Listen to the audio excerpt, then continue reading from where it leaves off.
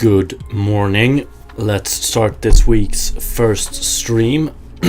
And like the previous weeks, we're gonna continue with this grass. Because although we have pretty good performance, it still looks a little bit off. We have the popping, and like when we're extremely far away, we don't have any grass, and then we get like you can visually see that there's no grass here. I want to try and minimize that, and if I'm gonna be honest, I don't have a perfect approach to it. Good morning, modding Minecraft. What's your PC specs? It's a pretty old build these days, but it's a 1080 if we're talking the graphics card only.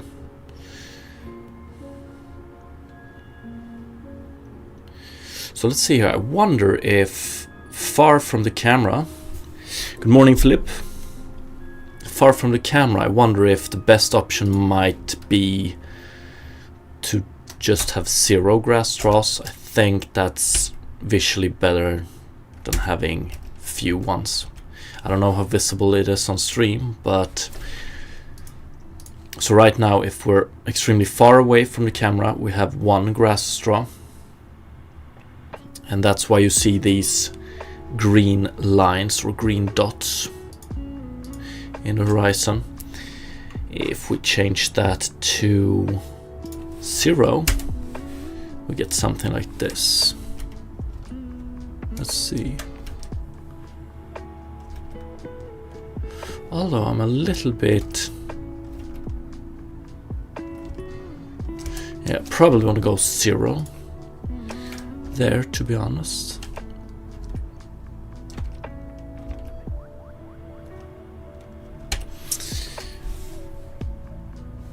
Are you making menus for the game? Not yet, not yet. I think this might be... it's probably going to be very hard to make this visually appealing. But let's try it. So... should be possible.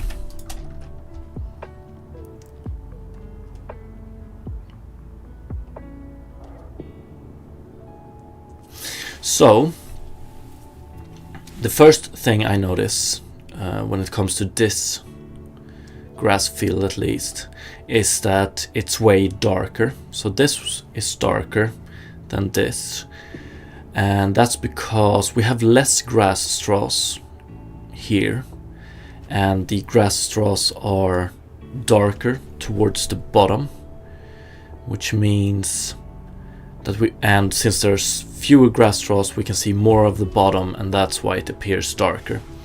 So that's probably the first thing I'm gonna do today. The further away a grass straw is from the camera, the less we darken the bottom of it, so to speak. So let's take a look at what's actually happening in the code here. So we have a variable. When we generate the grass straws, we have a variable t here, or a parameter t, and t pretty much, it's an interpolation variable. It's 0 towards the bottom of the grass straw, it's 1 towards the top of the grass straw, and we use this one for a lot of things, like calculating positions of vertices that creates the grass straw, how much a grass straw should bend, and on and on. But we also use it to calculate the color. So when we calculate the color we're gonna send to the fragment shader, we do it by taking the input color, which is like each grass straw has 1 color, and then we multiply it by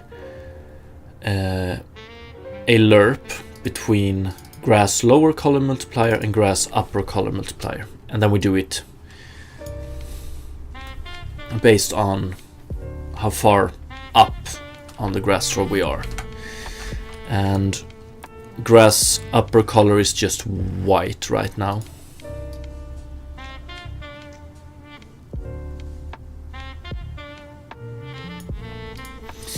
And grass lower is a color of green. We can probably...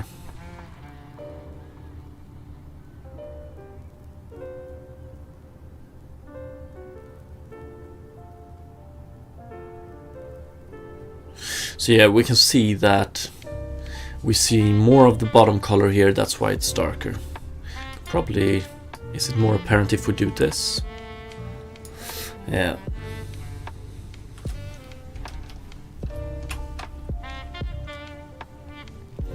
So let's fix that first of all, see if we can make it a little bit better. So apart from just taking the t to the power of grass lower to upper exponent, we also want to base this one on how far from the camera we are. And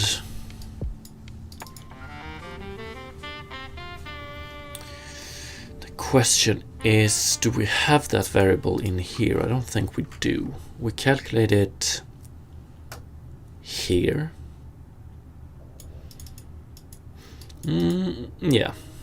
So distance. Yeah, we send it in there, but we don't send it in here.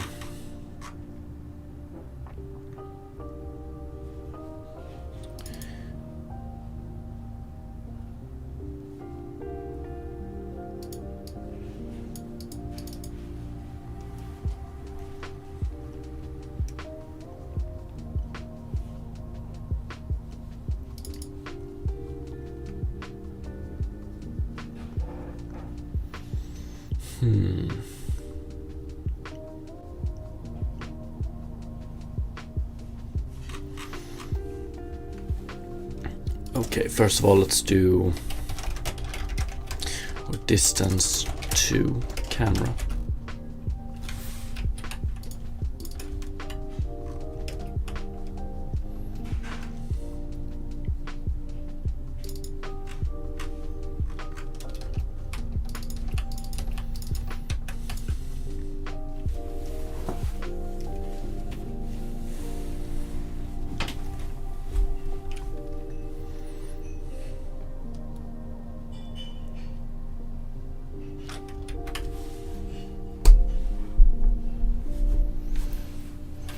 And we want to send it in here as well. Grass subdivision. Yeah, that's probably good to have. We call it just subdivision here. It's okay. Let's add a float distance to camera.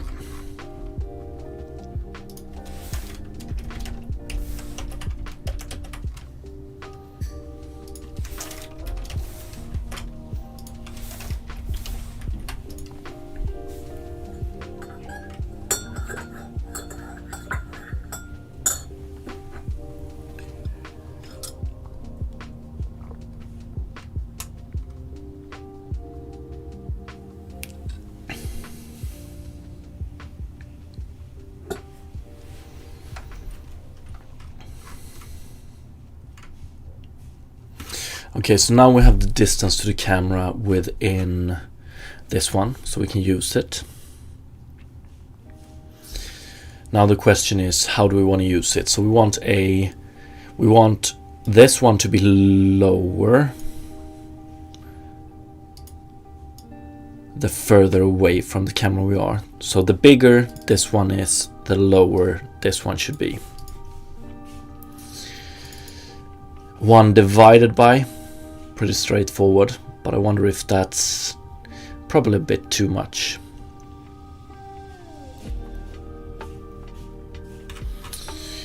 We do something similar here with it. Distance, oh, yeah. Distance to camera, distance to camera. What do we do here? Inverse lerp. Subdivision camera distance bounds. To be honest, I wonder if... Here we do an inverse lerp on subdivision camera distance bounds. I think we do that out here as well, right? Inverse lerp, quads per grass blade camera distance bounds. That's true.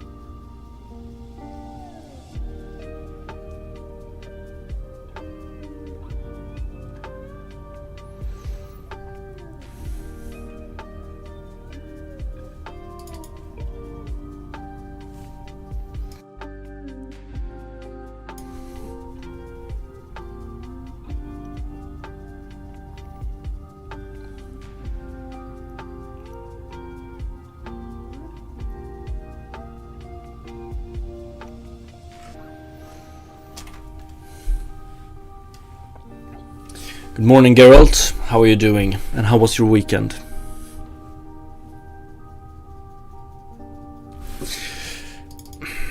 I wonder if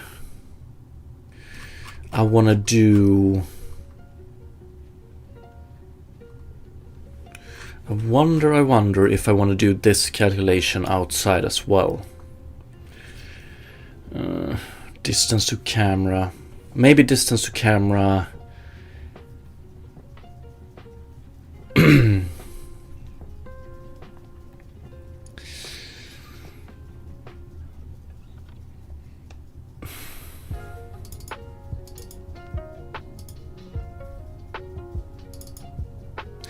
Fuck, I want to clean this up so bad. Hopefully we can do that today. I want to stylize it as well. Pretty good and chill and waiting for your stream. Appreciate it. My weekend was pretty good and chill as well.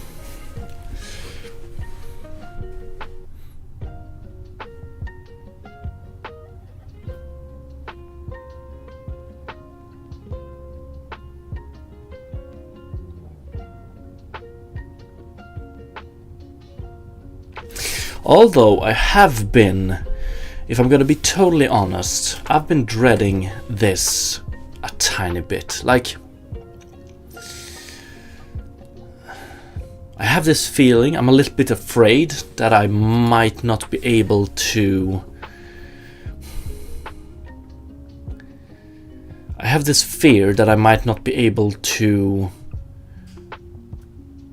produce both a good enough result on this grass, a good enough visual result, and keep it like optimized enough, or keep it running good. I'm a little bit afraid of that, but we will see how it works out this week. In some way or another, we should be able to do it. Okay, so I wonder, first of all, we're gonna take... We don't want to send in distance to camera to do these two functions. We're going to send in another variable. It's going to be... So we calculate distance to camera here. And then I want to calculate both of these things, I think.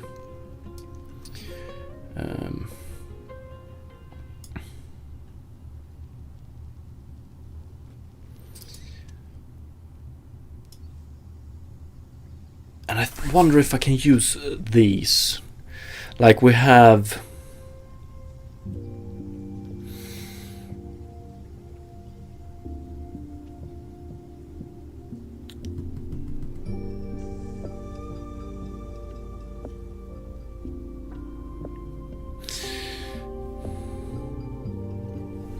Felipe, it's already good looking. I appreciate it. Yeah, I agree. It looks pretty good. But I'm worried about the performance.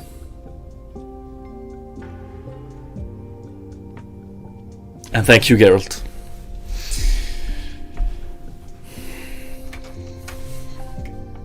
I don't know how well. Yeah. Like, if I could keep this performance, like, what is it, 110 FPS in the Unity editor, and we'd stylize a bit more. I'm okay with that performance, but we have like a banding artifact here, which I'm just trying to minimize now. So we have popping and we have banding.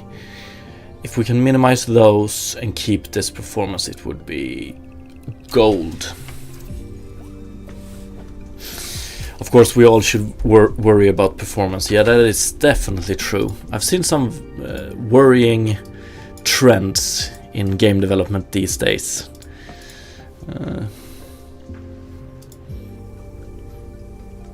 Like, performance haven't been at the top of the list, to say the least.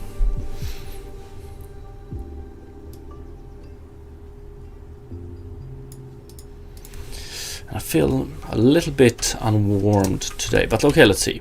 So, instead of sending in distance here and doing inverse lerps and stuff like that in here, we're gonna do both of them outside. So, this is another thing that worries me, or that I want to fix as well. So we have two inverse lerps. Let's see here, S. Let's call this one T.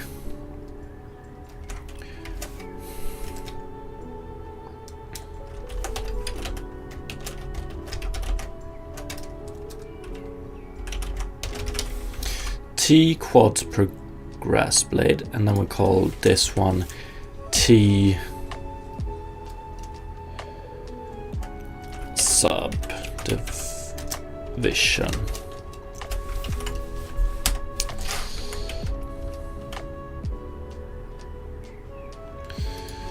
Do we want to keep it like this? Nah.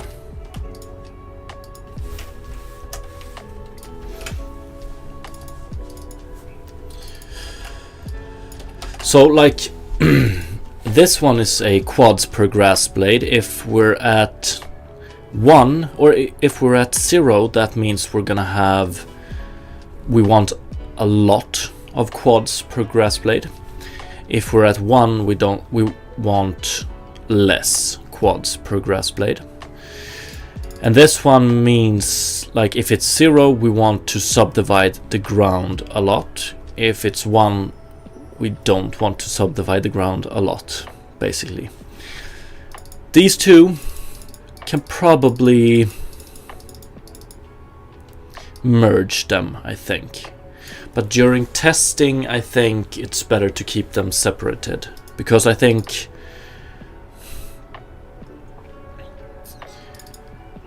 subdivision of the ground is way more apparent than quads per grass blade. Which means that we can lower the amount of quads per grass blade earlier than we can lower the amount of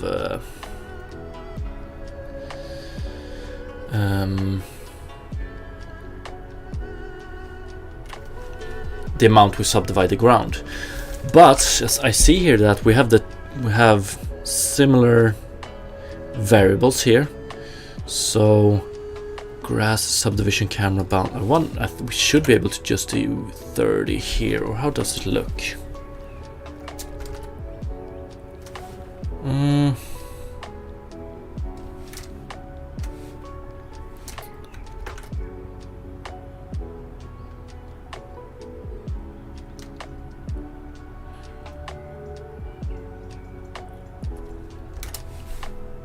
Okay, so if we set 1 here, and then we do 30. It's a little bit.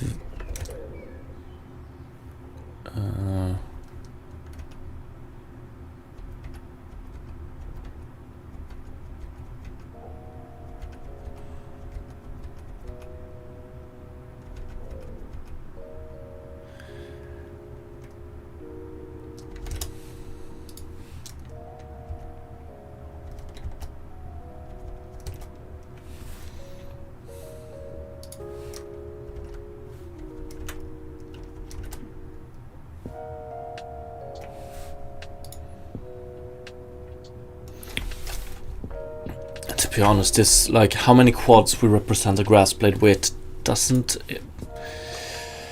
affect performance that much. So if we go with 1 quad per grass blade, what do we earn? Like, it looks way worse, and we only gain, what is it, 15 frames per second, and not too bad maybe.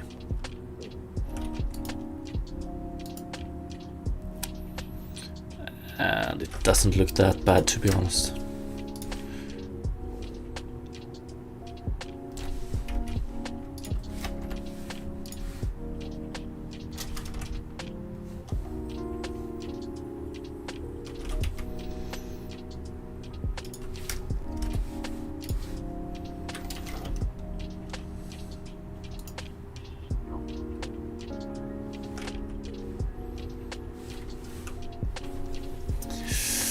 Popping still.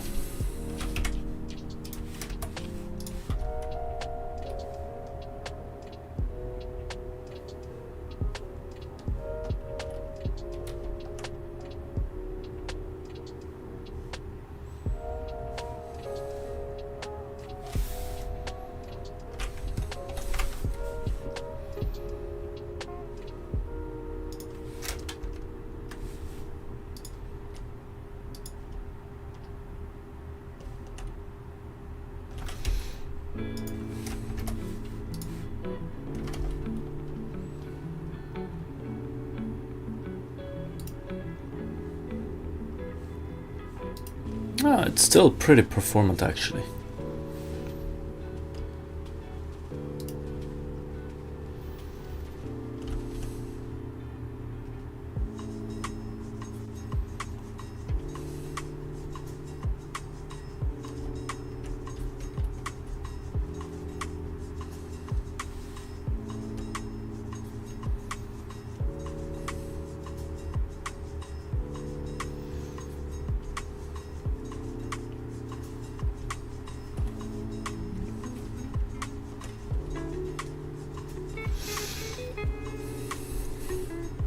Okay. T quads per grass blade, T subdivision of the ground. Okay. T quads per grass blade. Do we send... Right now we send in distance to camera to this one. What do we use it for? Here. Distance per camera. We use it to do...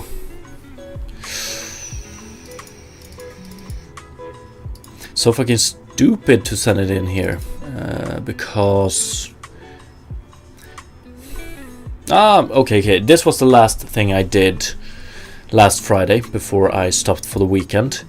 So this was probably, we just did it this way to do it as quickly as possible. But right now what's happening is that we calculate this one multiple times per grass blade instead of just once per grass blade. So, and okay, we call this one T. But let's send in... Oh, let me think. Subdivision camera. We use this for color calculations. Grass lower, upper. We want to call this one T subdivision, right? So let's remove this one. And let's use T subdivision here instead.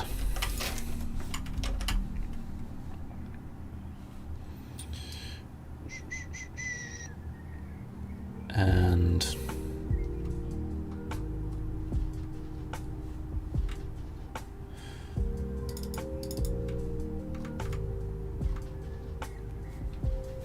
I need to clean this one up later on. T subdivision.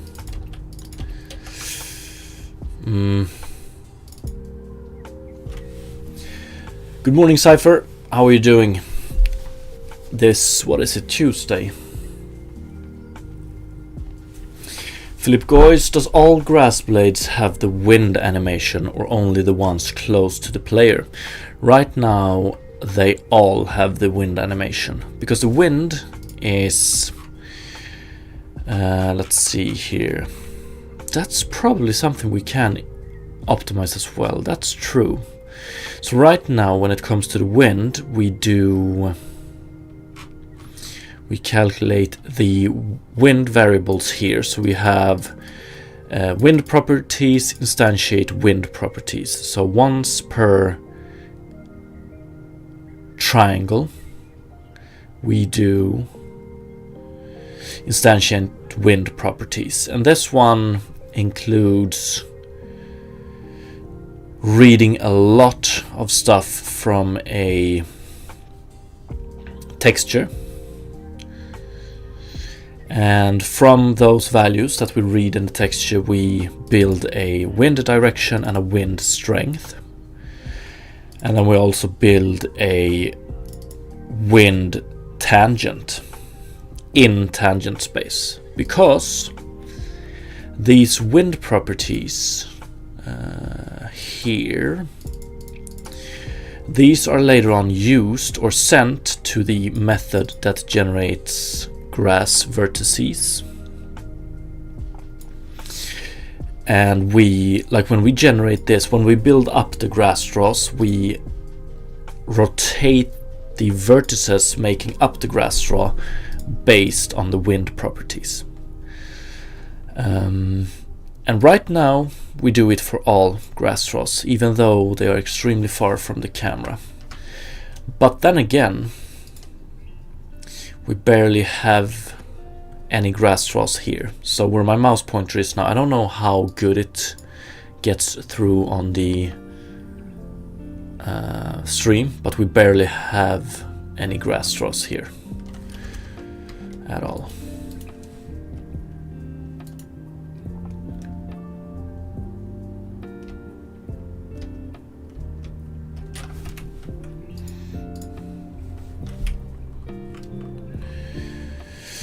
Having 0 here looks way better. Subdivision bounds, yeah. Or is it no. 1.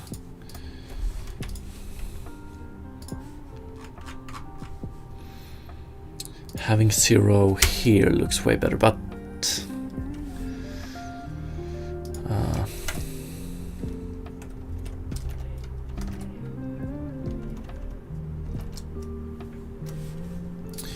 Forty is probably the way to go. Okay, so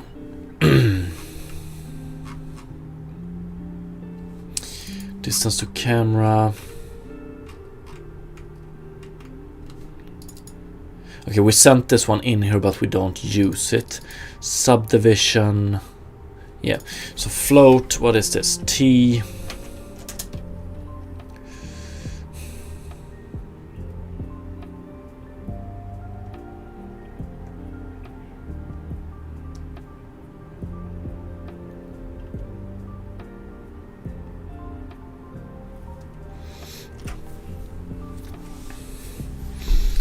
Oh, what up, Cypher? Perfect way to start this Monday. Appreciate it. Thank you for the prime. And 3 months.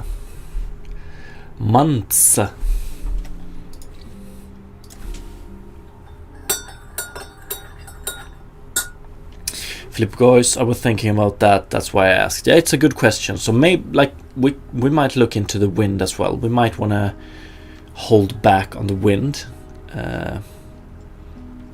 When it's far away from the camera, right?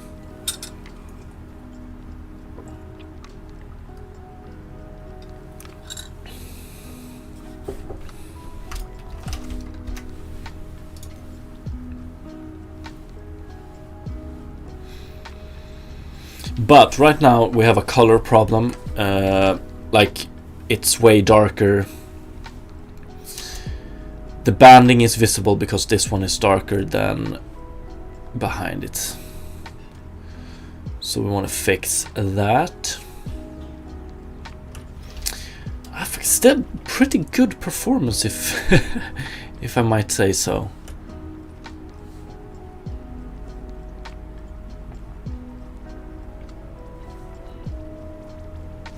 We're gonna do this later on. We're gonna do wind properties here. We're gonna put this one in a compiler flags, or within compiled flags, so we will be able to have no wind affecting the grass, and we're going to see what kind of performance we get by having no wind as compared to having some wind, or like undetailed wind, which this is, and having extremely detailed wind, which this is.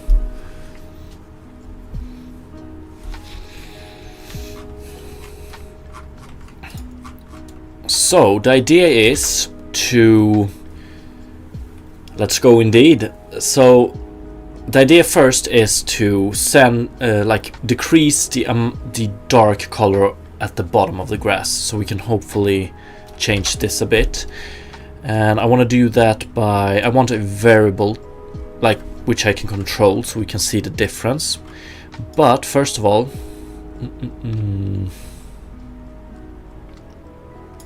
okay, here, color. This is where we calculate the how much we multiply the bottom of the grass with the lower color multiplier. Let's see. So the smaller this one is, the darker it is. So I wonder if we want to do, we could do it easy.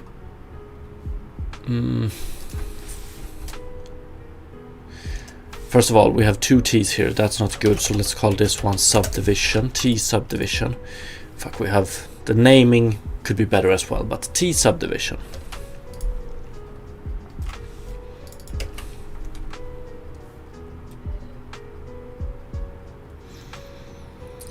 And we do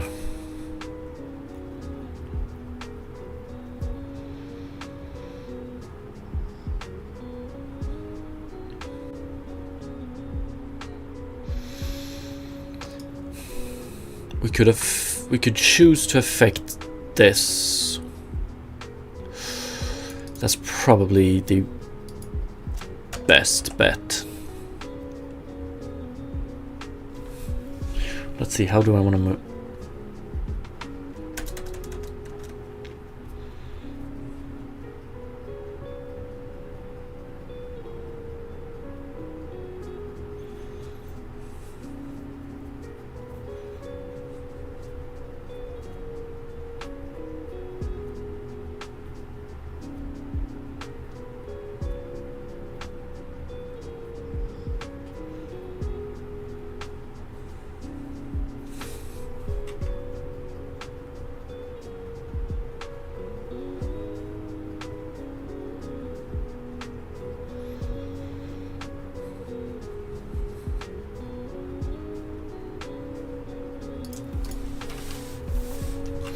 Okay, so what it was, T subdivision is 0 closer to the camera, 1 further away from the camera. So that's unfortunate. I guess we could just do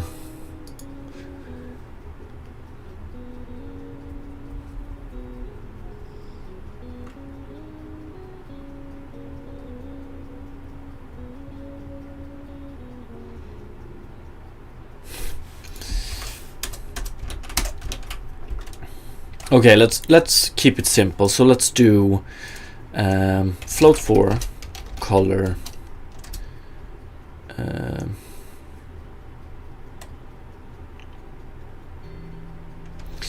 final color is equal to, and first we do this lerp, or we're gonna call this color multiplier. Color multiplier.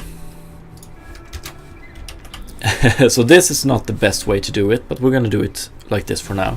So first we calculate the color multiplier based on this one, and then we do color multiplier is equal to lerp between color multiplier and grass upper color multiplier. And here we do So T's, oh yeah. Here we want to do the other way around. So T subdivision is 0 closer to the camera and 1 further away from the camera. So first we do a color multiplier based on how far up on the grass blade we are, and then we do a lerp based on how far away from the camera we are, and this color multiplier is what we end it with. But we're not going to stop there, because I want to have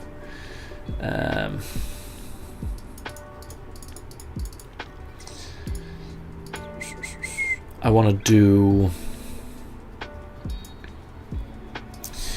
to add a property here, so we can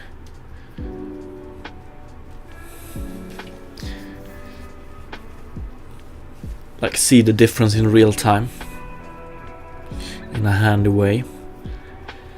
So mesh and optimization properties. Let's do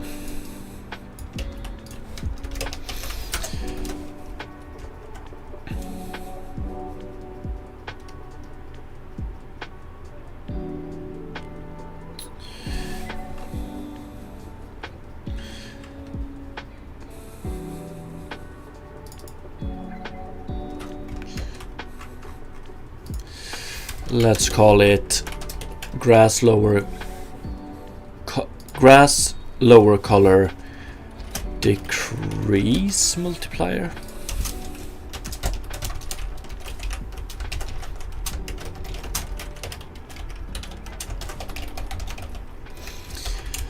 And let's see here now.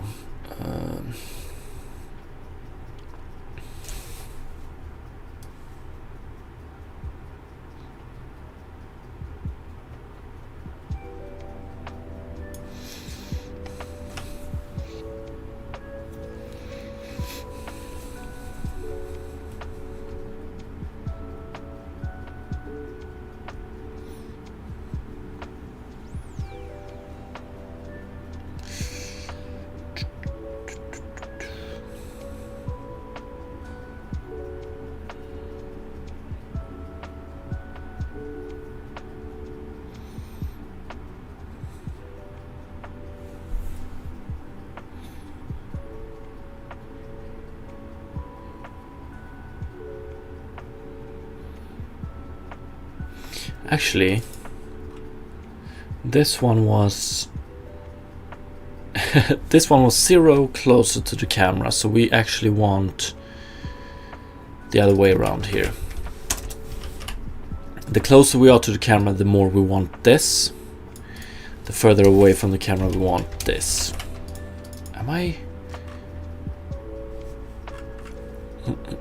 Because T subdivision is this one here, and which is an inverse lerp between,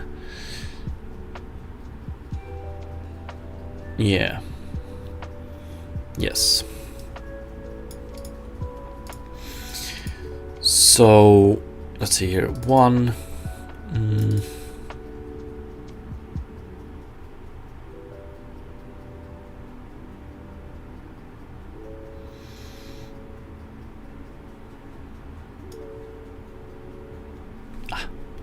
let's just do it float equals to 1.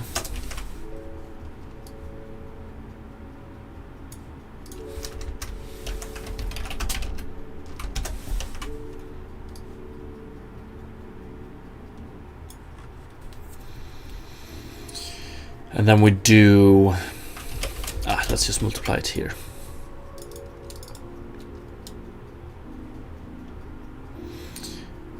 So if we set this one to 0, we will get the original result. If we set it to 1, beautiful. Feeling a little bit off today. 527. Okay, so we have some problem here.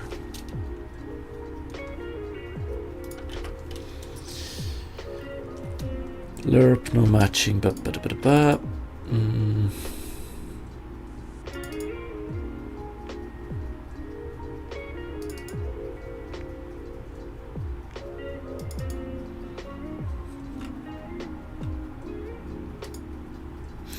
Oh yeah, we need one more like that. Okay, this one is rough. Let's see.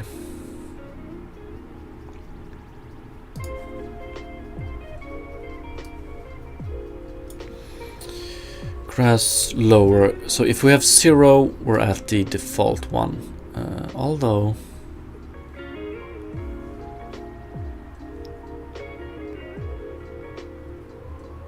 does this result make any sense?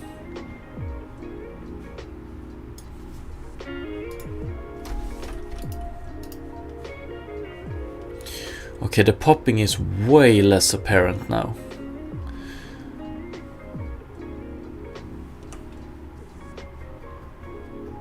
Way less, but like 0.03, so 0 is default. So okay, let's see. Grass lower color decrease multiplier is 0 right now. So what do we get?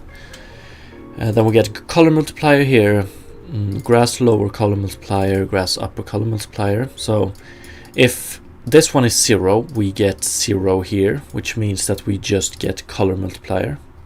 So the old way. So this is exactly how it was previously. And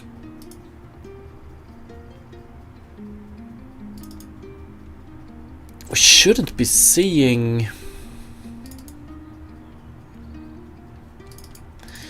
like just pulling this one up to 0.03 gives a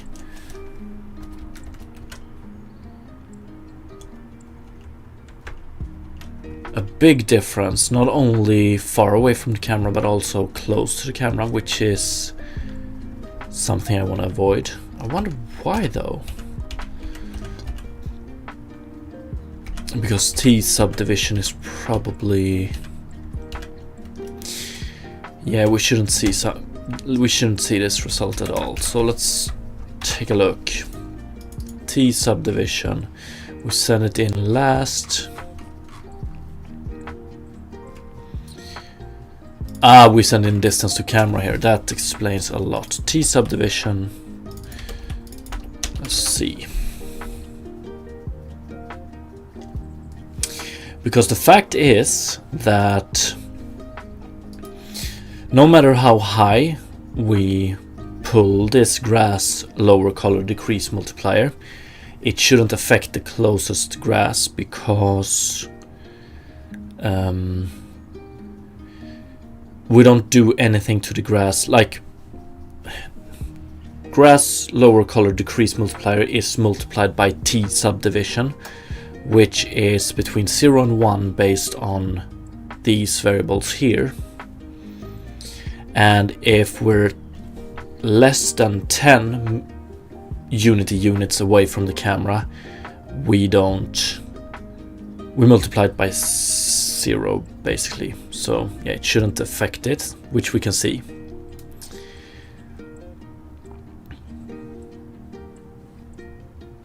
Okay, so now it works as I thought it would. So we can see here that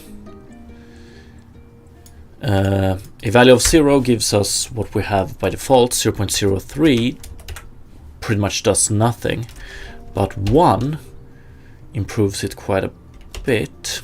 Like, I want to get this part here a little bit more light. 5 should probably be... Having a value of 5 decreases the popping the most, but now we also get something extreme, like it looks extremely light here, which is not good at all. So the idea was to just, when we work with this value, we should only have it as at between 0 and 1, so we should never go up to a value of 5 anyway. So let's take a look at that. Like, basically what this value is multiplied by, like, or let me put it this way. Here we have it. So no matter if we put like 5 here, then we have 5 multiplied by something that is between 0 and 1. So at most we get 5 here, but then we do a lerp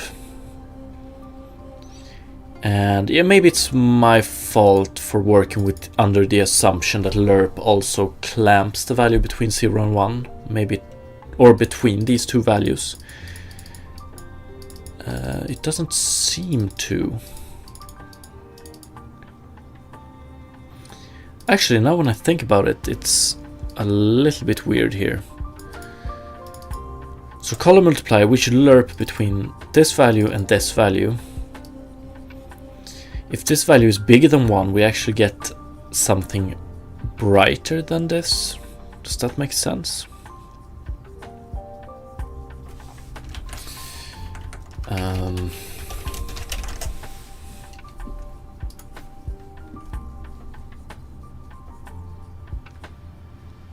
The result of the linear interpolation. Does this one return more than x or y?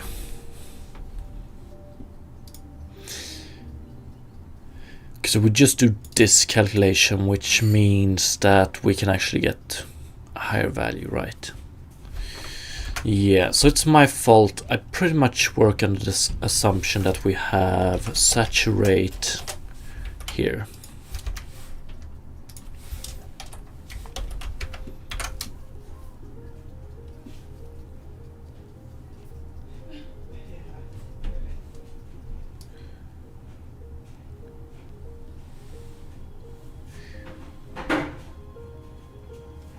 Okay, it's still.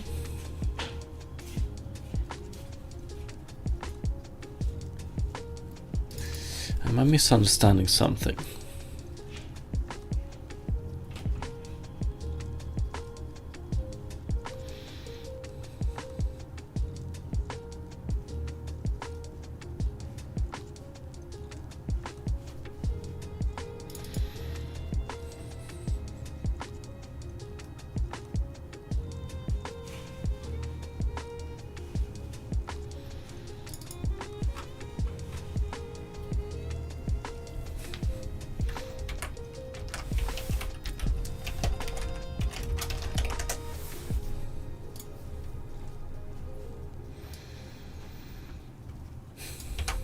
If we clamp this value between 0 and 1, then we should never get more or less than this or more than this.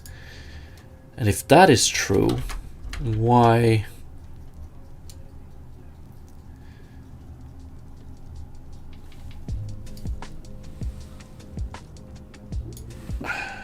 Or is this actually the result of? Maybe it is. Okay. So I'm not misunderstanding something. I'm just being shocked by the result we're seeing here. I didn't think it would look this right. But still, it doesn't make. Okay, maybe it does. Never mind.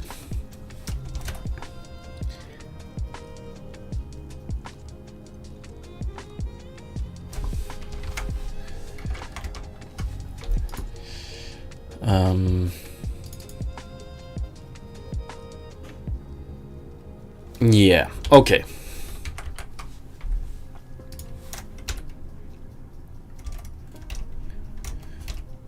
So 1 is probably a good value to have. So this is the like how it looks by default.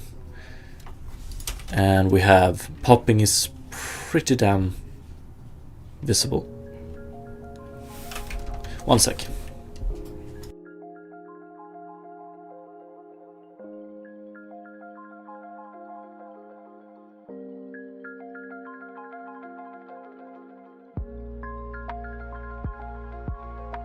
One sec, I just need to run AFK real quick.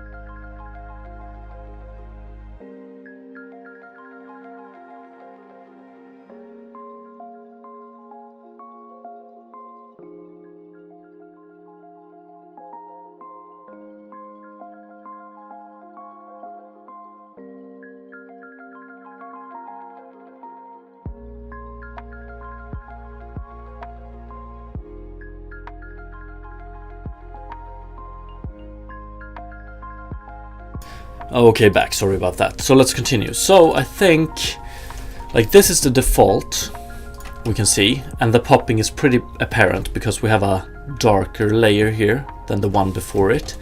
But by just minimizing how much the lower color affects the grass straws, we can improve this quite a lot. So if we change this one to 1, we get this visual instead. So less, it's a little bit brighter, so it's not as apparent that there are less grass straws here, which makes the popping a tiny bit better. Not it doesn't solve it, but makes the popping just a tiny bit better, but makes the overall visuals better as well. But if I'm gonna be honest, I thought we were gonna get a little bit better result than this. Do we have 2? 2 is too much though.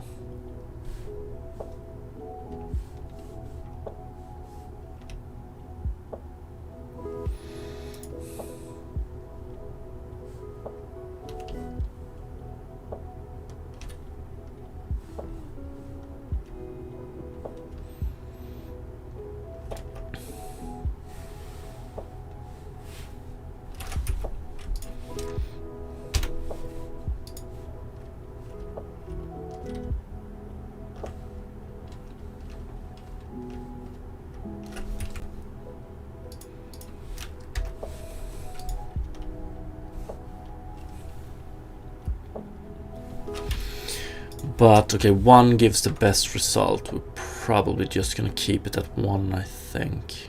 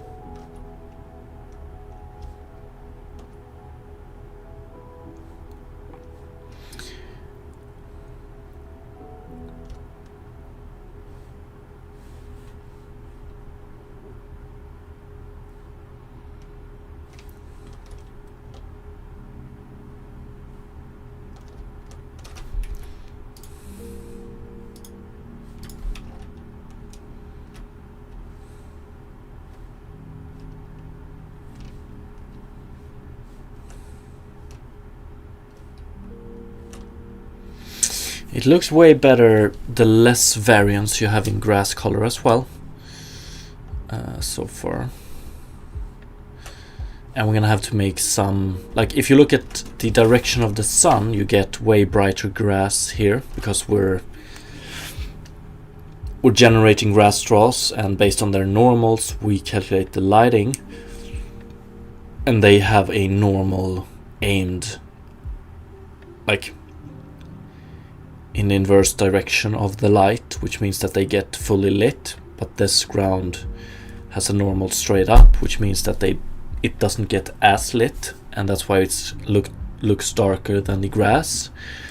And if we look in this direction, when we're looking in the opposite direction of the grass or the lighting or the sun, which means that we're seeing the back faces of the grass, which means that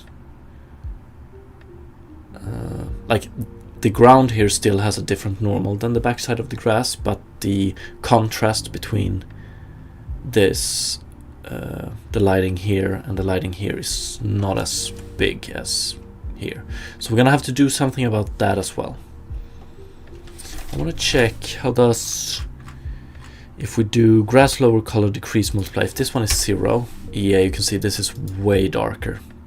The popping is way more apparent.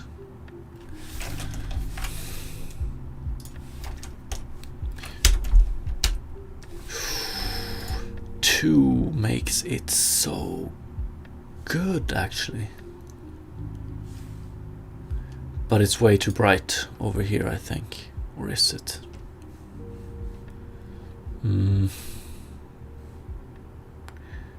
And the popping still. If we can get the scaling solution we tried to implement last week to work, we can really make this look beautiful, I think. Or decrease the amount of popping a lot. In fact, this looks very good. I think I like this gradient way more than this one. This one is more realistic.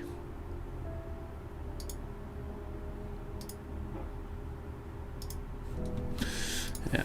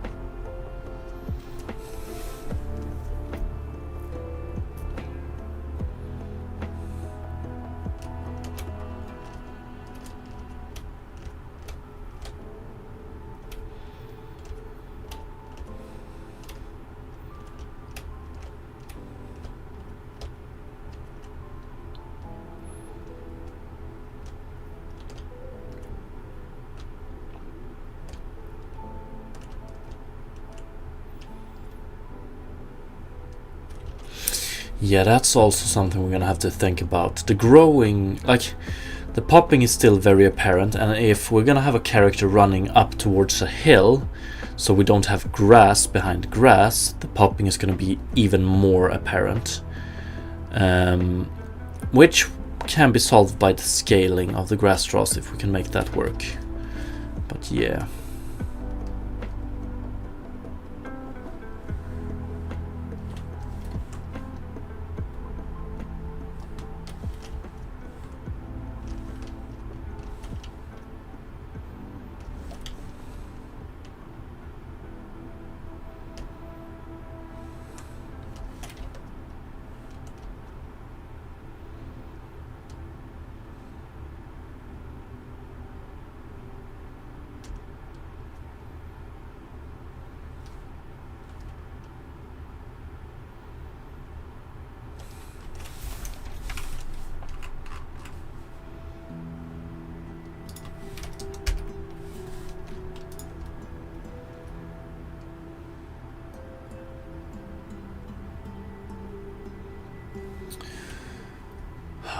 I wonder.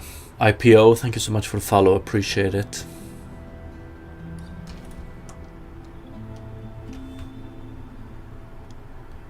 Looks so much better in this direction.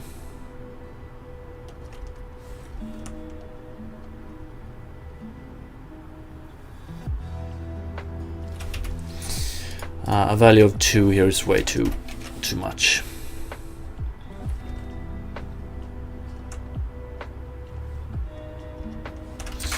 But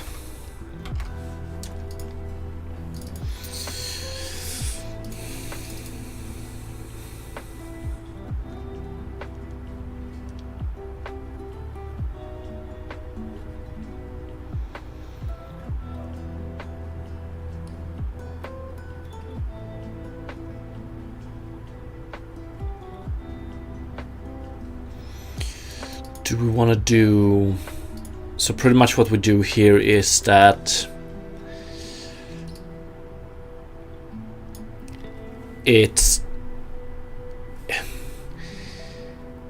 instead of doing a linear interpolation, we're doing a quadratic implementation, I would say.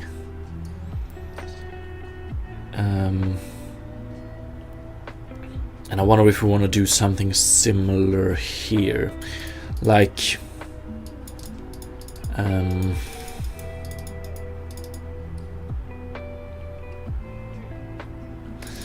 this one was 0. What was it? 0 close to the camera, 1 far away from the camera. So we can probably do. Let's try and do.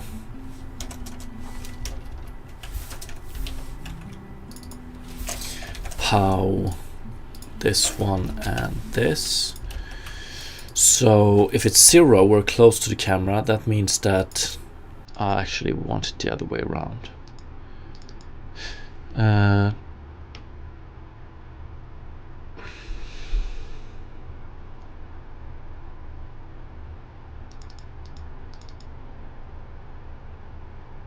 Or no, 0 close to the camera. We have.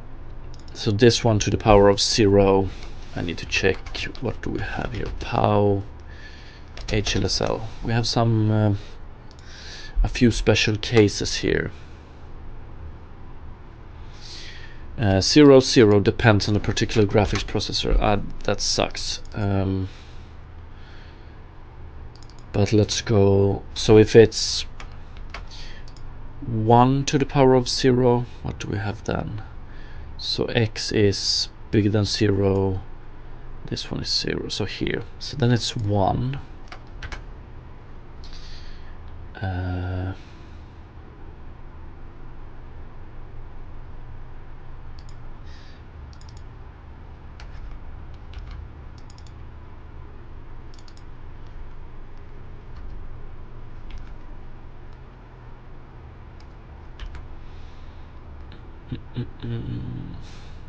That's not good.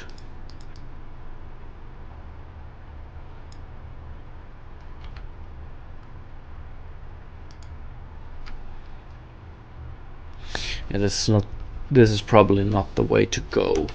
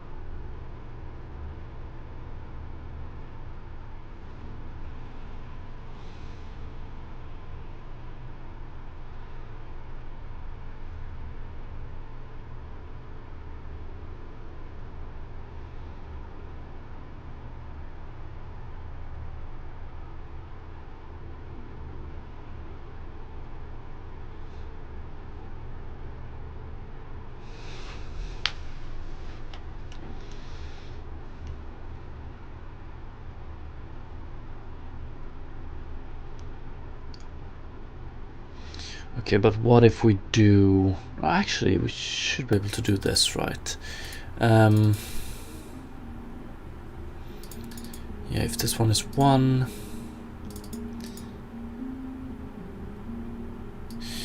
we should be able to do it the other way around.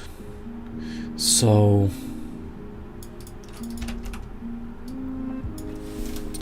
pow...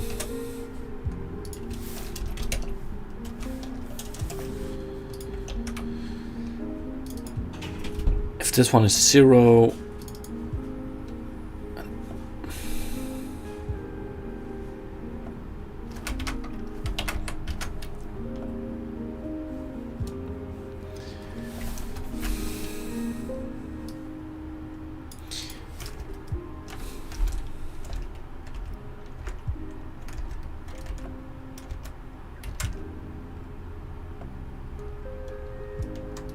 So if this one is 1, is that our default then? 1 No. But if this one is 0, then we get 1.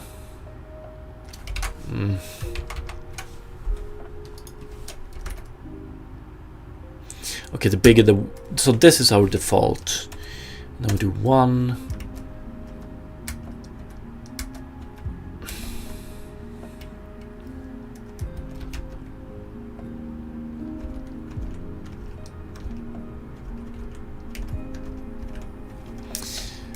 Yeah, I don't really think the way we do the interpolation here have that much affects it that much. I think this is just a better way to go. This most simple way to go. So 0 default, 1 a bit better, 2 maybe too much.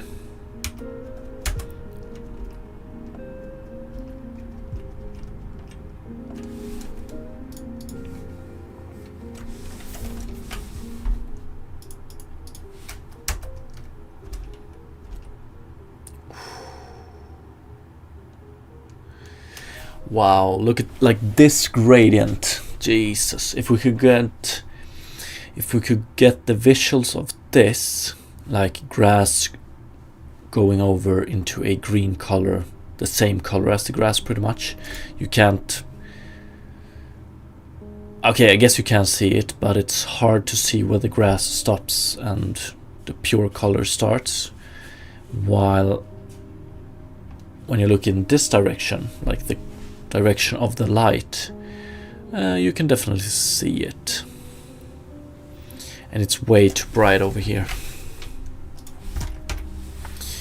Yeah, okay, so this one helps a bit. It makes the bottom of these grass straws a little bit brighter, so there's not as much banding. But when it comes to the color of this compared to the grass, I think we're gonna have to work with normals. So we're gonna have to alter the normals of the ground based on the direction from the camera. And fuck, how is it? I think we want to change the normals in such a way that they're always in the direction of the camera. Do I need to draw this to make it clear what I'm trying to do? Let's see. Yeah.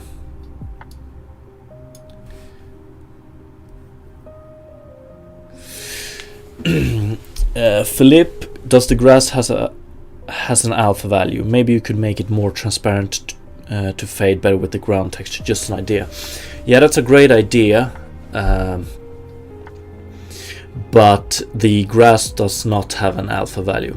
If it did, we would probably go in that direction. Like that is a great idea. But we work with fully opaque grass here, so no transparency at all.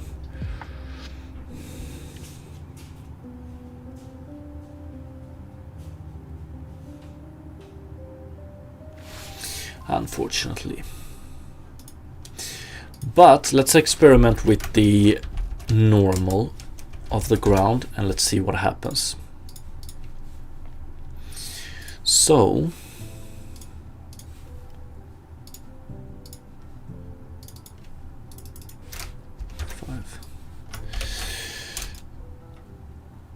we have this ground right now, and we have the sun here, I suppose. And let's see that we have a grass straw here and a grass straw here, and then we have the character here. Like,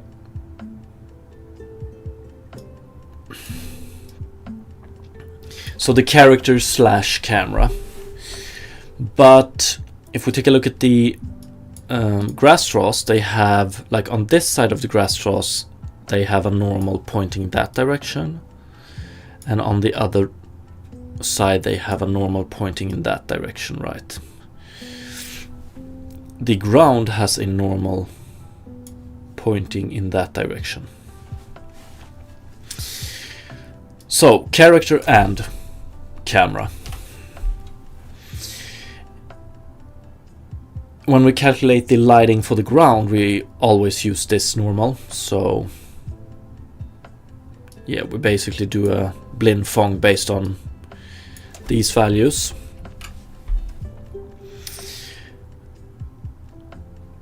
But what I'm trying to highlight here is that if the character looks this way, then he sees this side of the grass straw, which means that we have this normal, we calculate the light width, and this one points roughly in the in the opposite direction of the light, so this one is fully lit. If the character looks in this direction, we see this side of the grass straw, and this one points in the same direction as the light, which means that it's barely lit at all. Like, it's in shadow, basically. And the idea, so when we're close to the camera, we have a lot of grass straws, so we don't really see the ground at all, so we don't need to care about the shading of the lighting of the ground. But far away from the character, we barely have any grass straws at all. So what I'm thinking about doing is taking this normal we have far away from the character, and the further away it is, the more we rotate it towards the camera, which means that on this side we will have a normal pointing in this direction maybe, and on this side over here we will have a normal pointing in this direction. And the reason we do that is because then this will be opposite to this, which means that it will simulate us seeing this side of a lot of grass straws right here, but we're actually just seeing the ground, but it's being lit as if it were many grass straws having a normal of like this. The same logic here, but instead of simulating the lit side of a lot of grass straws, we're simulating the backside of a lot of grass straws, so not as lit. I think that's the idea, or that is the idea, and I think it might result in a pretty good result. So let's try it. The light, everything light related or lighting related is calculated in the fragment shader. The only thing we do is we send a normal to the fragment shader and some other variables that are used to calculate this lighting, but it's this one we are the most interested in. And right now what we do is, so when we get to the geometry shader, here.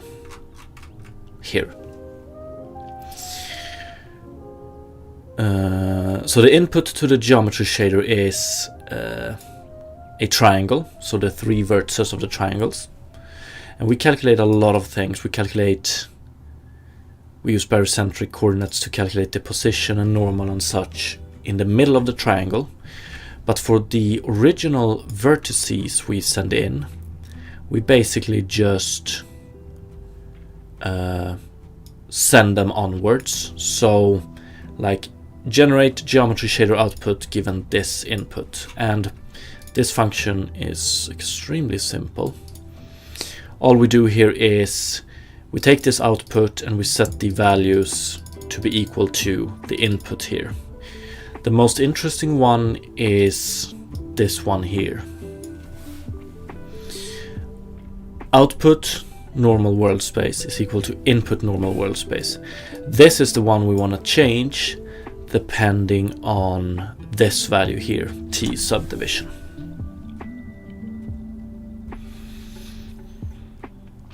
So I would say we could probably do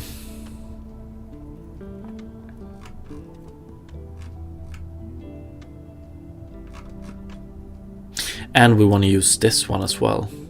So right now we have distance to camera because we take the length of this one. Probably want to have distance to camera.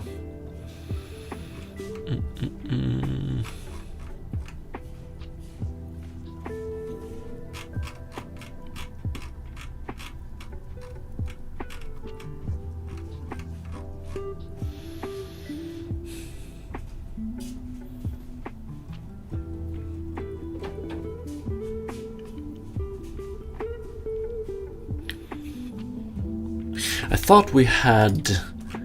I was pretty sure we had a view direction as well. We have a view direction world space here. Is that just something we send onward? Ooh, we have view direction here already. Oh, beautiful. We have view direction here. So, what's up, Megasonis? How are you doing this week? Unfortunately, we probably won't be doing any barycentric coordinates today, but you never know. So we have a view direction world space here as well. That's beautiful. I wonder, though, input. I wonder. Yeah, we probably want to use this one.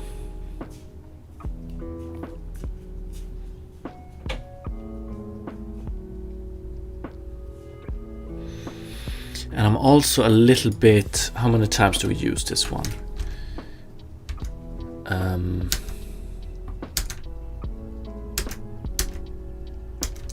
Length, view vector. Do we use this one? Yeah.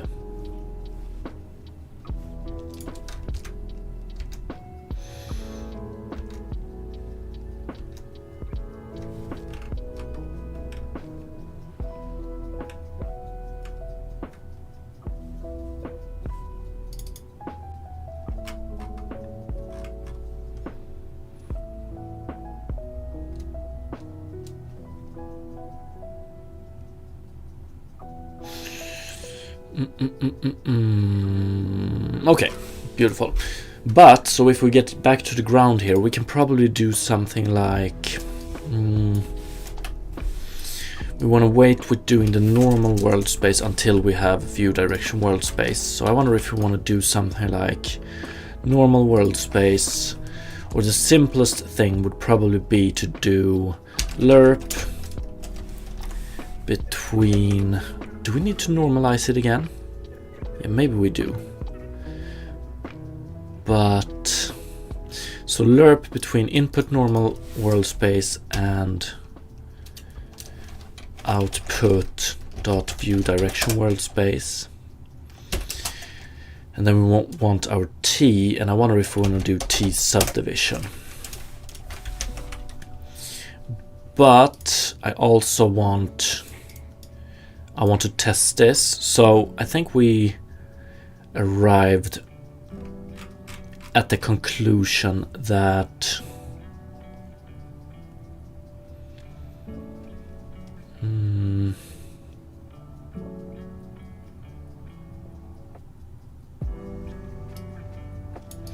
need to check this one later on as well. But I think we arrived at the conclusion that color multiplier, I think this one, we didn't really use this one that much. We just, like, having this one as 1 gave the best result. So we can probably simplify this one to this. And I wonder if we can simplify it even more, actually. So if it's 0, we get this one. Do we want to do 1 minus this one? So 1 minus t subdivision. So this means that close to the camera it's 1, far away from the camera it's 0. And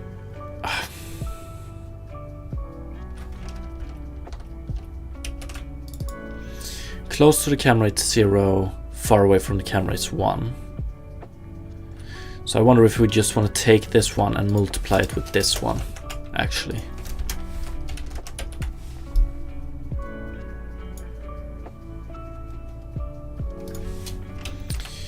Could we do that?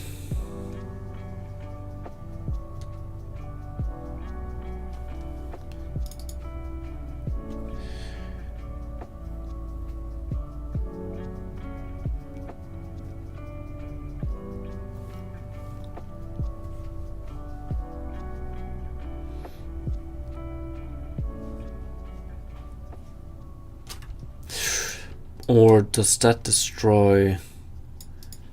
So if this one is 0, no, it shouldn't.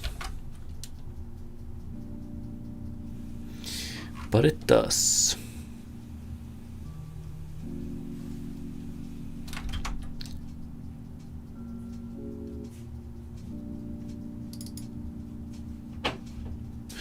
T subdivision is 0 close to the camera, 1. Oh yeah. I'm tired. So this one pretty much nullifies us going upwards, the grass straws. So I wonder if we want to do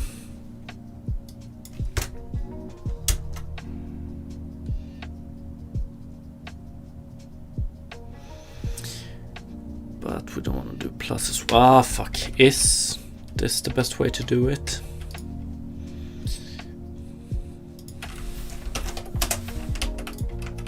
A double lerp?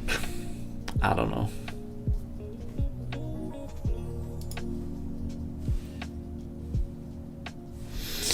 Okay, but so the idea is to take,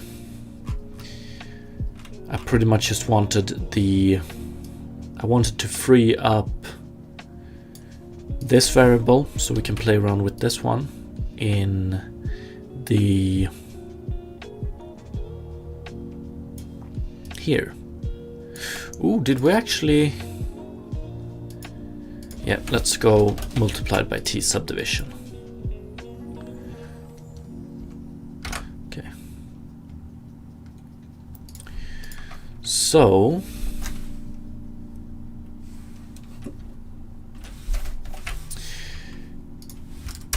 0.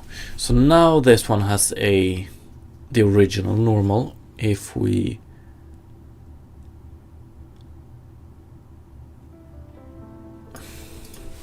zero one, I thought we were gonna get a better result than this actually. So now we're looking at the back side of the grass straws.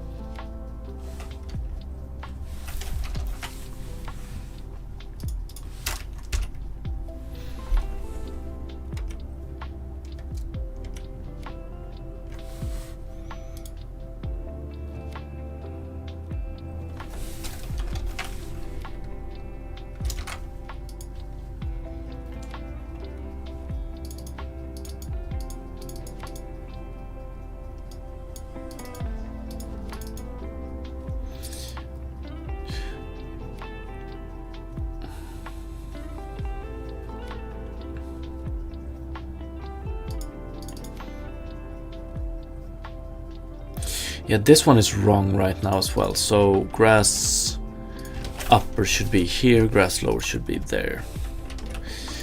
Previously this was distance or something like that. Okay, now it's brighter. 0.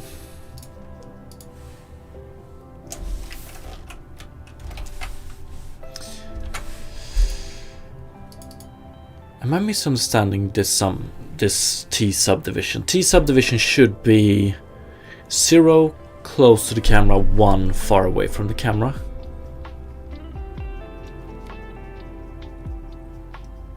Oh yeah.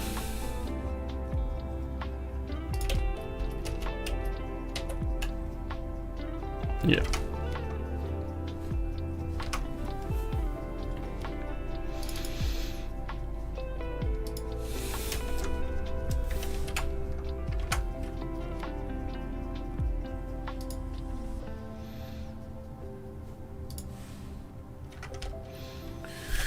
Okay, so right now, far away from the camera, we put the ground color to be equal to grass upper color multiplier. So we just take the color we read multiplied by upper color multiplier. Right now we haven't done anything with the normal, but if we do 1 here,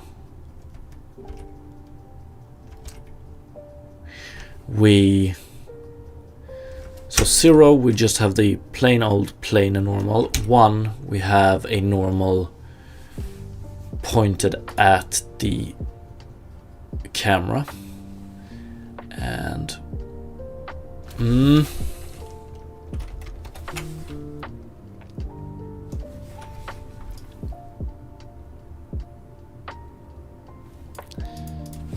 0.5.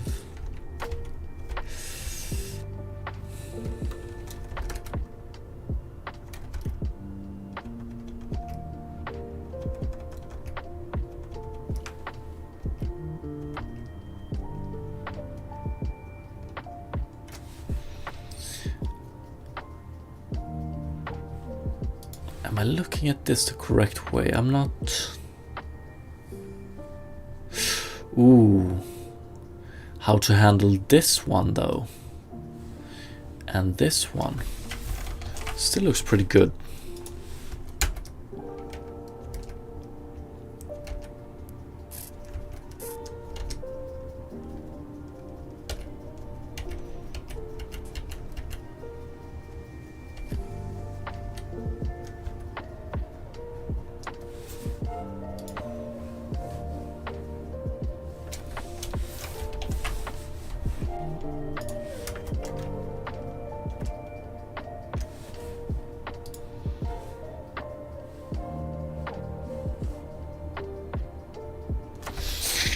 The result from doing this one is not that great, to be honest. This one. So the closer to the camera we are, the more we use this one.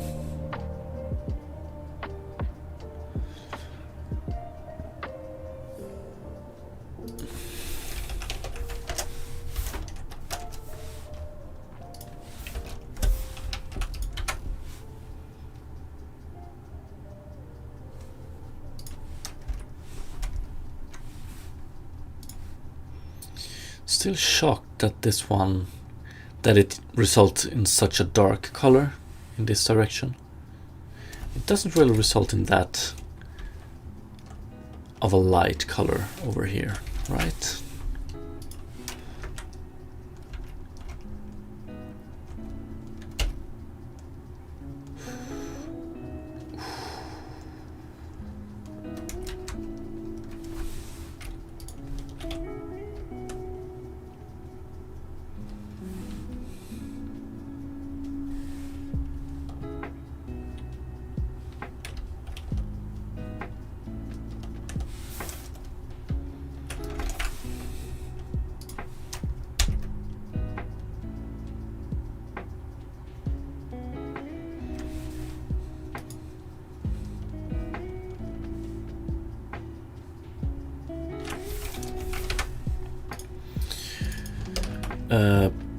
Probably need a safe normalize here as well.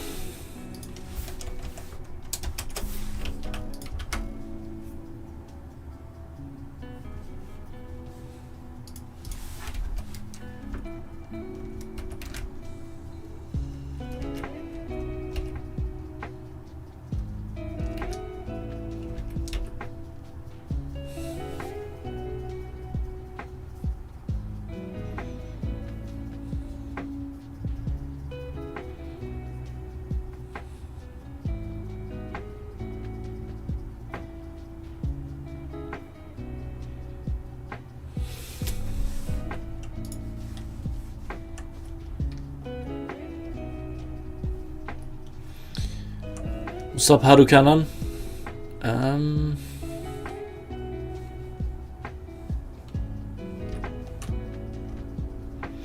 this is still way darker than I thought it would be.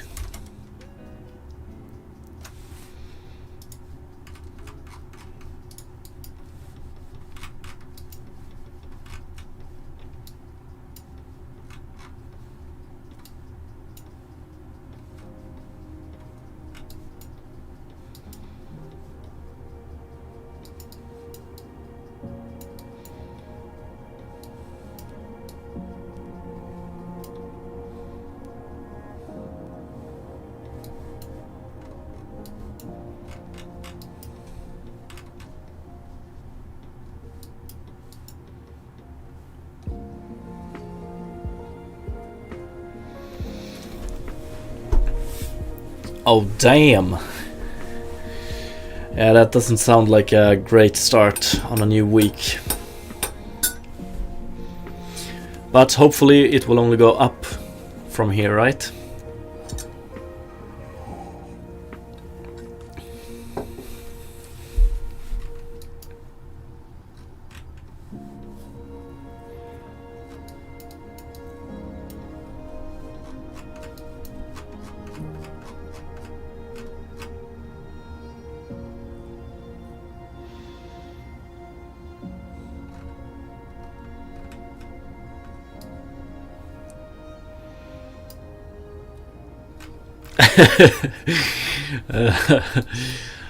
Let's hope it doesn't.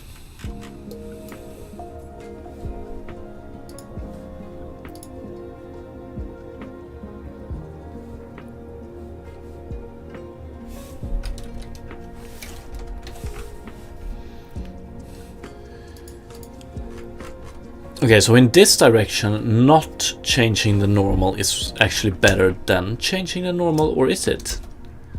Okay, changing the normal is better, I think, but not that much. In this direction, changing the normal is it's better, but not good enough. It's extremely dark here. I wonder why.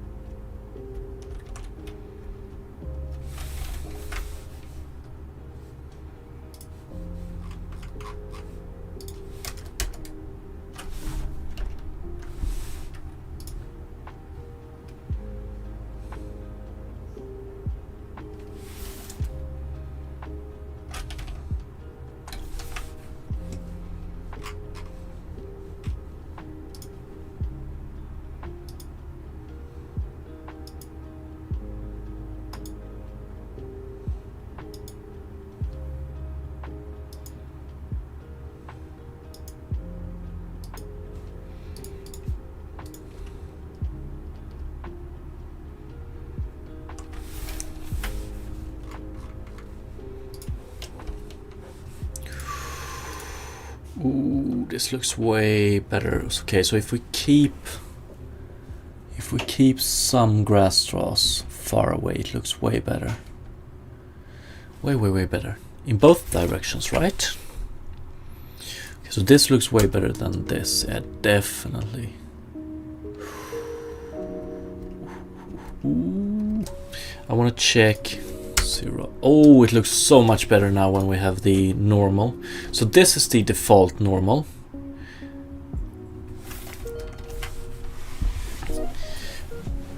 But if we adjust the normal so it's pointing towards the camera, the further away it is to the light, it looks like this. And I don't know, maybe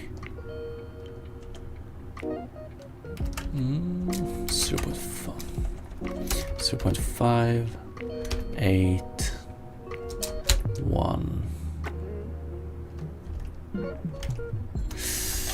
It looks pretty good, I think. Still have this popping, but it's minimized. It's starting to look like an endless field of grass. It's starting to look. We're not quite there, but it's way better.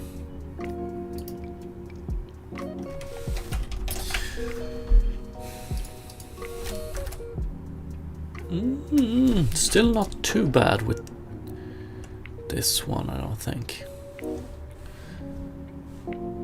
I think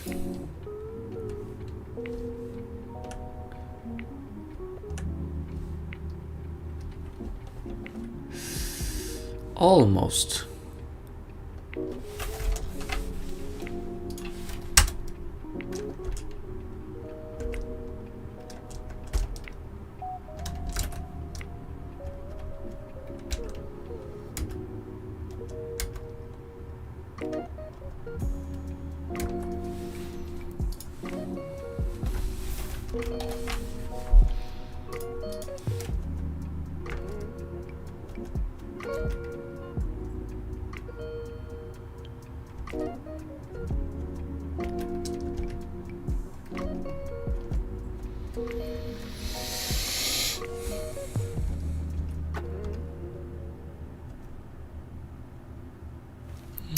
We want to go to 2. We still have. It's starting to look way better. Way better. What's up, Cloud? How are you doing today?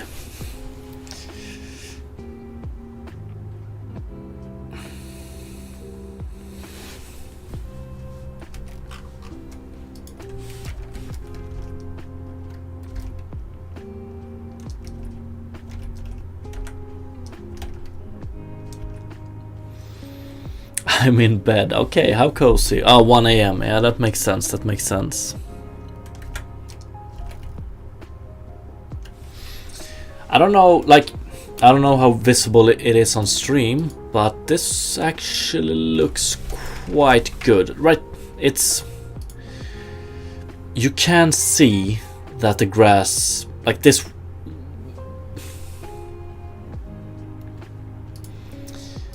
it's a little bit visible that the grass ends, but if you stand still, like, we have made it so much better, but it's still visible. And you have this banding as well, and you have the popping, but it's way better.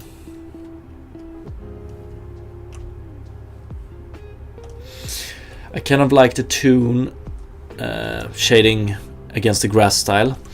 Yeah, me too, Cloud. I think, like, the grass is not going to be fully cel shaded, but it's going to be a little bit more stylized than this.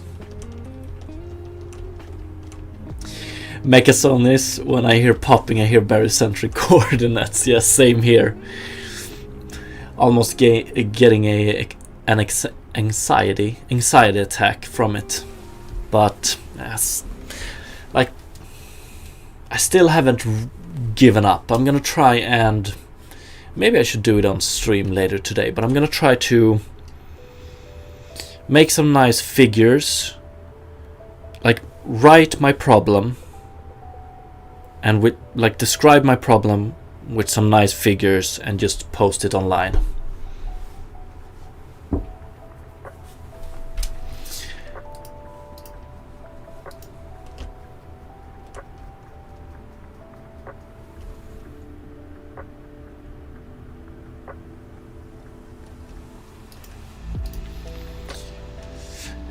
The popping is way more like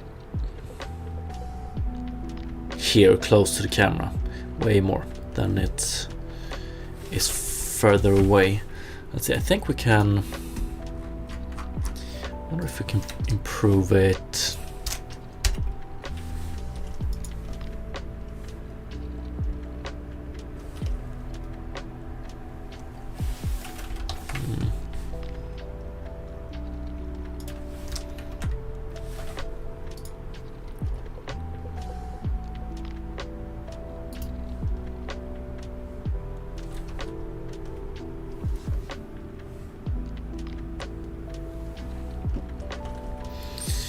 Now it looks insanely good, but the performance took a hit.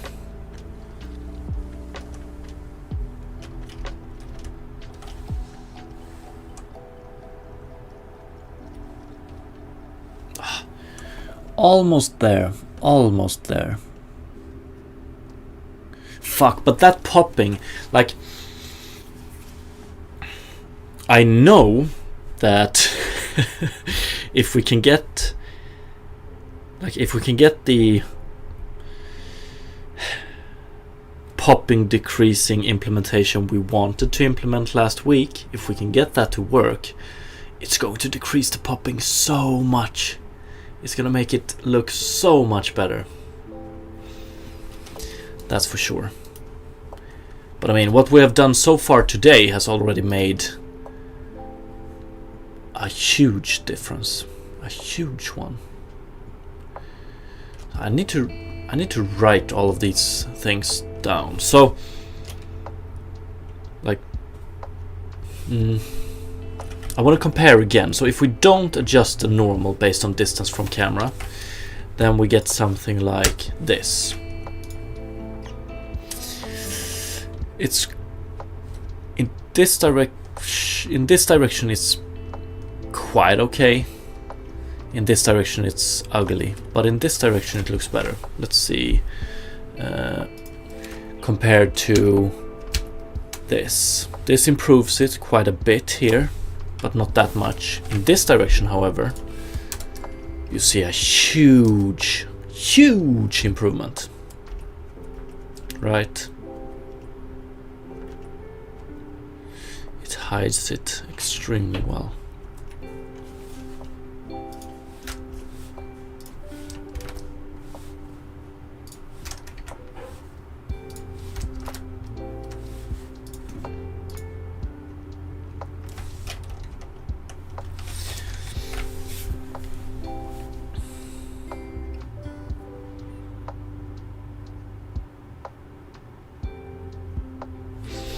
Honestly, if you can properly quad tessellate, yeah, using UV coordinates, that is pretty easy to get the points generated in each subdivision.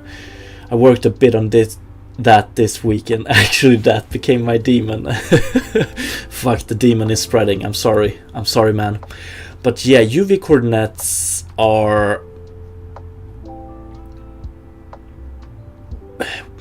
like, UV coordinates are way easier to work with, because when you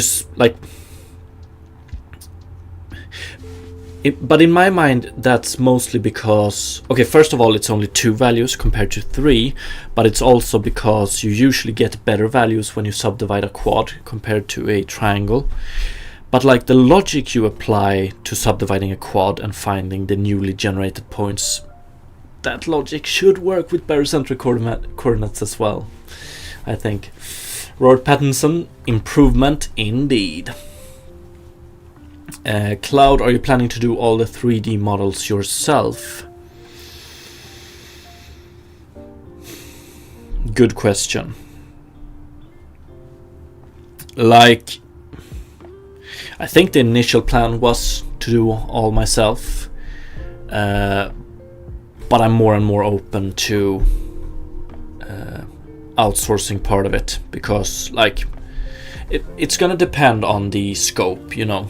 Right now I have a pretty nice vertical slice scope in mind, and if we're only talking the vertical slice scope, I can probably manage to do all the 3D models myself, probably.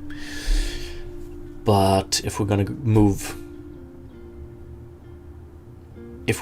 go from vertical slice to a full product later on, then I probably won't be able to do them all myself. In this direction, the vertical slice is, or vertical slice, I mean the popping is, like, it's so much less visible now. Ooh, I love this. Sounds beautiful, Cypher, sounds beautiful.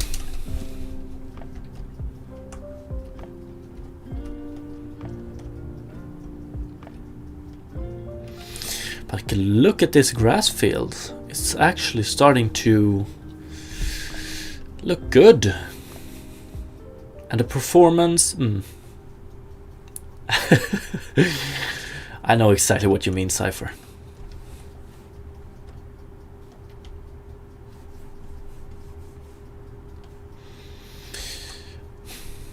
Okay, so...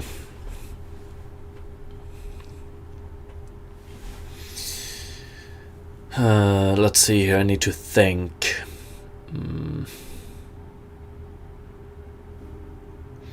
Grass so juicy, I want to chew on it, not in a weird way. Yeah, I get that. Same here, same here.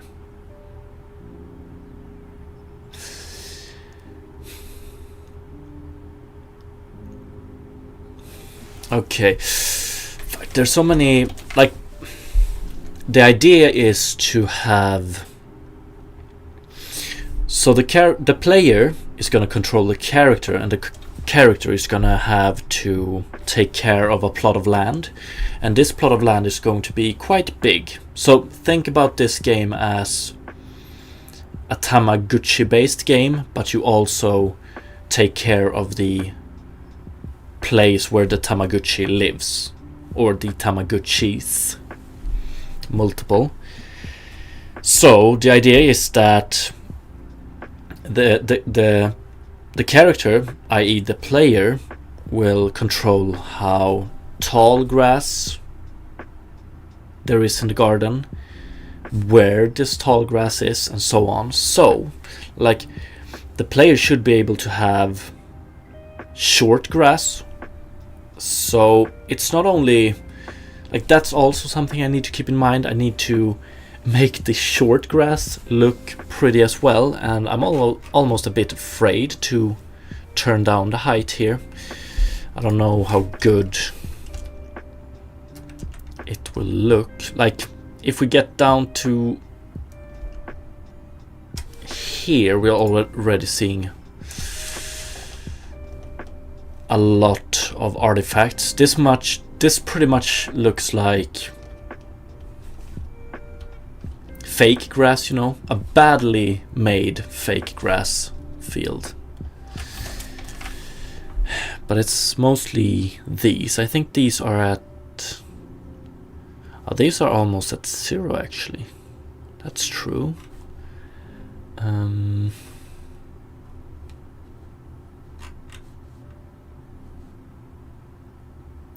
Grass proportion texture.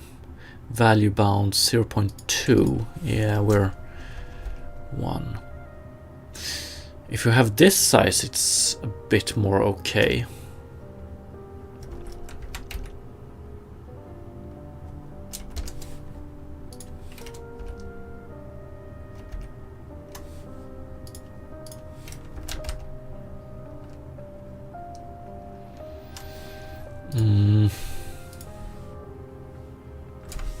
And now the popping is way more.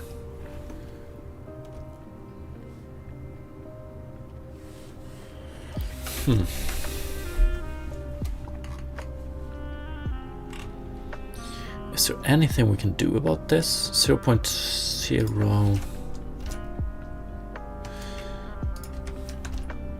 Like, you could set a limit. A grass might not be shorter than 0.2. But yeah, I wonder what the reason is for the grass, the popping being way more visible with this. Is it because we see more of the ground here? What if we do 1? Yeah, if we do 1, it's better,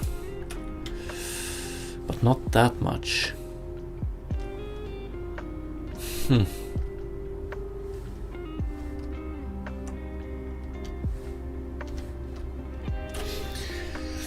Actually,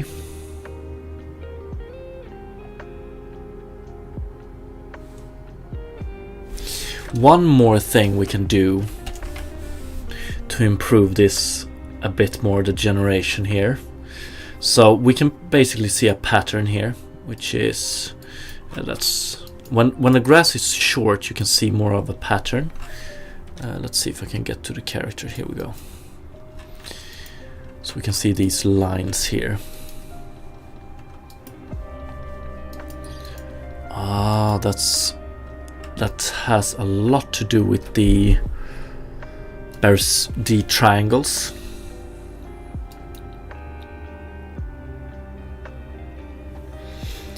So we're getting these thin triangles here, and since we're generating the grass at the middle of the triangle, this pattern becomes extremely visible, at least here. It's less so here, way less here. So what you could do here is we could actually randomize so that we offset where we spawn the grass straw as well. So instead of making it dead in the center, we can randomize it a tiny bit so we have some offset. That would help with this artifact, but it's a very unfortunate artifact because we don't have it on that many places, to be honest, or what I can find. Or did I just not look?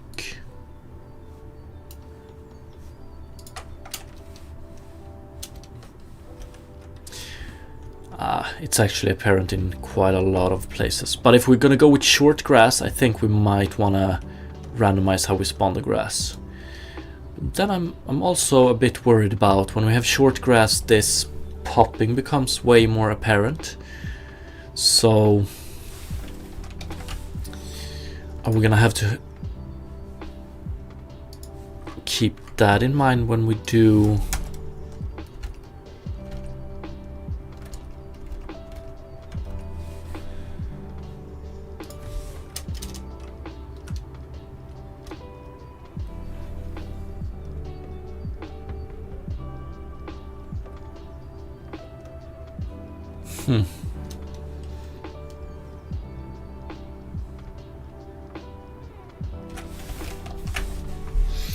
Let's try and randomize the grass blades first of all.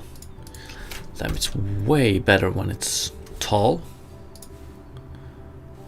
Way prettier.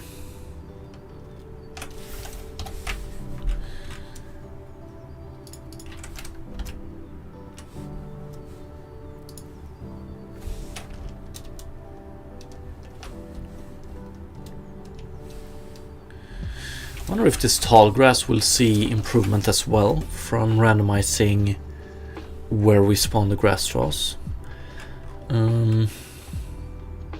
Hopefully. Let's just implement that real quick. I think it won't take too much time. But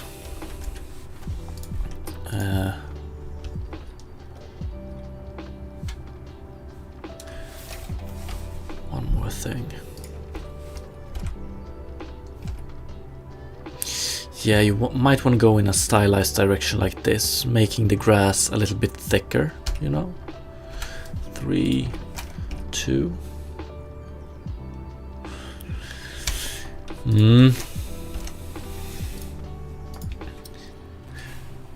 Okay, but before we try and randomize like the position of the grass blades, so instead of spawning them dead in the center, we offset them a random amount in any direction.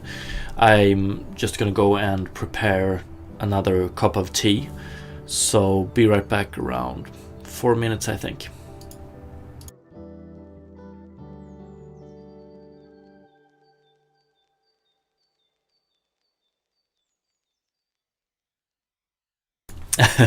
And Mechasonis, just before I run, be right back, I agree though. Like, quads are better.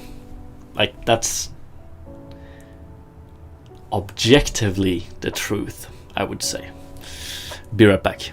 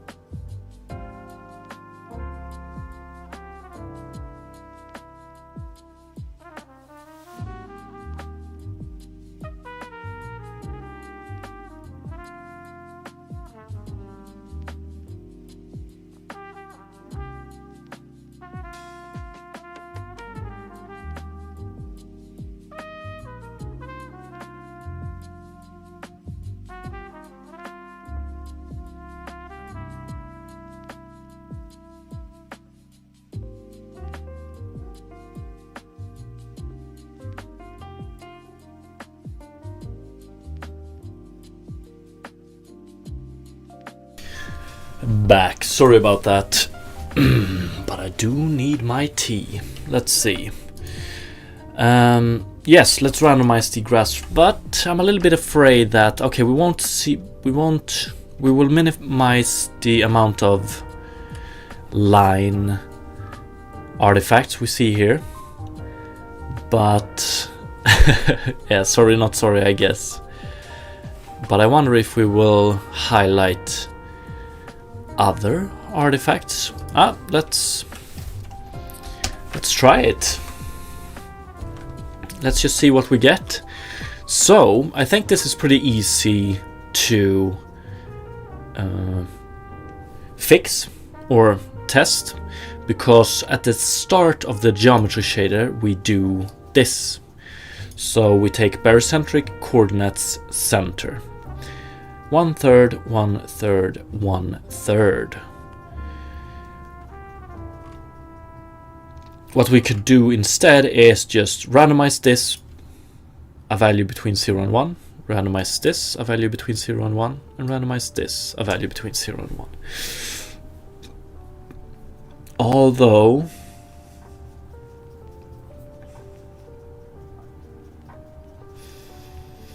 and like it's gonna depend, the result is gonna depend a tiny bit on what we use as the randomized seed, but I think we can use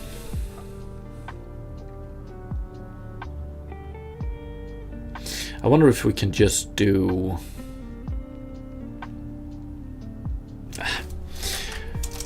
barycentric coordinate center-ish is going to be float 3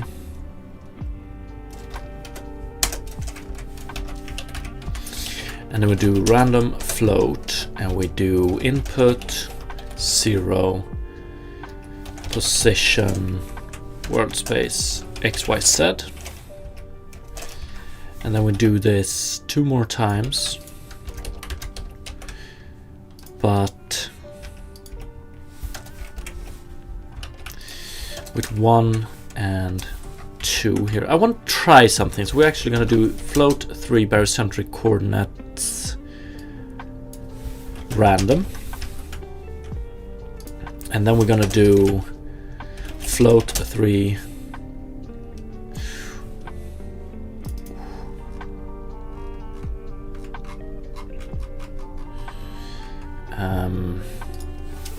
barycentric coordinates. Do we have this one anywhere else? Okay, beautiful. So let's take like that.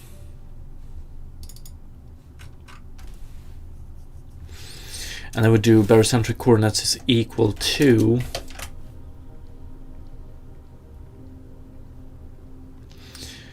can you do lerp?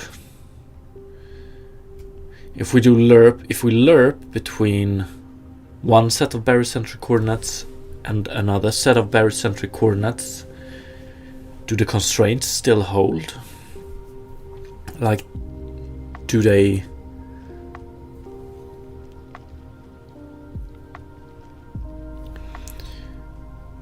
do they add up to 1?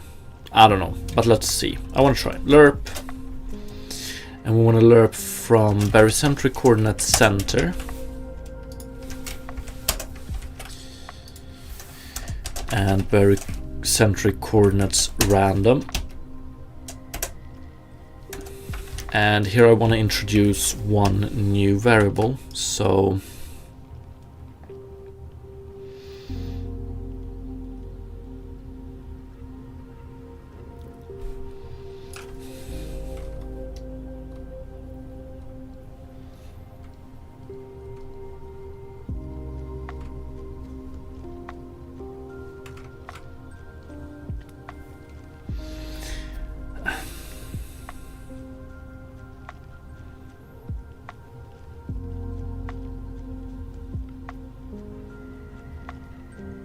actually for this one, let's just do, don't I have a float here? Let's just do test float.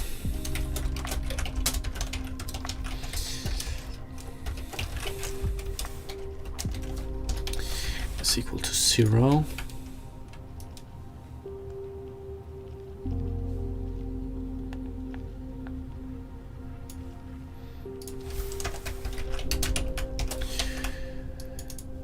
Test float, yes.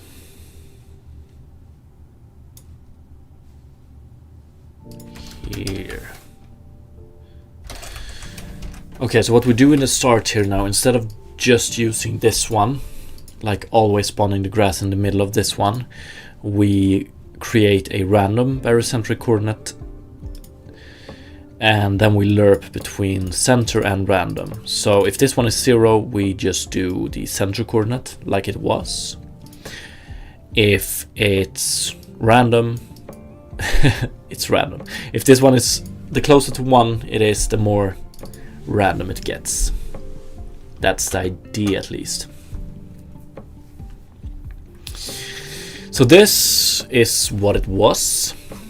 In fact, do I want? Yeah, I do. So before we try it, I just want to change this one to a range between 0 and 1. It's more fun to drag, to try it that way. So here we have test float. What happens?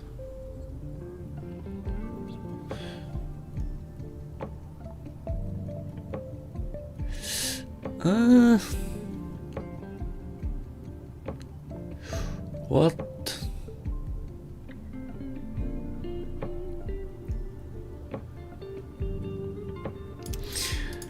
Okay, 0.01. It looks way more random. We can see more of a pattern here compared to here. So that's good, I suppose. That's very good. But I didn't think we were gonna see this much change with a small value as this. So something is wrong. Here we have a very small value. Now we barely see any change. Barely here either. 2, 3, 4. Okay, so this, having a value of 0.1, I was like hoping we would see something like this. But to see this we need 0.001. I probably screwed something up, because this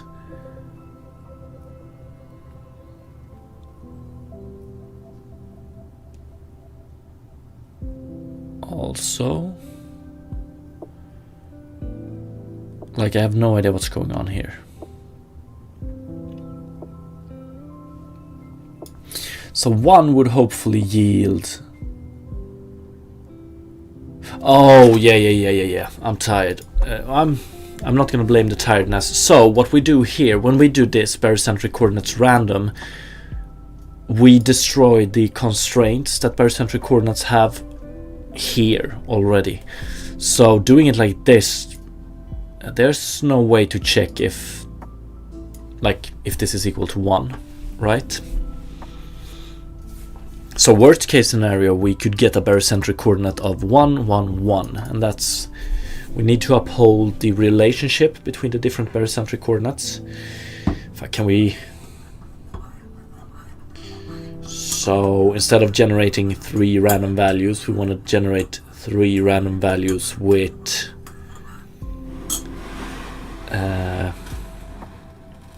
a relationship between them. So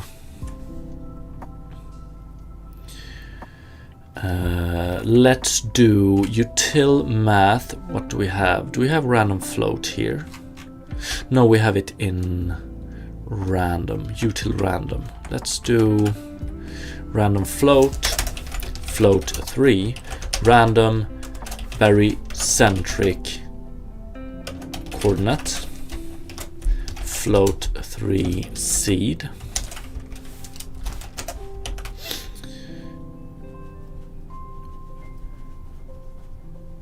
Do it like this. Random barycentric coordinate. And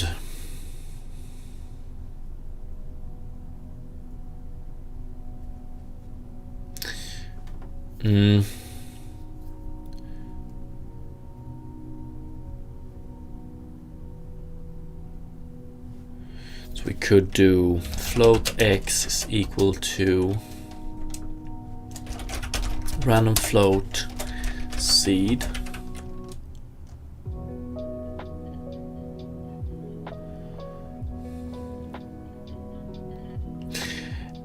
and the idea then is to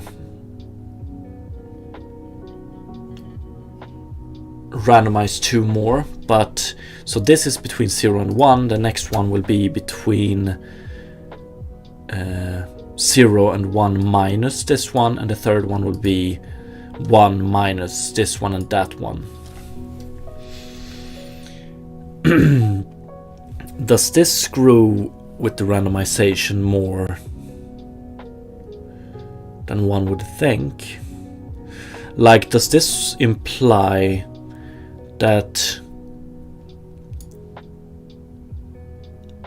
like the let's see, the latter variable we generate, does that one have a higher chance of being small? I think it does, right? But then again, does it really matter? What's up, Fabic? How are you doing this day? This Tuesday it is. Hope you had a wonderful weekend, by the way.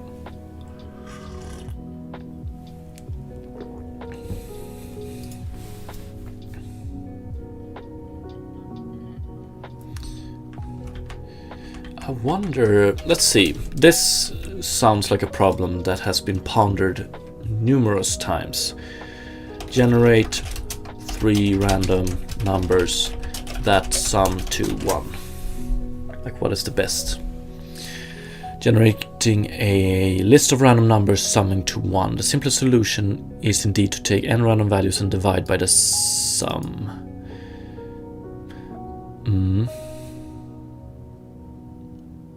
I should have thought about that one. But maybe.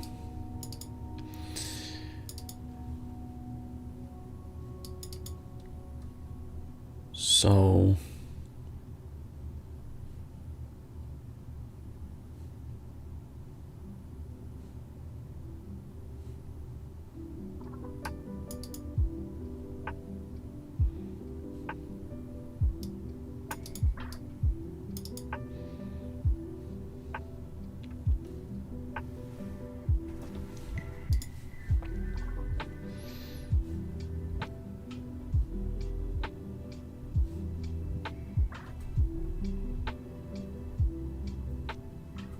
actually, let's see.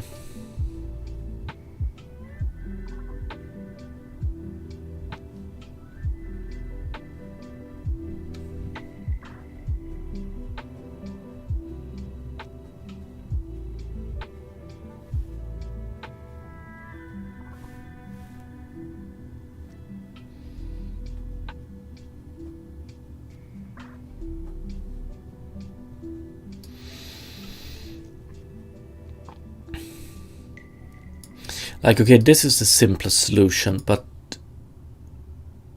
is it also like, why is this preferable? Or maybe it's not preferable, it's just more generic.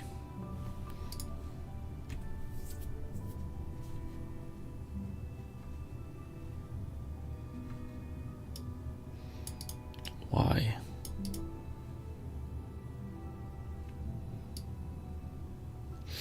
Okay, scaling doesn't necessarily give a uniform distribution.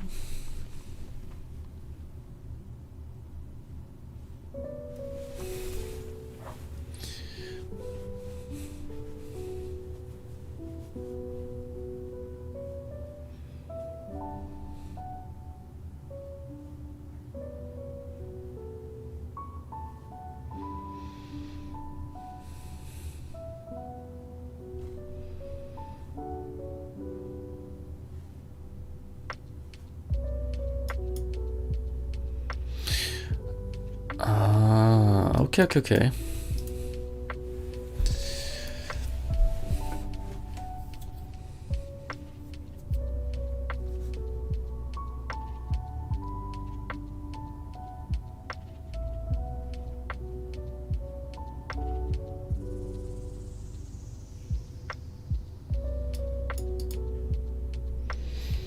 Okay, but yeah, I don't know if it matters that much, to be honest. Like, it's extremely important that they sum to 1, but in our use case it's not. Like, yeah, taking x random numbers and dividing them by the sum might not give the best random distribution, or the best distribution, but I think I'm okay with that. Although this, interesting.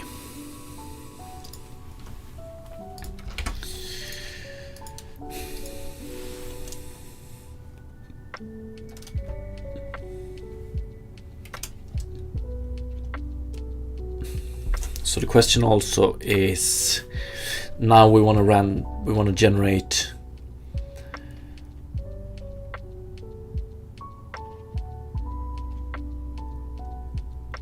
three random numbers.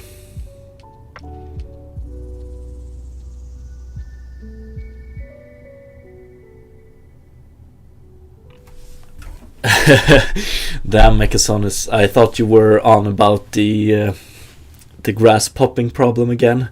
Had a tiny anxiety attack, but let's see, I have an idea. Set up at 1 divided by 3, P1, P2, P3.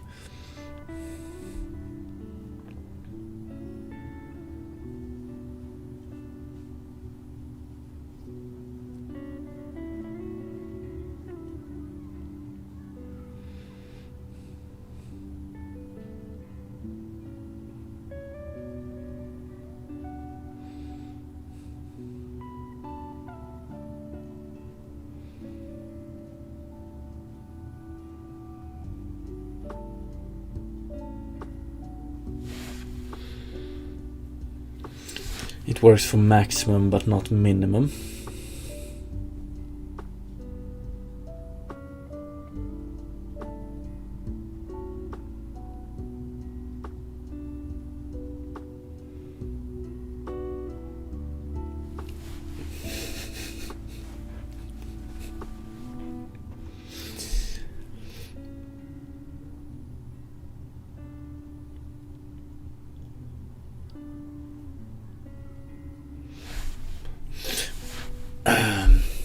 What's the problem? There really is no problem, I don't think. We're just gonna randomize a barycentric coordinate, basically.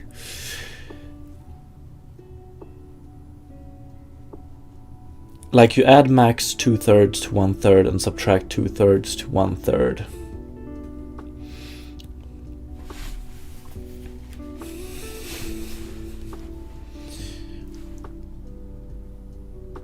Are you talking about a random, like a way of getting a random barycentric coordinate? Isn't it a bit more, it feels a bit more complicated than just dividing by the sum, but maybe it's...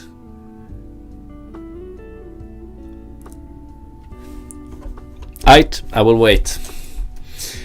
Okay, so random barycentric coordinate, let's start with one seed, although I wonder, fuck, do I want to do seed dot xxx float y is equal to random float seed dot yyyy float z is equal to random float seed dot zzz, and then we do return float 3 x y z divided by x y z. We don't get a good distribution out of this, but fuck distributions.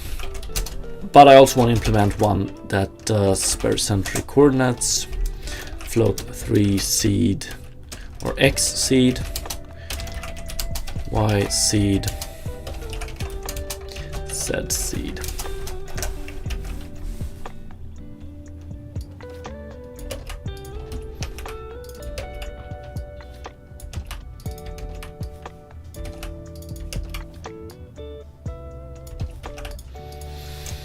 Okay, I regret saying that about distribution. I do want a better distribution later on, so we're gonna do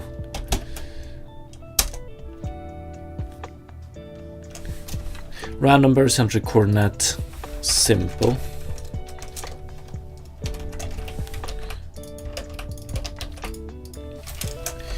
To do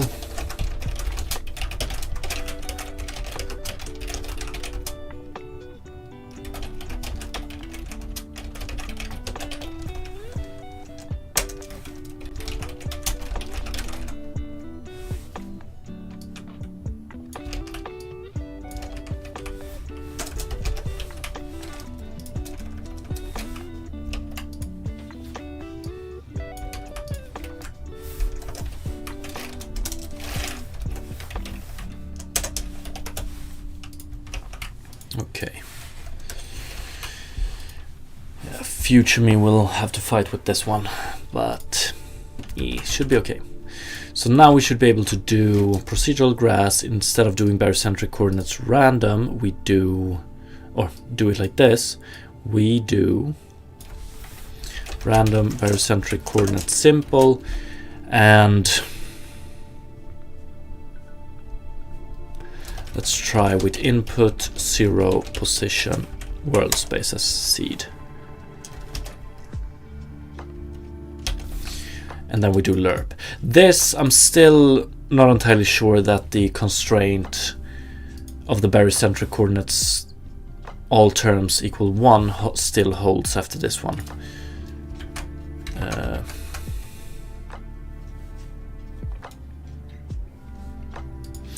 Okay, this looks better. So now if we have 0 here, we spawn each grass straw in the middle of each triangle, and then we can randomize it a bit more until we get this. And I think it's pretty apparent that by doing this we avoid the banding artifact we can see sometimes. So compare 1 to 0. Here we have a banding artifact. It's actually visible here as well. You can see like bands of grass. Extremely visible here, right? But the most visible here. But by doing this, we avoid it. Right?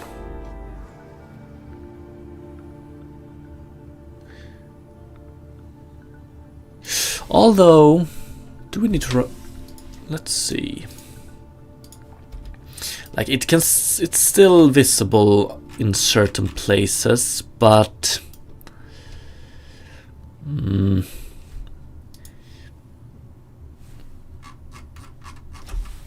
it's still way better than it was, right? Right?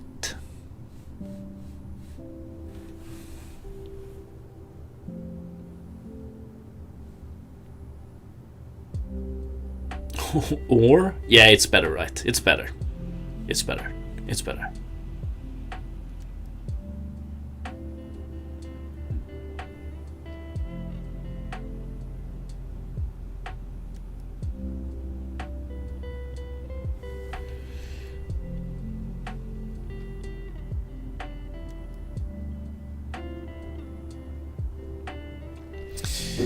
I wonder if the result is even better. I want to try and do... Let's try the one with... Maybe it's not... Maybe it could be even better with a better distribution. Random, you know? But I want to try... If we do this...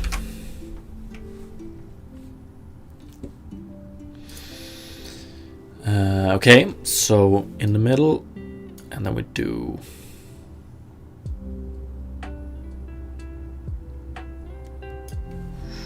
Is this better? I think it is. But that can also be like...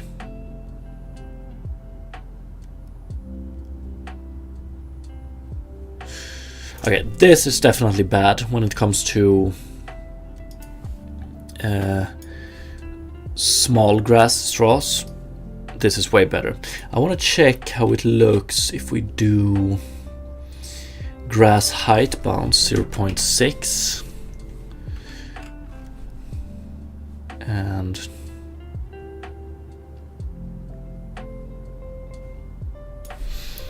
yeah. Oh shit. Look at this. Beautiful.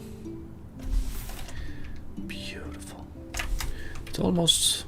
It looks pretty damn good actually.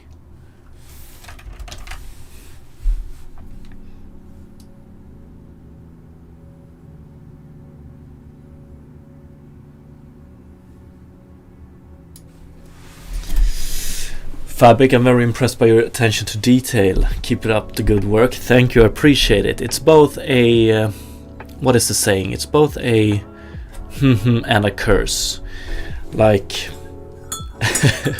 sometimes I care too much about details that don't matter at all. But yeah, thank you, I appreciate it.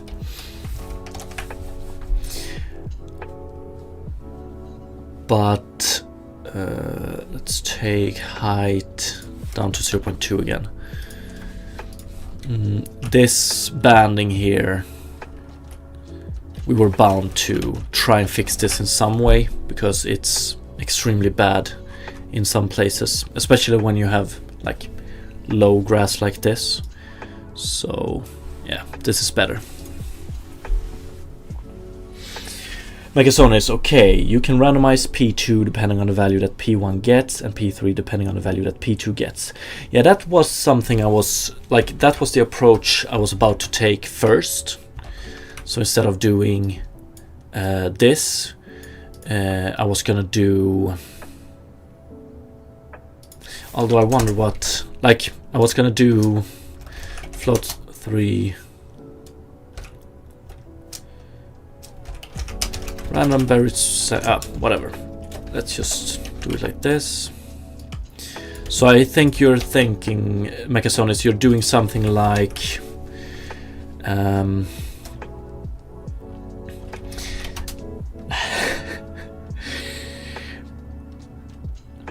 this is a highlighted message. Yes, indeed it is. So you were thinking of doing something like random float seed.xxx. So we get x and then we do float y is equal to... Oh, fuck, can you do it like this? I don't think...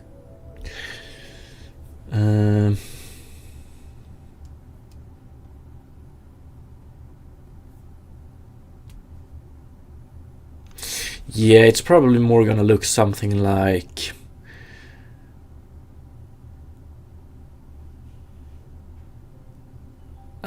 so float y is equal to random float seed y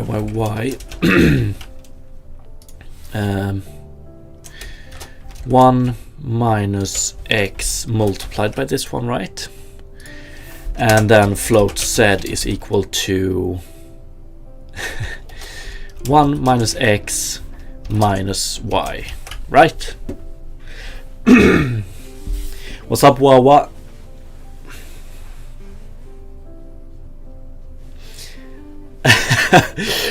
Must have missed that message, Fabic. First quadruple A game development live, yeah, probably. What is a creature collecting game? Is it something like Pokemon? I think more in the terms of Tamagotchi or Viva Pinata, if you have played the Viva Pinata game. That's my jam. But so basically what we do here is we generate a random number x, and then we generate a random number 1 minus x, and then we just set to 1 minus x minus y. Robert Pattinson, I'm sorry about the confusion here, but I'm simulcasting, so I'm streaming to both Twitch and YouTube, and I've been looking into like getting both chats up on the stream. It's just a little bit of a gray zone when it comes to the rules, Twitch rules of how you can simulcast and stuff like that. So we have people chatting on YouTube and on Twitch, and I try to read. When I answer to something, I try to read it before I answer. But sometimes I forgot, sometimes it's too long, and something like that. Mechasonis, yes, even though the value could tend to get closer to P1 in the general case. Yeah, so the question is this, like, you get a pattern from doing this? Is this distribution better than this distribution, I guess? Wawa, okay, makes sense. Yeah, I think it does. I love Tamaguchi.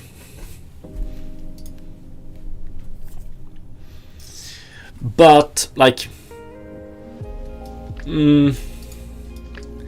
sometimes you need to stop yourself when it comes to the details. This is good enough for our use case. In the future, however, we might need, if we're gonna do some other bear-centric random stuff, we might need to implement it with a better distribution.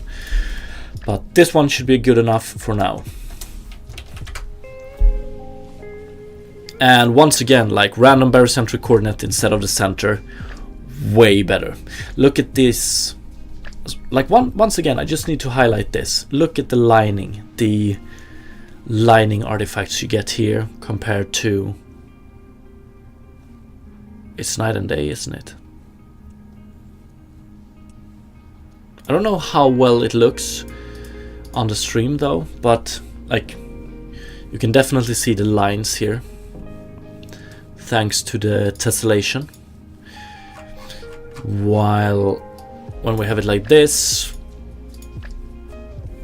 it's harder to see. Like, everything comes with pros and cons. I would say that one of the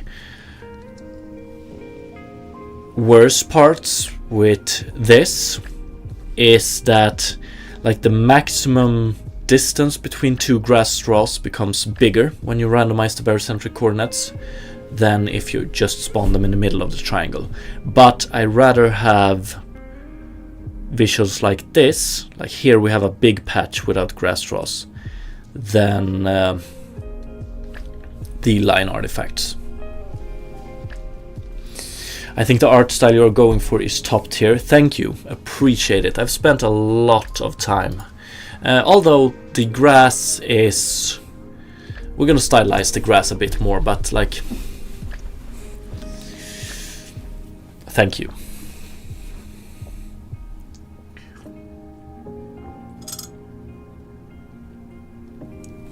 So, as I mentioned earlier, I want to support, so the player is going to be able to choose the height of the grass, which means that I want to support grass that is short and looks good, and I want to support grass that is tall and looks good.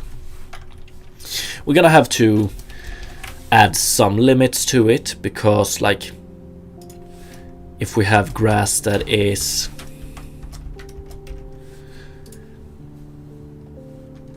this short, it's gonna be extremely hard making this look good, I think. But if we limit it to 0.2, like getting something like this to look good, like disabling the popping here, is definitely possible, I think. And the higher it is, the more easy it is, I think.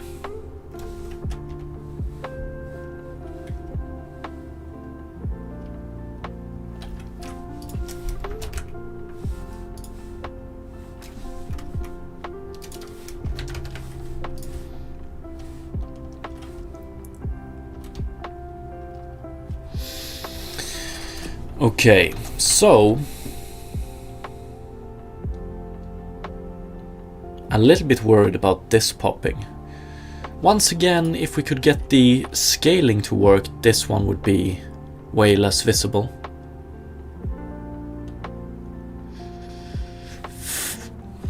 I'm gonna have to dive into it again, right? Fuck. Although...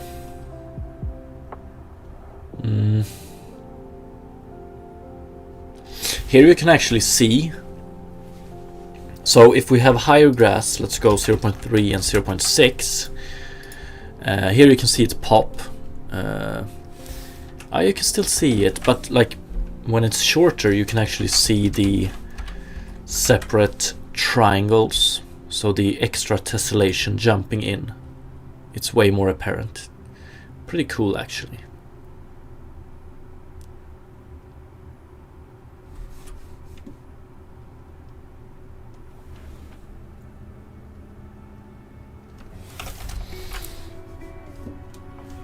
But let's see.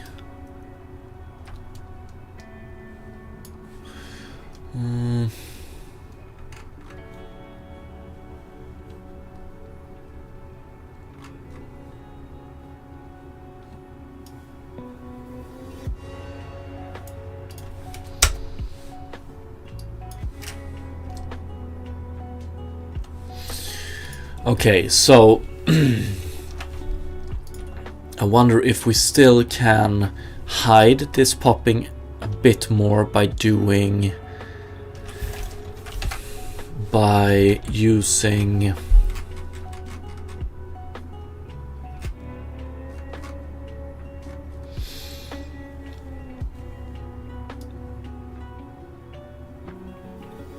utilizing this one a bit more. So I wonder as well if this one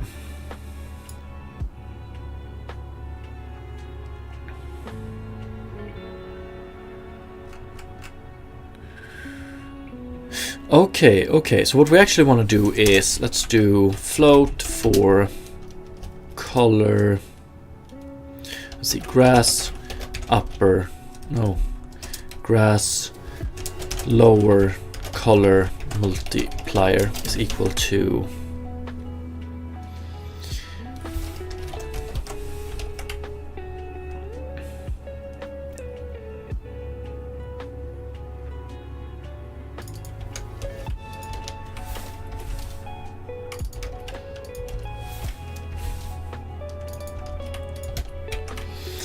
we do it like this, grass lower color multiplier. So we, instead of using this one, we calculate a new one and then we use this one here. This doesn't change anything, it's just a different way to write it, which makes more sense to me, I think. But what I want to try is to work with this one, the T value here. So basically what it does is it's 0 close to the camera, 1 far away from the camera, which means that the lower part of the grass will be multiplied with this color close to the camera and multiplied with this color further away from the camera. It's a way to decrease how dark the bottom of the grass straws are, because if you ask me, that's part of the reason we see this popping over here, is that you see more of the bottom of the grass straws.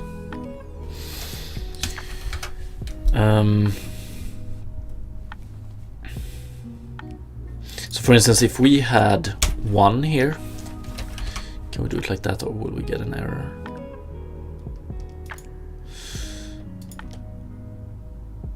We still see some popping, but it's way less. Or is it? It's a little bit less. Yeah, we still need to change the underlying ground as well. So if we also had 1 here,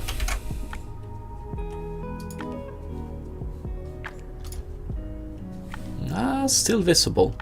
Okay, the popping is not visible here. It's a little bit more visible here, but not much. So yeah. It's just a matter of how do we want to control this T subdivision. We can do it similarly as to we do it here. So, but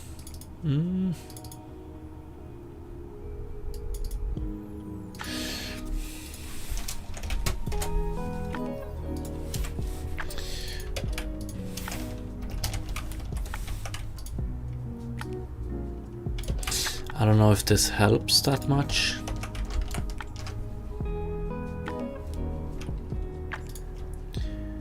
It pretty much makes it worse. And why does it make it worse?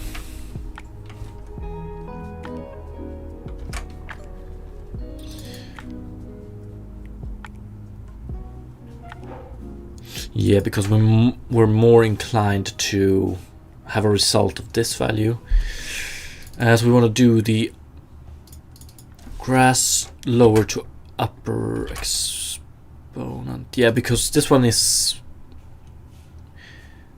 between 0 and 1, and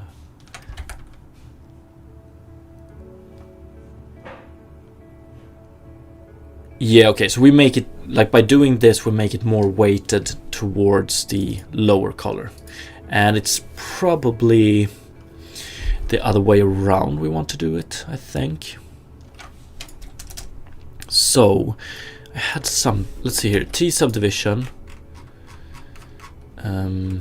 T subdivision. Let's go back and do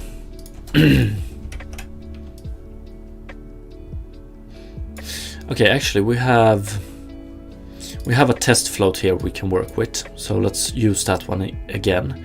But first I'm gonna do we're gonna work with only this one, so we're gonna skip the lerp and we're gonna skip this one and we're gonna just do this one. And then we do, when it comes to the color, we do test float multiplied by this one.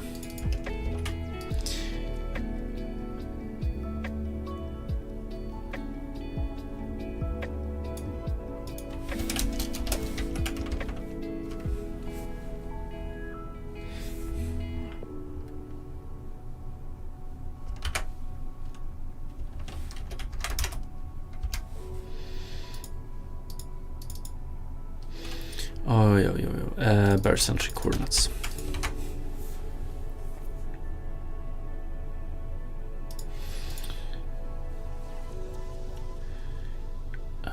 We have a value of 1 now with the multiplier, I think. So let's see here. So if we go down to 0, it will be worse. And 1 leaves us where we were. We can't go up to 2 because we have a range, so let's change the range to between 0 and 10. Okay, let's see. So what we're doing now is just pretty much a very simple multiplication. So we speed this up basically.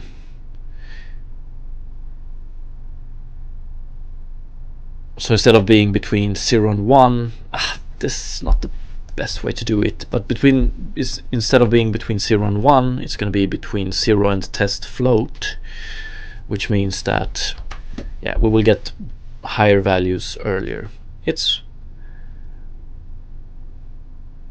not the best solution, but like this is not the solution we're gonna end with, but this will help us see what we can do. So we have a line here currently which highlights the popping. So if we bring this one up to a value of 2, that line is far from as visible as it was. You can still see the popping, but I would say it's way better. So the popping is way better in that direction, at least. Not that much better in this direction, but is it better compared to 1? probably a little bit, but like compare this to this. So having it like from 0 to 2 improves this, but makes it worse over here. That's of course, because now we're making it brighter than we want it to be, I suppose. But this looks way better here. Way better. And if we go to this direction, we probably needed to go 3. Yeah, we need to go a bit higher. So if we're at 3, it looks very good here as well. The first line, that is.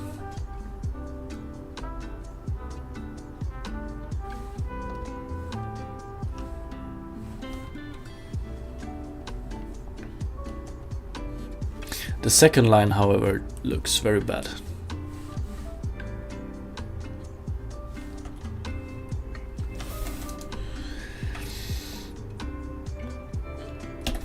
So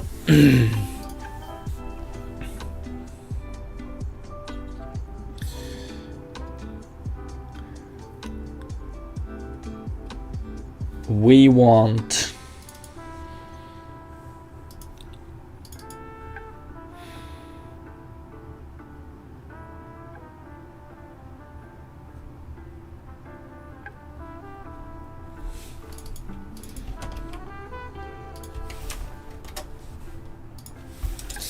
probably don't want to just cut it off like this.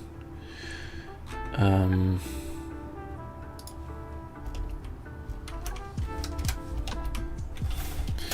just want to see what kind of result we get with it.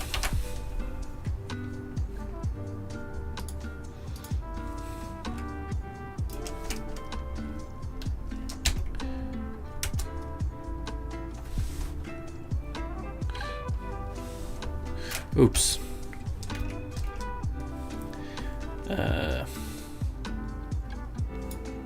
So if we have 1 here, this is the default result, right? Yeah, I think so. And if we have, now if we bring this up, it looks a bit like this. If we put this one at 2,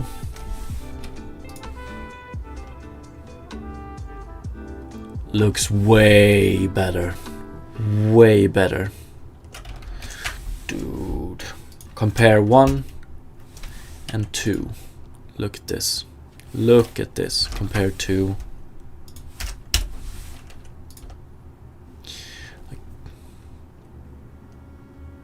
way better. Yo, yo, yo, what's up, Cynic? How are you doing? Yeah, it looks pretty damn good. And with okay-ish performance as well. Megasonis, did you try progressively diminishing the leaves height the further from the camera the leaves are? Ooh, we can try that. That is true. Yes, let's try that as well. Definitely. Definitely. But okay, look at this. We still have some popping. We can see the popping. I don't know how good it comes off during stream. It's quite visible in first or in full screen mode. Yeah, it is. But still, it's not as bad as it was. If we could make it scale, that would be very good.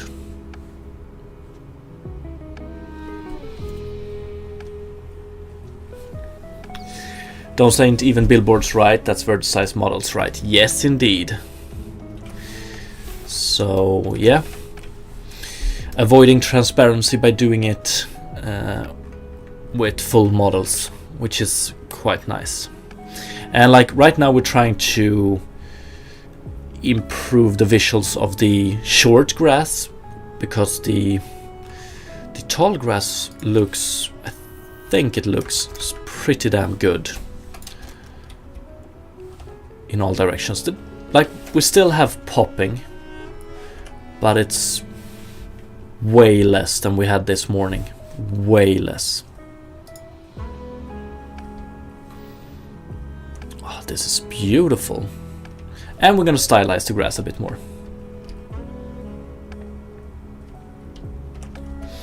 Oh, you got better. So you had pretty big billboards than I think, or I guess. But yeah, the performance leaves a bit like to wish for. So this is the performance. Like, I have a 1080. It's within the Unity editor, but it's still pretty bad. If we go, the thing that affects the FPS the most is the subdivision of the underlying mesh. Like, tessellation is pretty costly, but the more we tessellate it, the more grass straws we have as well. So, like, if you bring down the distance for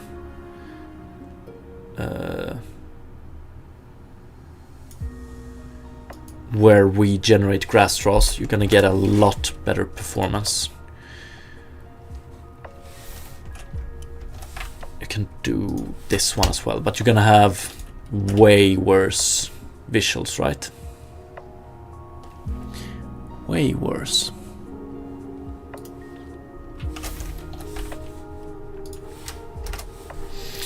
There's your probably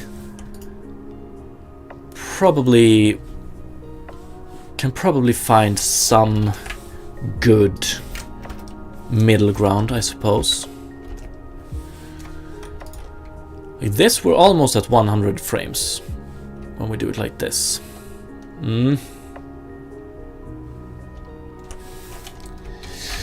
Subdivide for each frame. Let's take a look here. So this is the mesh we have close to the camera. Each grass straw close to the camera is 4 quads, and we have a lot of triangles on the ground. Let's start by hiding the grass straws for 1. And if we zoom out, you can see that we tessellate more the closer we are to the camera and less the further away we are.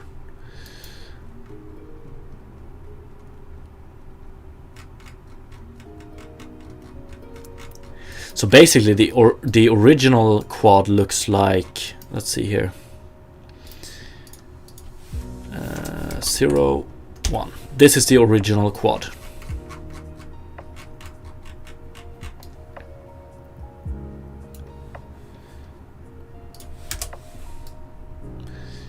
And then close to the camera we subdivide it, or we have a tessellation effect of 2 to the power of 5. So what is that? It's 2, 4, 8, 16, 32. So close to the camera we tessellate it 32 times, and far away 2 times. But still almost 100 FPS with these visuals. It's pretty good. We have a few other stuff to do. Right now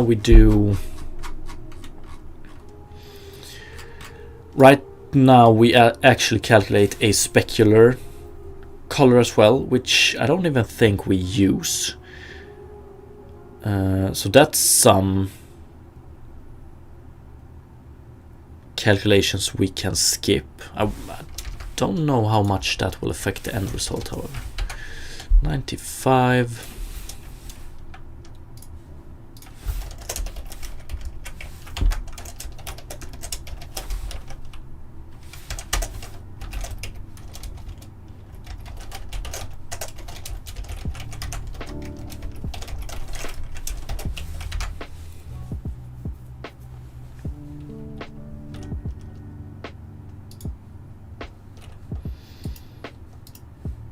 Nah, pretty much no difference whatsoever.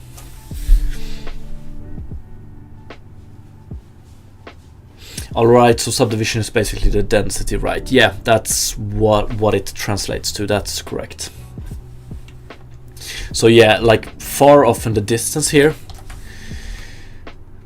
it's hard to show it, because when I go to scene, this the grass shader base, the calculations of on the scene camera, I need to look into that. But like basically we have no grass blades here, like there is no grass generation here whatsoever.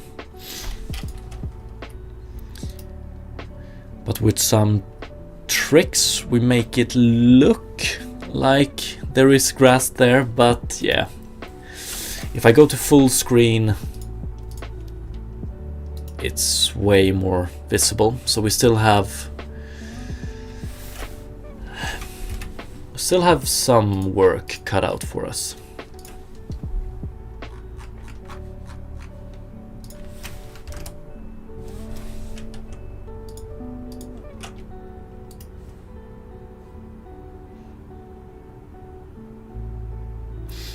Yeah, and then we have the popping problem as well, so we have tried to remove that, haven't really succeeded.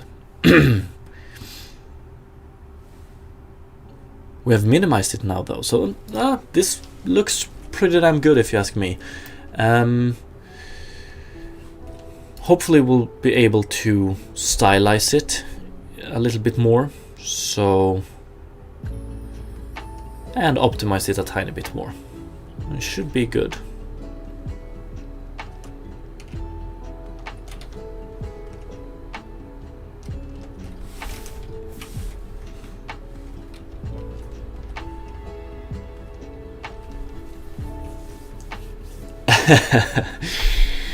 Kind words, wrote Pattinson's. I don't see anything to improve here. Appreciate it.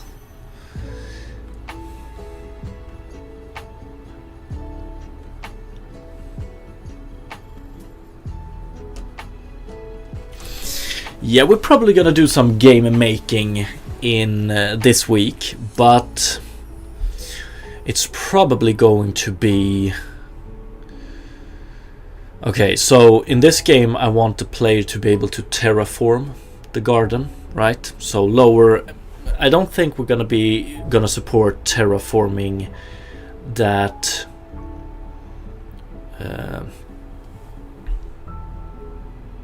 includes like caves and stuff like that. So we're only gonna have simple terraforming, like heightening the ground or lowering the ground.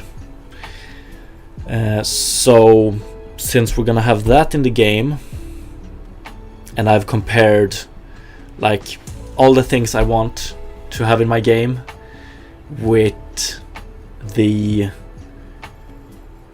Unity terrain, after I've done that comparison, it looks like I'm probably gonna have to and want to implement my own terrain. So we're probably gonna do some terrain generation this week or next week, we'll see.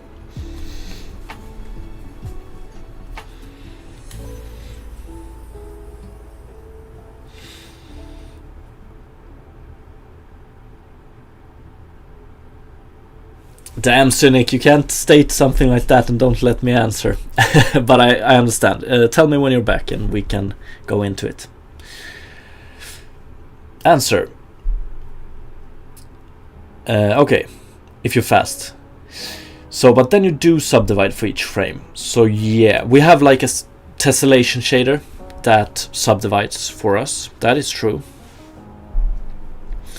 So, but I think that's still fast. Like, I don't see how we could avoid that, if I'm honest.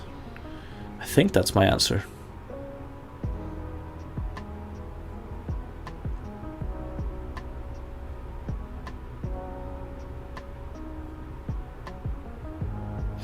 Let me think about that one a bit more. Yeah, oh damn. A kebab would be so nice right now. That is true. Enjoy it. Enjoy it. Okay, let's say Robert Pattinson. Consider microsplat. Okay, so that's a third party.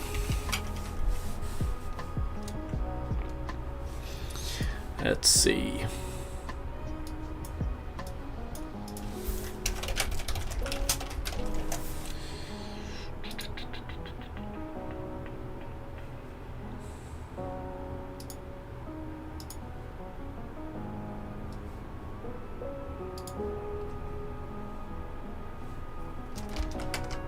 I can't. I'm gonna look into microsplat later on, Robert, because I've forgotten my login credentials to Unity, and I need to log in to view it.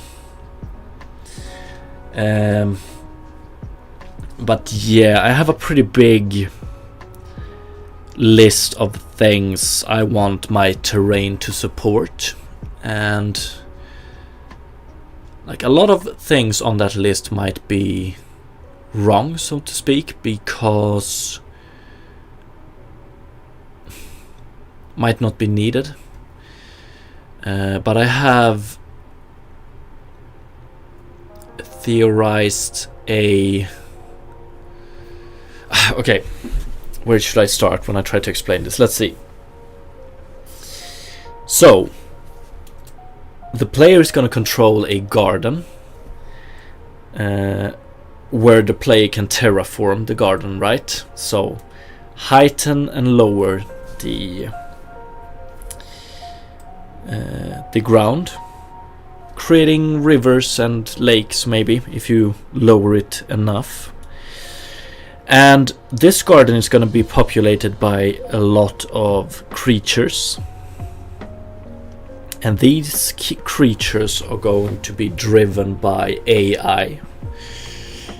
So not only do I need to support terraforming, I need to support like good and optimized pathfinding on that terrain. So like adding the pathfinding aspect to the terrain as well makes it a bit more complicated.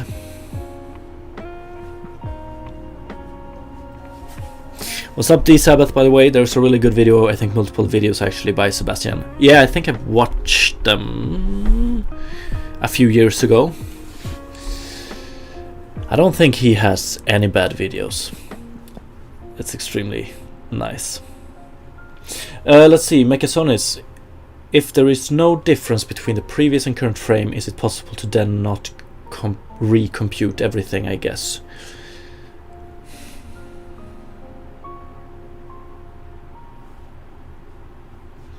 I don't know how the tessellation shaders handles that. Robert Pattinson, for pathfinding, consider a pathfinding project. Yeah, I've looked into that one as well, but just like I need it to work with terraformable terrain, which unfortunately not a lot of the purchasable options does.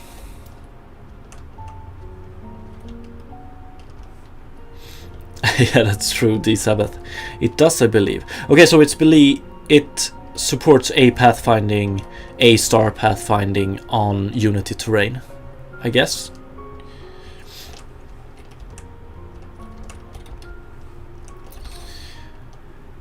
But also, I'm such a big fan of reinventing the wheel. Like, I love reinventing the wheel.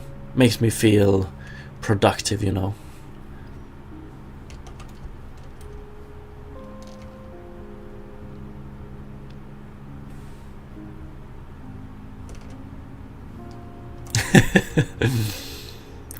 Fuck, if we stylize this grass, I think it might be even easier to optimize it. How many games did you finish though? Come on, man. Why you gotta do me like that? Nah, but I think I have 3 finished games. I know, it's not much.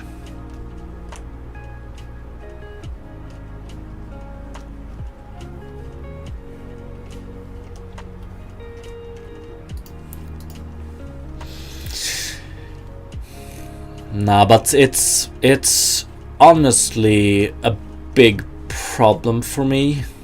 Like reinventing the wheel stuff, you know.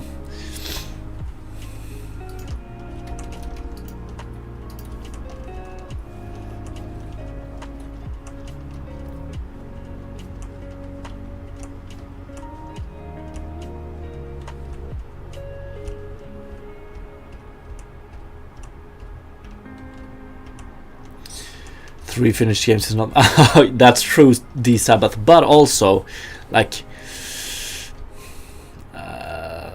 those 3 games are kinda teeny games, you know. Robert Pattinson, I'm tending the opposite. I just zip things together, just make it done. Yeah, I get that side as well. Like, you are a product of your experiences, I guess, and my experiences with using, like, taking multiple third-party stuff, putting them all together, just implementing the in-betweens, you know. In my experience, first of all, it usually results in a pretty incoherent product. But the biggest problem for me, which always makes me like be a little bit hesitant to using third-party stuff, is that I usually want to do 1 or 2 extra things, and if it's not directly supported by the third-party library, it's also extremely hard to, like, then I have to dive into the third-party source code and find what I can work with and how I can work with it.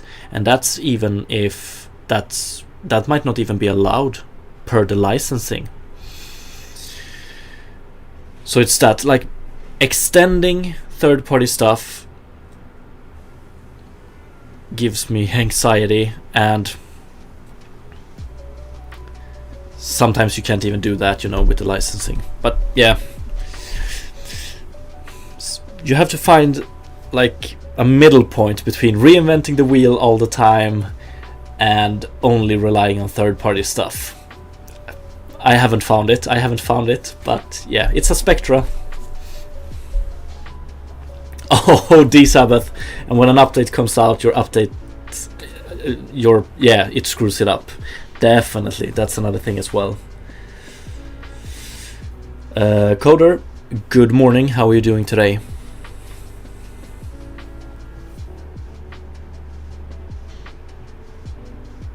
Coder never thing. I don't know how to pronounce it.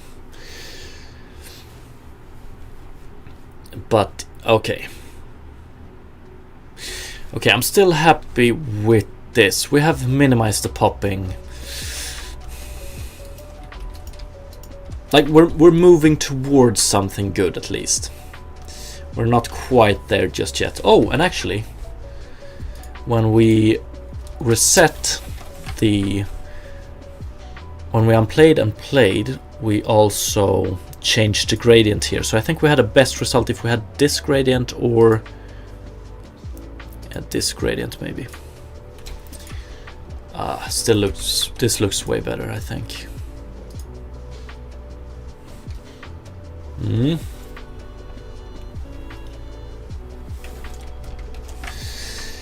I came up with an idea how to improve the performance, but that would make you re-implement everything.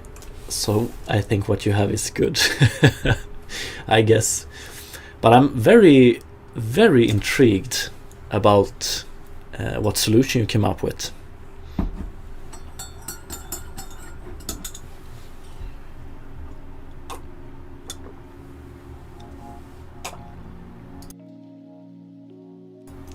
I appreciate it. If you find the time, I appreciate it. Okay, so the more unicolored the grass is, the better it looks now.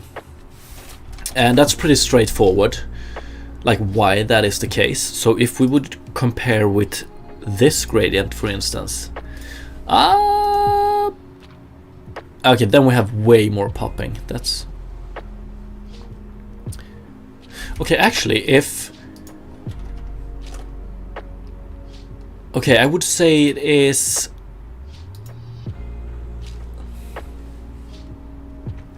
Yeah, the less color variation we have on the grass or per grass blade, the better it looks, I would say. We can compare this to, so let's change back to this one and let's go, we should be able to do, this looks pretty damn good, I think.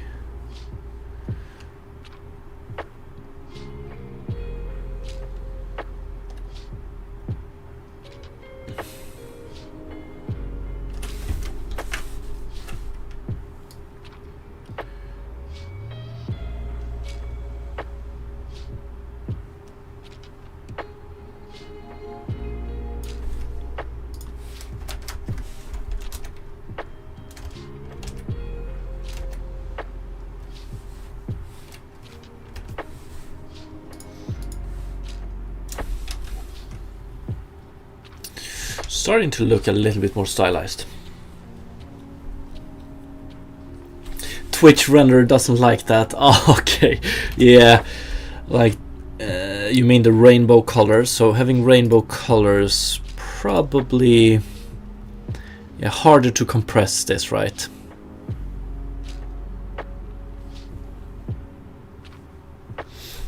Fabic, thank you, I appreciate it.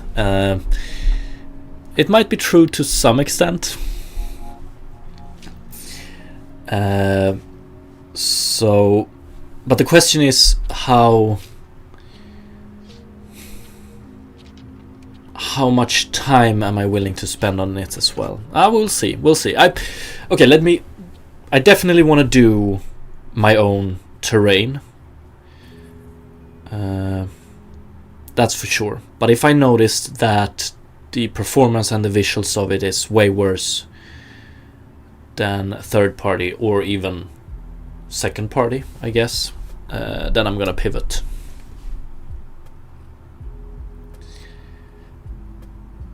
Wait a minute, are you generating grass blade meshes in shader? Yes, indeed we are. So this is, the mesh actually just looks like this. It's just a plane.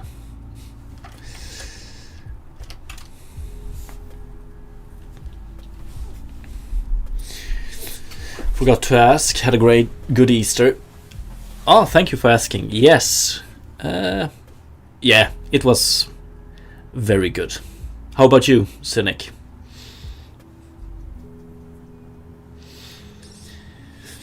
Robert Pattinson, I didn't know it can be done like that. I think, like this type of grass you see here, it's pretty popular these days amongst indie game developers, I would say. And it is the go-to way to do it.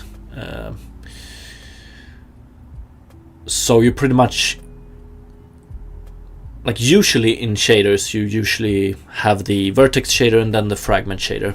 But doing things like this, you generate a lot of stuff on the graphics card. So you add some additional shaders in between those two that generates all of this you can see. It's extremely interesting and very cool, if you ask me. Ate some good food and a lot of candy, so good. Yeah, that definitely sounds like a nice Easter. And sounds pretty similar to mine.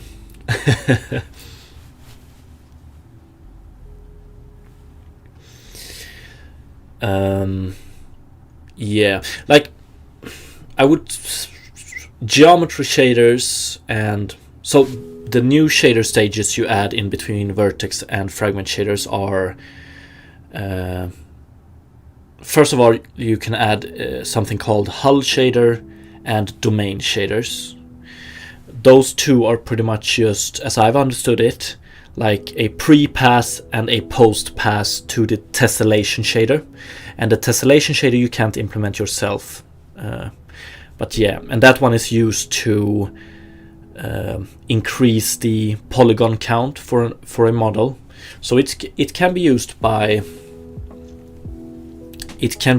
to smooth out silhouettes of objects. And after the domain shader, you can also add a geometry shader, and that one is done for.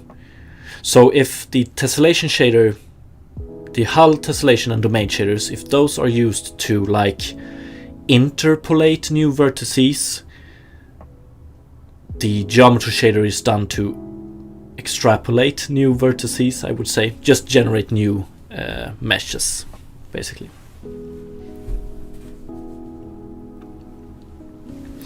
Fabric, I still hope there's a big quest to find a needle in the grass patch. Maybe I will implement it as to make you happy, basically.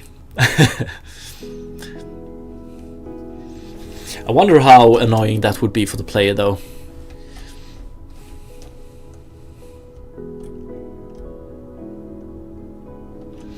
And depending on how much you can control the visuals of the grass based on hardware, like if maybe like it's going to be easier to find the needle if you have worse hardware, because then you render less grass, you know.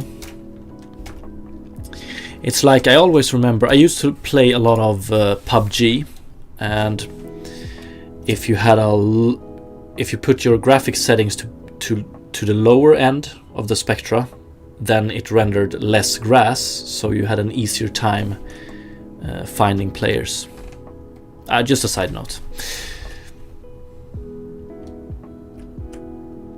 Okay, but I think like when I sat down this morning and took a look at the grass, it looked way worse than this. We had a lot more problem with popping, and when it came to the horizon, we had the wrong coloring and stuff like that.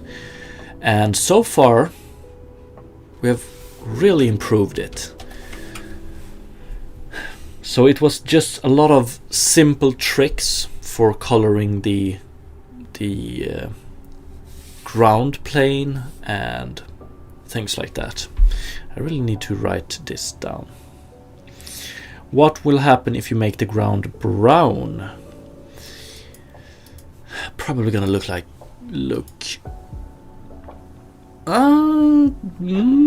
Let's see.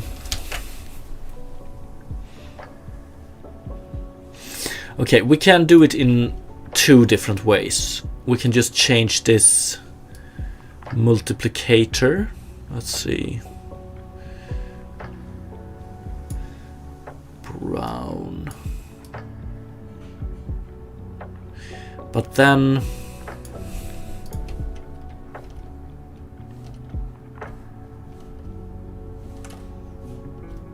not too bad.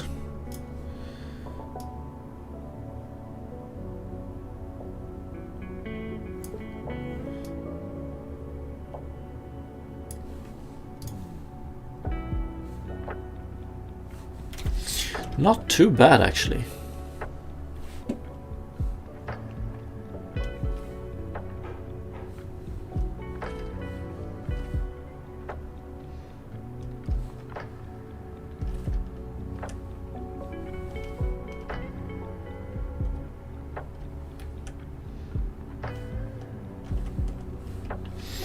Okay, this looked way better than I thought it would. Oh, this isn't really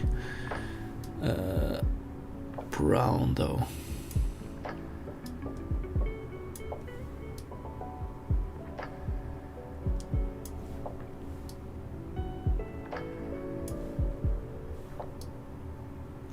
The thing is, so this color here, we actually, so for each grass straw or each triangle, we generate a green color, or we calculate a green color based on this gradient, and then we take that green color and multiply.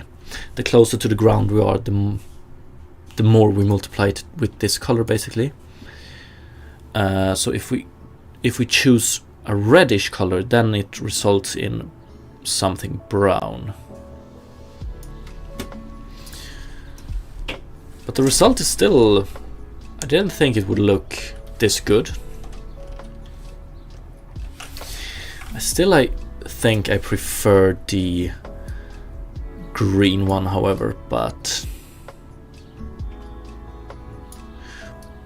surprised by how good this looked.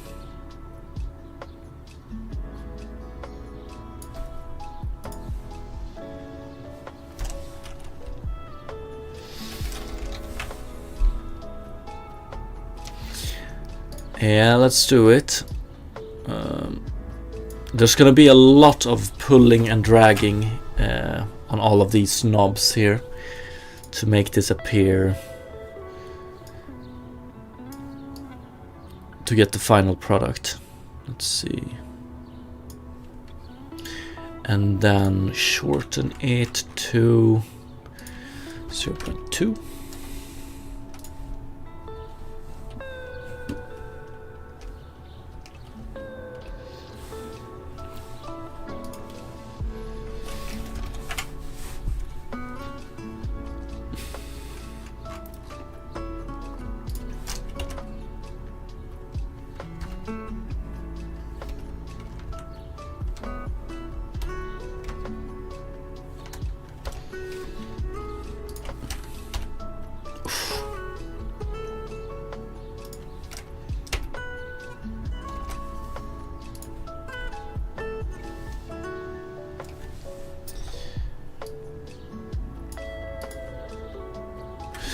Okay, I'm not a big fan that you can see the pattern here. That's a bad we're gonna alter how we randomize the color per grass blade as well, because this one is not a good way to do it.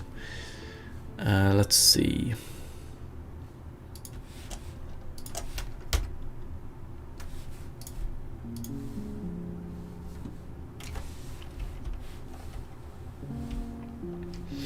Looks like you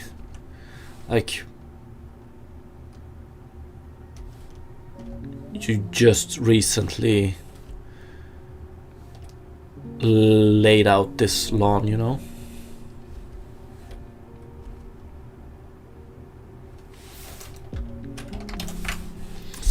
Popping is still very much visible when we do. Is it more visible when we have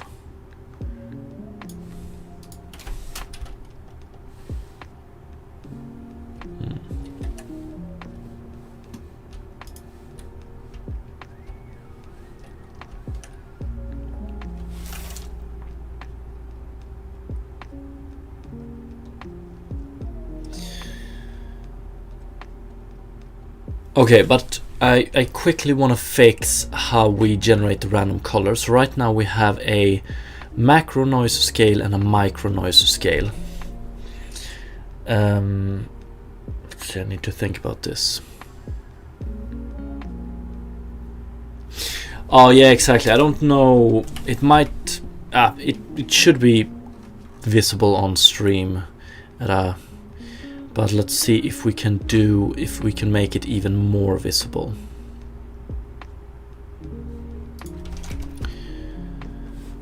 I can probably go 20.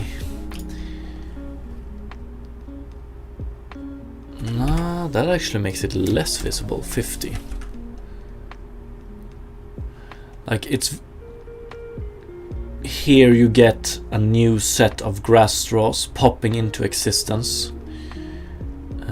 So you have this a little bit of a visual artifact. Yeah.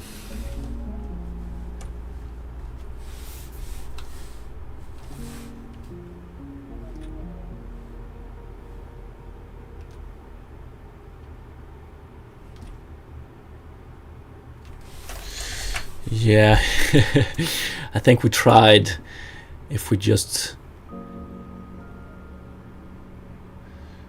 go all out fog, hide the popping.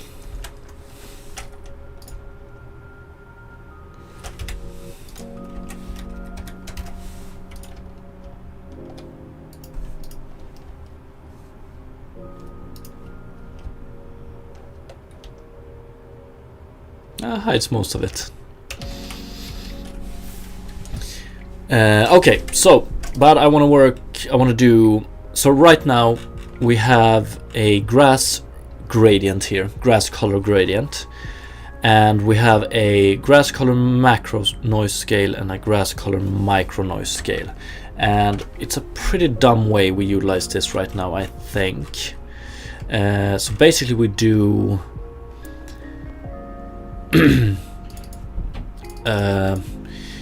we calculate a scale by lerping between macro and micro noise scale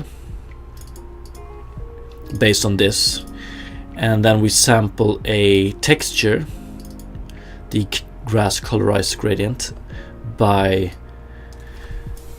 generating a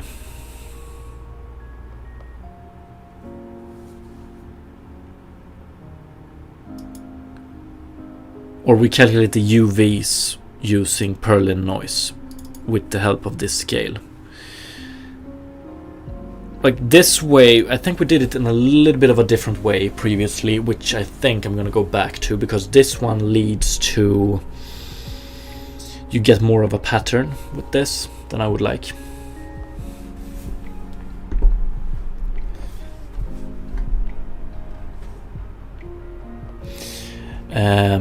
Would it be possible to somehow make the grass lerp the height, so the further you are from the Y chords shrinks? This would make them grow up when you get closer. Yeah, don't get me started. The idea is, let me show you. We had, so last Thursday and last Friday we had a problem, or we were working on a problem we actually didn't solve. And the problem is this. 1. So the popping we see is, I want to fix this maybe, but let's see. The popping we see is that when we get closer to this area, we go from this tessellation to this tessellation. Ooh, one thing.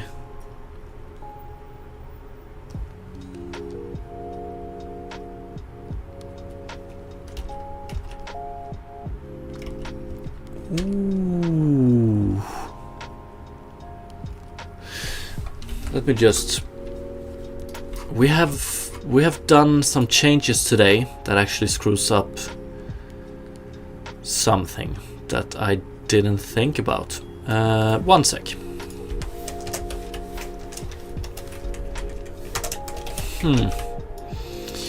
Okay, so we have minimized the popping, but we have also made the popping worse. Let's see here. 1.0 divided by 3.0.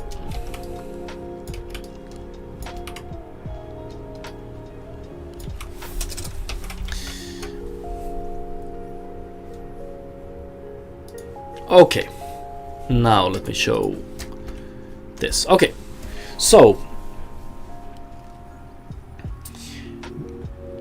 when we get closer, to this part here, we actually subdivide it, so this triangle, instead of being one triangle, it turns into 4 triangles, you see? So not including the latest changes, but this grass straw in the middle here, that one is still there when we subdivide. Which means that, like, we tried to implement the scaling method last week, but to do it properly, instead of scaling all grass blades, we only want to scale this one, and this one, because those are the new ones for this subdivision, right? So this one existed before. We don't want to scale it after the subdivision. Only this, this, and this one. Turns out,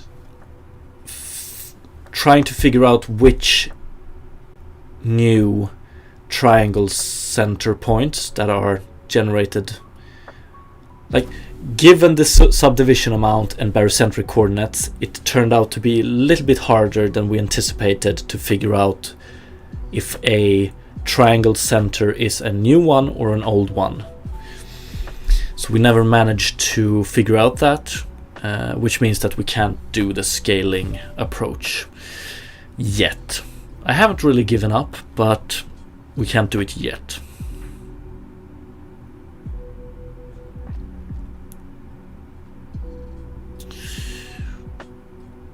So basically the closer we get to, so when we get closer to this one, we want to retessellate it to this, but we want to scale this one, and this one down to 0 and grow them or make them go towards 1 the closer we get. Yeah, damn modeler doesn't want to work with demonic barycentric coordinates. That's a nice way to summarize it. I still think we did, or I'm gonna take the blame. I did some error. I did something wrong. Because it should work. It fucking should work, man. Maybe I will try it again this week. I just need to like gain some energy again. It's Hap, what up? What up, what up? But yeah, so that's definitely something to do. So what I notice now is when we randomize the barycentric coordinates,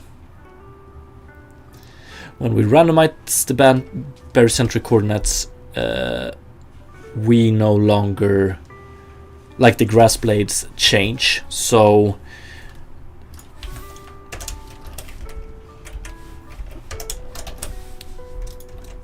we actually no longer have any grass blades that are the same between tessellations, and I think we can fix that by changing the seed we use to calculate them. I think.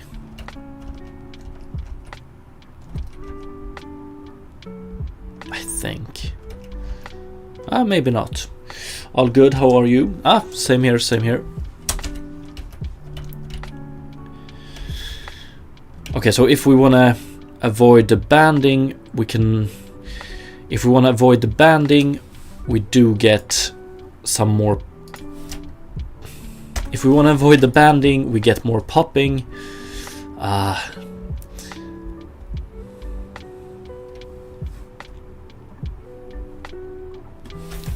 Okay, so I want to compare... So the popping must be close to 0 when we run with this one now.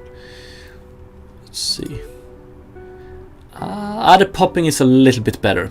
Like, if we could sort out the new grass blades here and scale them up to 1 instead, the popping would be... That would pretty much remove all popping. There would still be a tiny artifact, but that it would be so small it wouldn't matter.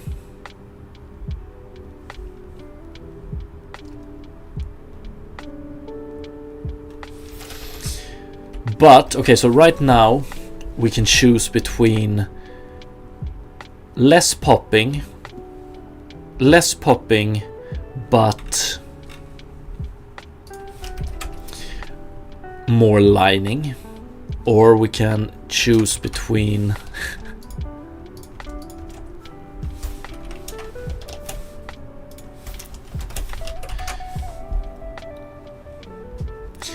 less lining but more popping, unless we can choose some better seed here. Oh, but actually, what the fuck, dude, it's easy. What we want to do is we want to do position world space, we want to do interpolate barycentric with the position world space, we want to do barycentric. We want to use these barycentric coordinates here, and then we use this one as the seed to this one. I think that should fix it. Let's try it. So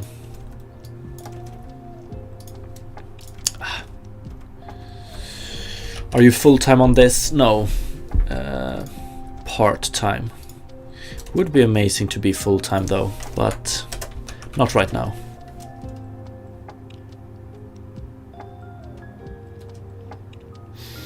So let's do barycentric coordinates. Let's go back to center and random, and let's do float 3 barycentric coordinates.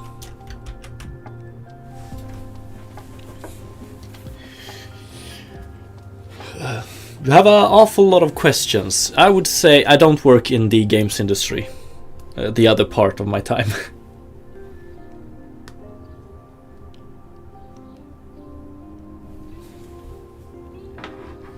No, it's okay, it's okay, it's okay.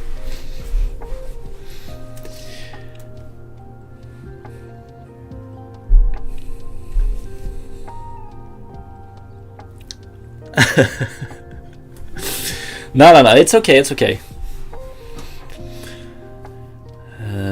I'm just not used to it, you know. Let's see. Barycentric coordinates center, barycentric coordinates random. Barycentric coordinates is equal to barycentric coordinates random for now. And I want to do... No... position world space.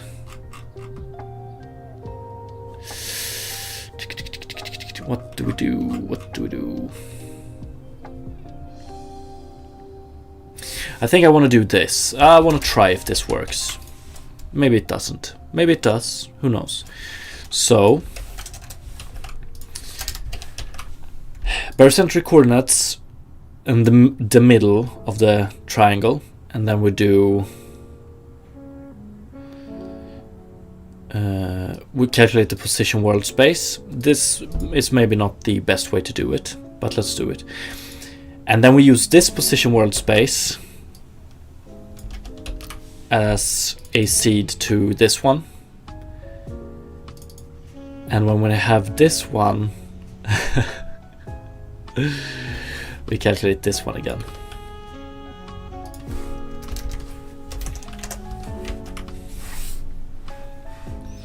It's a little bit of a mess. Ooh, Battlefield 4. Or is it Battlefield 4?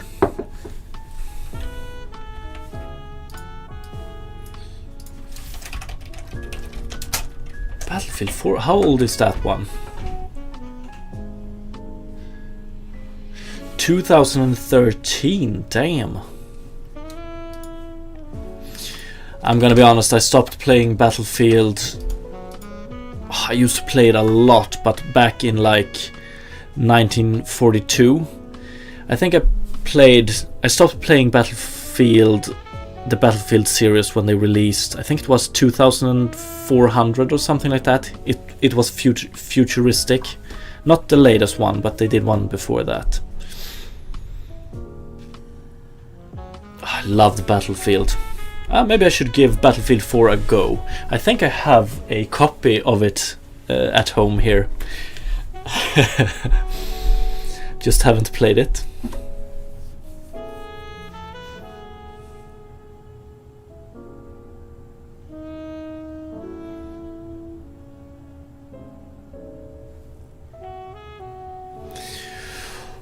Oh, I was just about to say, like Battlefield 1, Battlefield 1, the trailer for Battlefield 1 is still the best game trailer I've ever seen. It's so fucking good, man. Battlefield 2042, you mean? Battlefield, let's see, Battlefield 2042. Isn't that the newly released one? So this is from 2021. Yes, thank you, Jokoho. And what's up? Long time no see.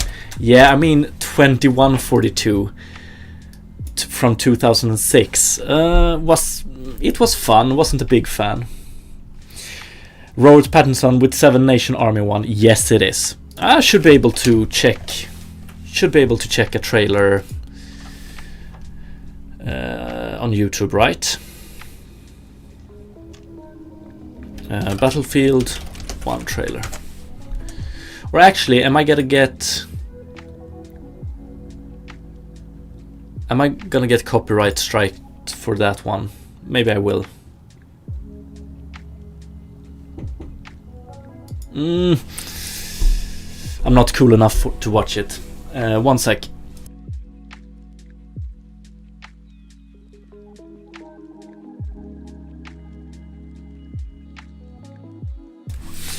Yeah, I'm simulcasting on YouTube as well. Yes, and I'm a little bit afraid of getting copyright striked, you know. Jokoho, I've lately been playing with Unity ECS, Entity Component System, right? Ooh, I want to dive into that one as well. What do you think about it? What are your thoughts?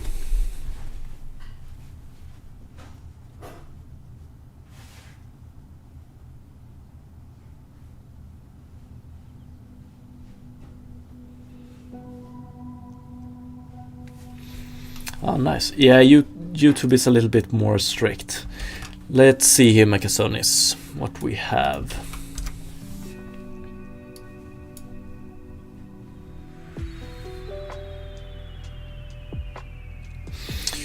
Ooh, Mekasonis, let me save that link and check it out later on. If we can improve the randomization. Thank you.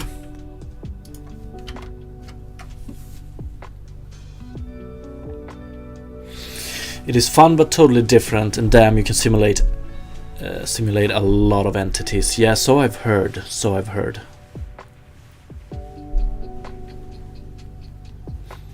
Yeah, it sounds like it's perfect for that type of game.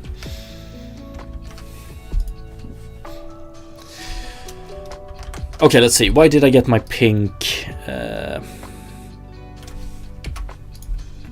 Let's see. Barycentric coordinates. Yeah, we're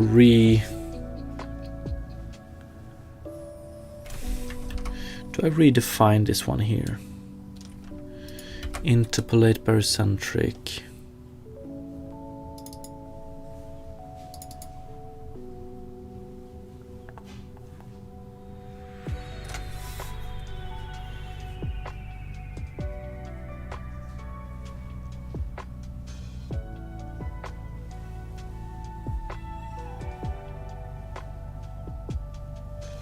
With a custom pathfinding, I managed to simulate about 50k simple enemies at about 60 FPS in the editor.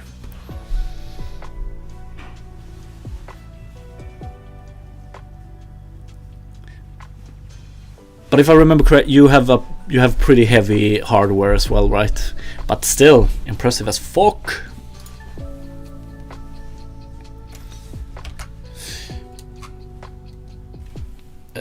Let's see.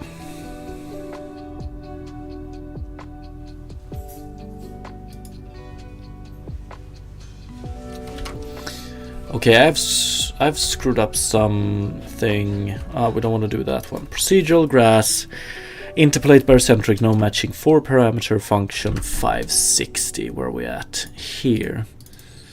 Interpolate barycentric. What did I do? Oh yeah, we don't have that one. Okay, so this is an ugly way to do it, but if we take the center, or like we just instantiate barycentric coordinates in the center, interpolate the position in world space then, and then we use that one for random barycentric coordinates as the seed. and then we take these random ones and make them the barycentric coordinates. We recalculate everything about everything else. So hopefully we can avoid... Okay, we don't have any banding, that's good, but will this grass straw be on the same world position and with the same properties? No.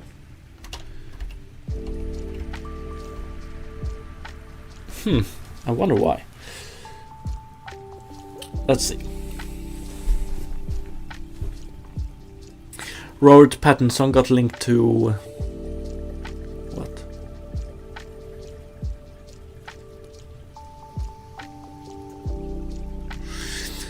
Harukanan, I need to get started on a game properly. All I do these days, I start making cool things, but nothing becomes a real game. Yeah, do it. Do it.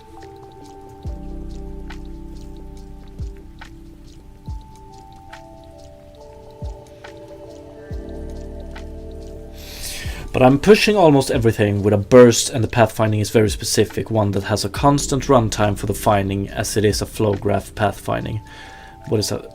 Okay, so the pathfinding is if you compare, like, you're making it faster but at the cost of memory, right?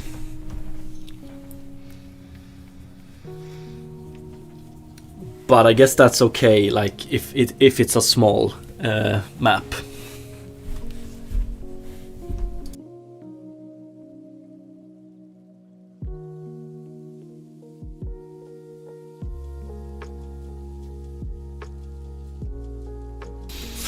Very interesting.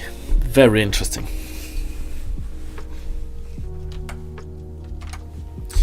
Okay, so my question here is... Oh yeah, I'm being... What we need to do is...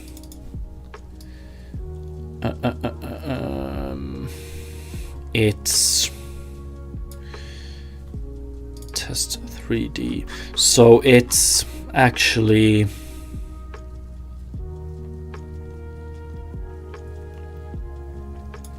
Okay, what it comes down to here is... Let me fix this back to the original...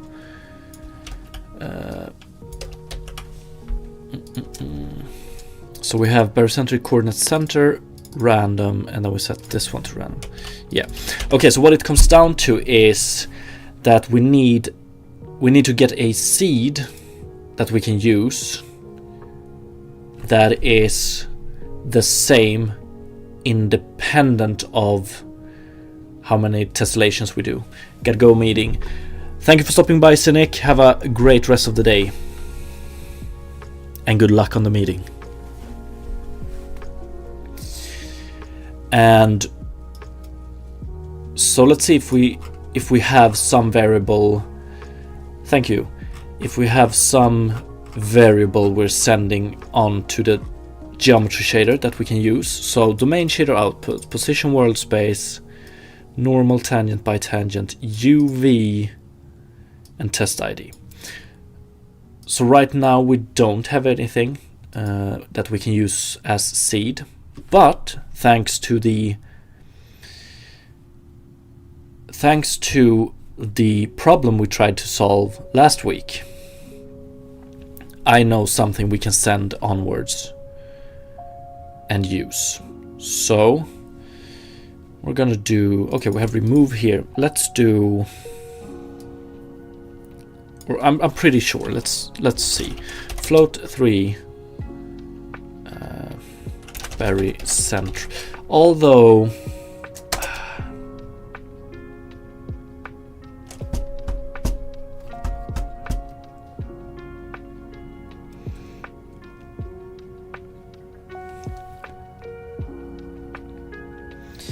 what I was going to use here was the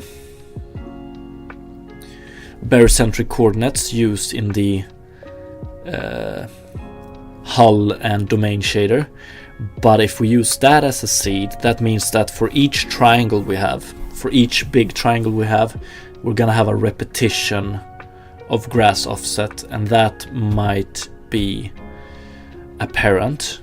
So we're gonna have to use more than this for this one. Domain, we could do it like this: float 3.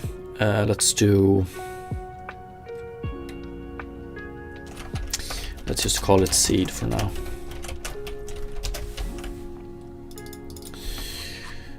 And we can do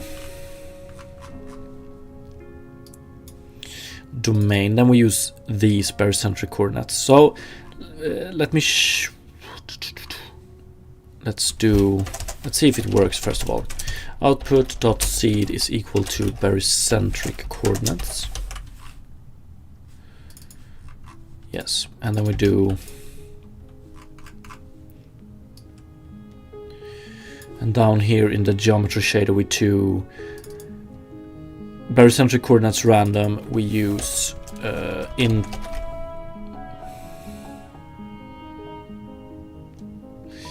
input 0 seed, I think. Let's try it.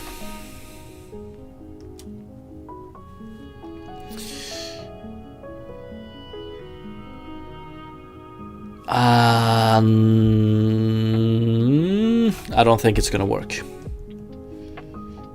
fact, this is a hard problem to solve.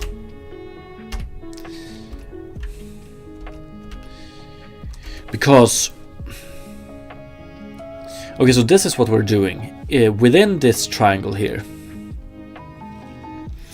we're taking a random coordinate, or a random point based on randomized barycentric coordinates. That means at this tessellation stage, that means that we can get a grass straw here. But in the next tessellation stage, like, this point no longer belongs to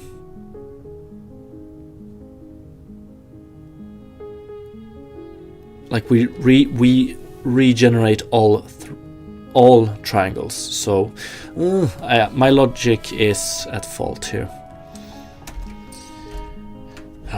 Unfortunate.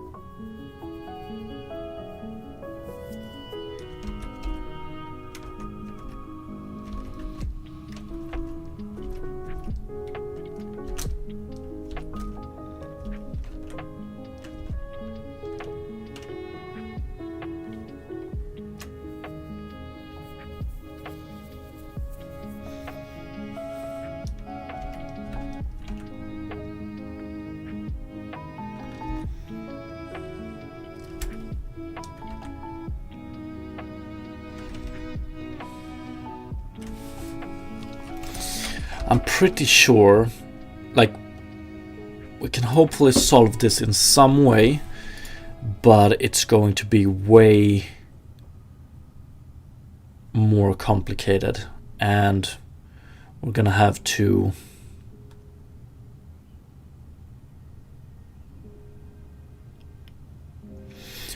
rely on distance to camera again, because the fact is that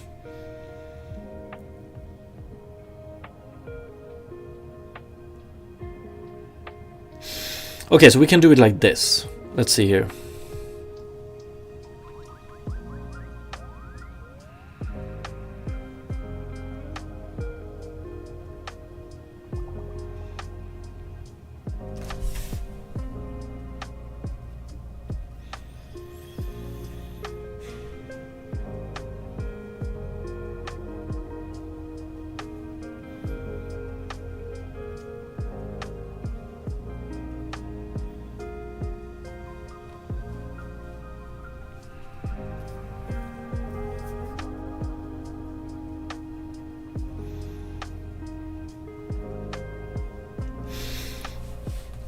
Okay, because it all comes down to this. What we're trying to avoid, what we're trying to get rid of, is the apparent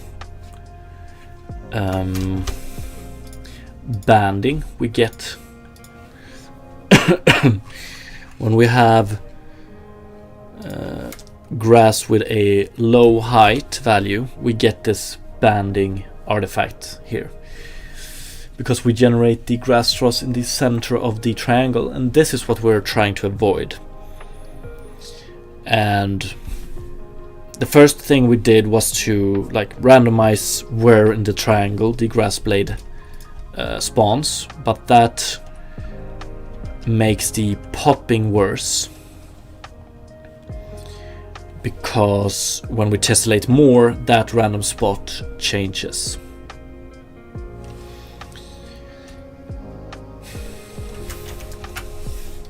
And this is definitely something we can't have. So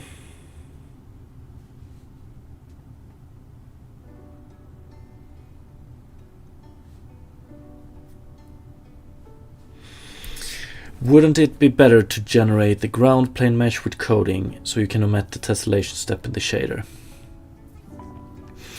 Fabic, that is a good question. We have touched on it previously, I think.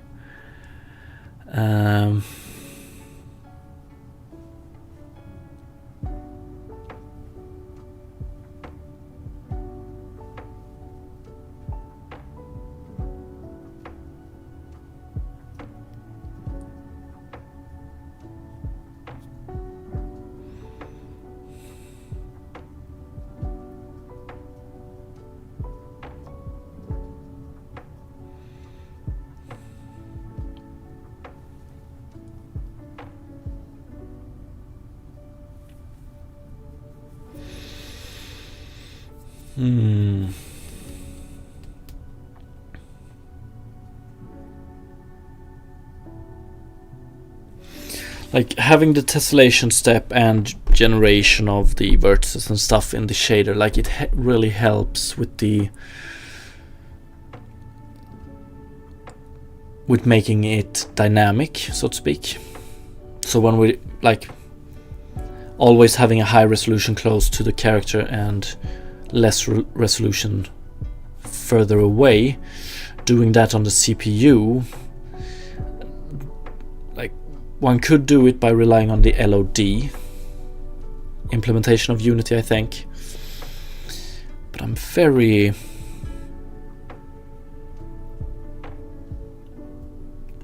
like I don't think that would be better.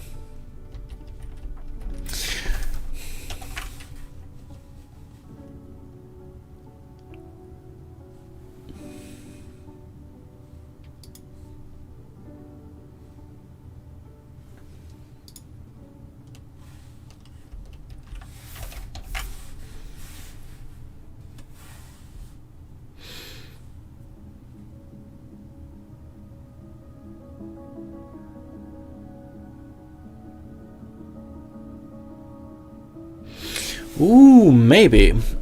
Are you talking about like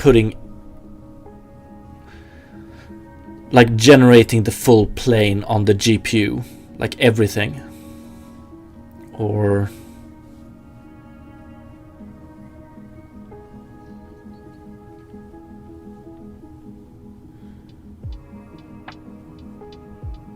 maybe.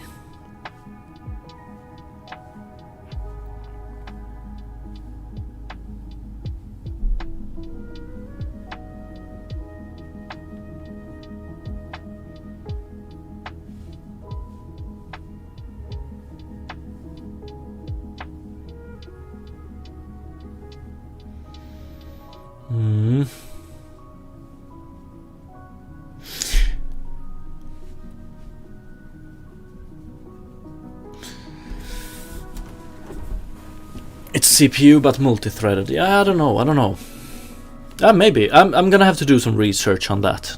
That's definitely true. Do you have any nice write-ups or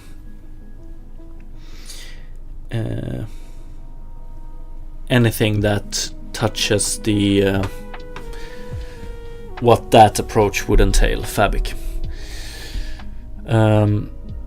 But for this lining problem here, I know one solution we can try, but before we try that one, I need to run AFK real quick again. So be right back, 3 minutes.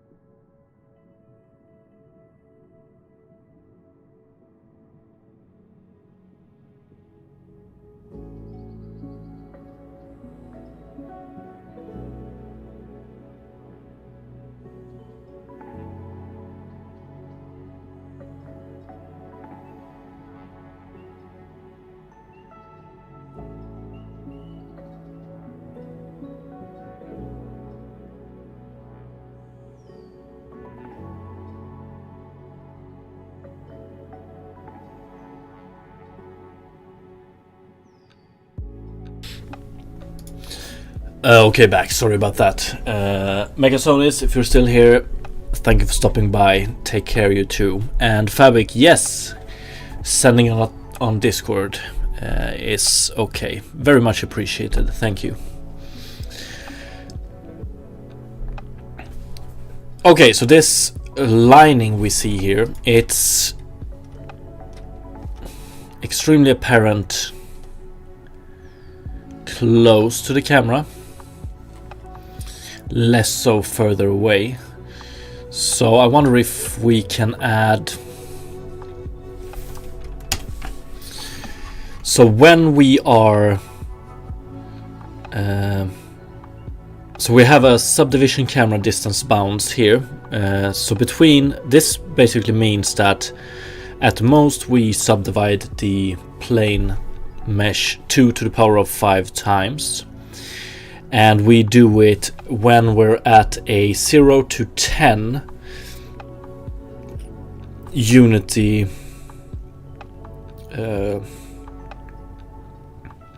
units away from the camera. So I'm wondering if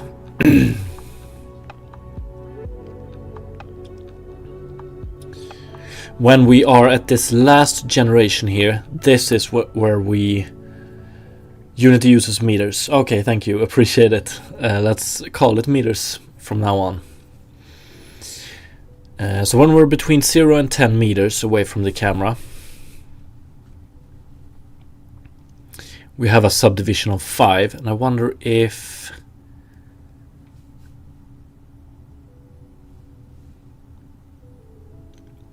we're gonna do it so that when we are between 0 and 10 meters away from the camera, we offset the grass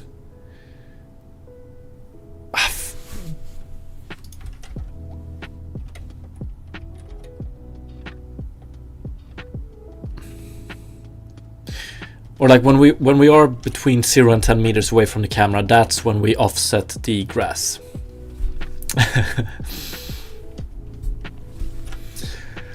Okay, yeah. Thankfully. But that also means that we're gonna get... It might look a little bit weird. Oh fuck, this is hard.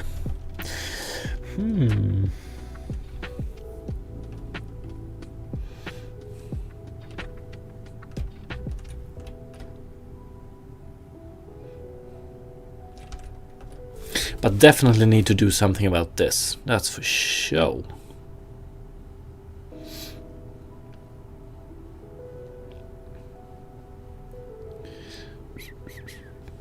Although...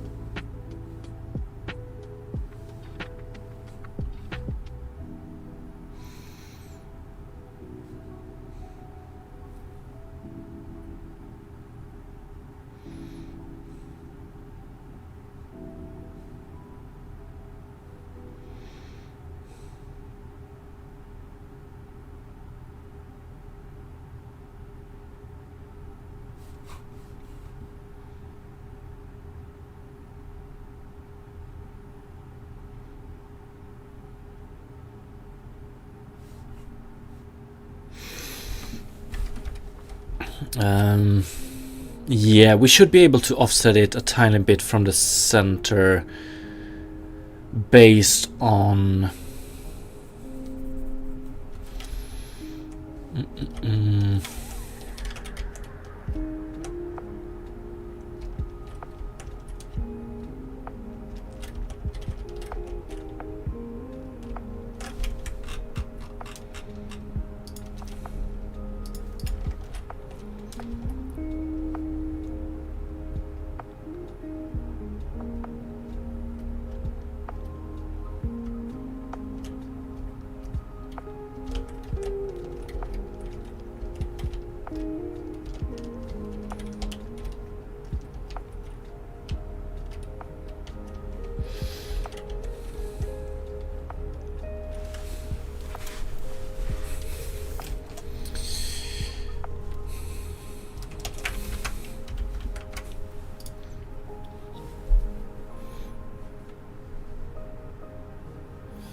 Shouldn't we be able to do so? Barycentric coordinates random based on this seed.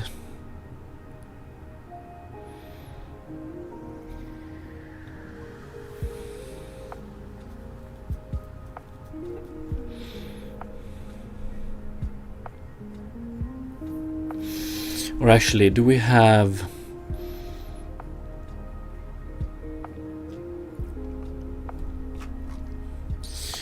I wonder if we can take...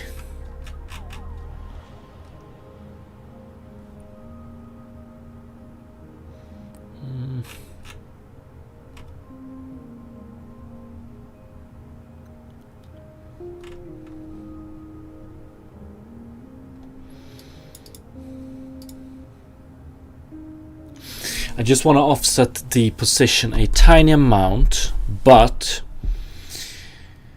the amount we offset it by needs to be independent on the tessellated triangle, and we don't want it to be too big, and we also want the offset to be in the triangle space. A lot of constraints, but it should be possible.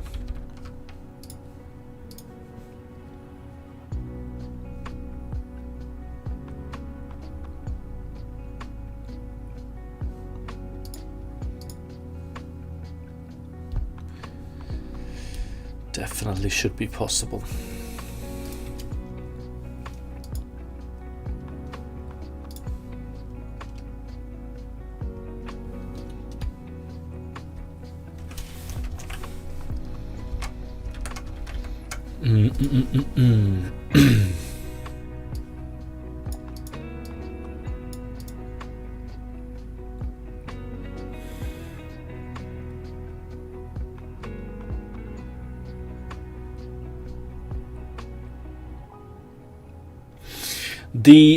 If we do it, if we offset these, like if we do anything here, we're gonna get, then it's related to the post tessellation triangles, which means that that won't work. We want it to be, yeah, we want it to be constant between each tessellation step as well. So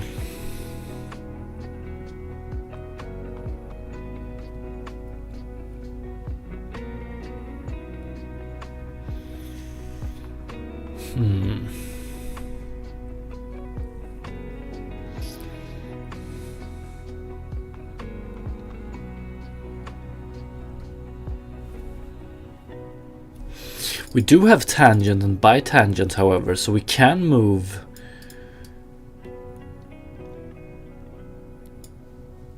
in this direction. Oh, okay. So we can calculate a very small random offset, and then multiply, or we calculate that offset in tangent space, then we multiply tangent to world, so we get it in world space, and then we just add it to this one, I guess. Or if we have the offset in tangent space, we might as well, let's see here, origin world space, position world space. Yeah, maybe we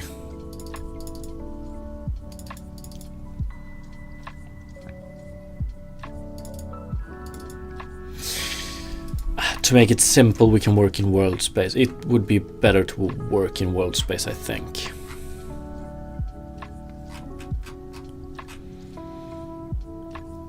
So, am I missing something? Let's see.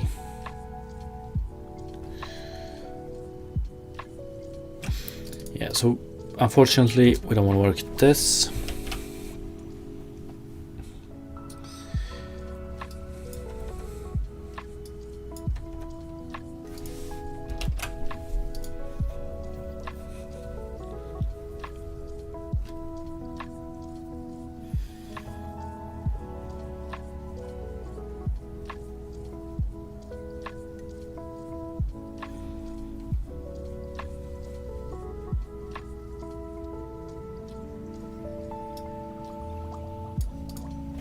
We should be able to choose to use this random seed.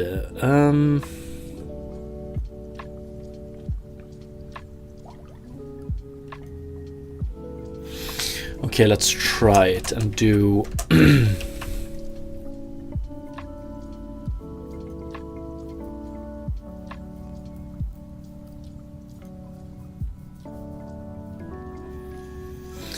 I think we can do this. So let's do a float random random, I want to say float 3.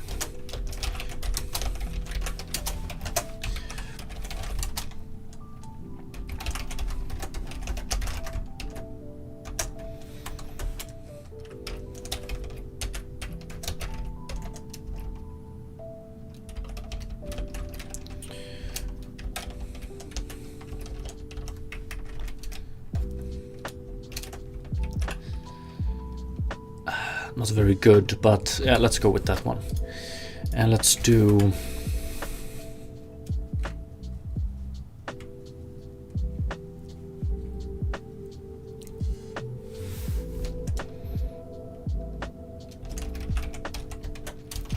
random offset is equal to mul, and then we want to do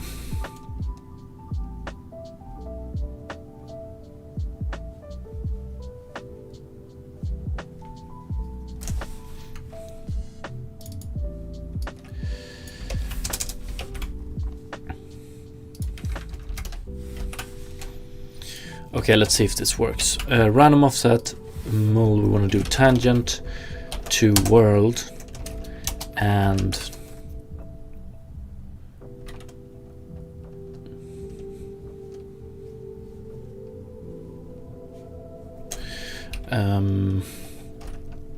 random float 3, random seed,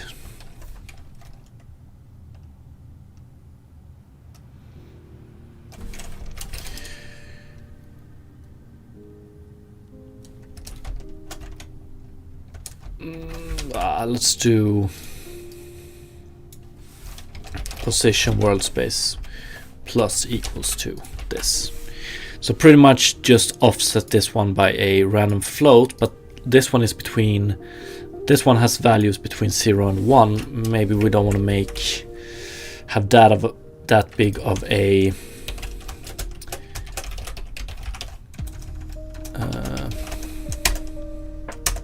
offset. So test float, do I want to keep this one? What did we have? I think we had a value of 2 for this one, right? Test float, yeah, 2. Oops.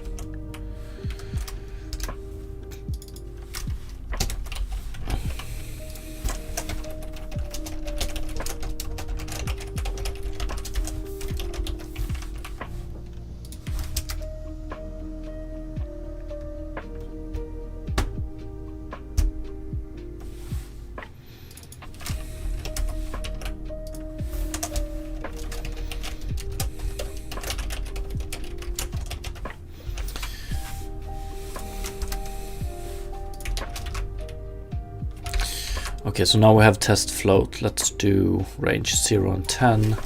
Let's go 1.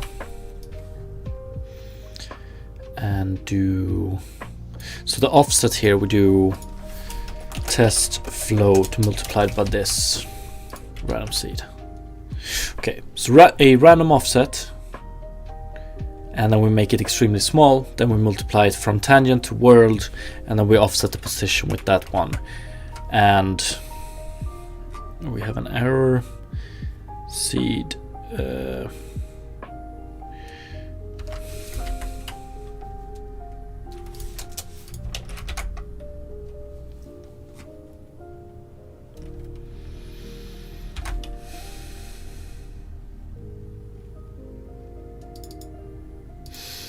Oh yeah.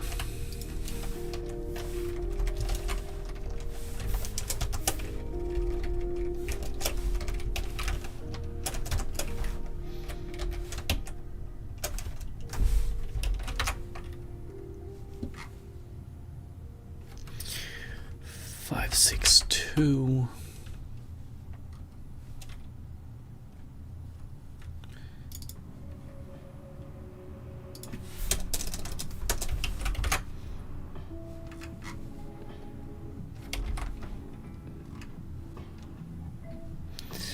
Type mismatch.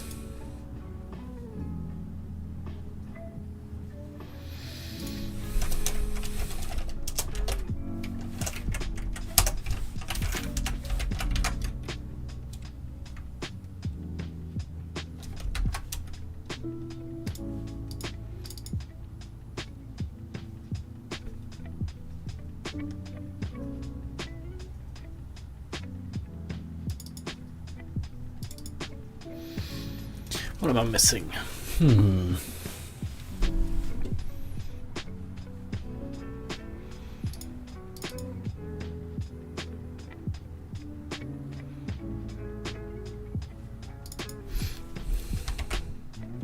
Yeah.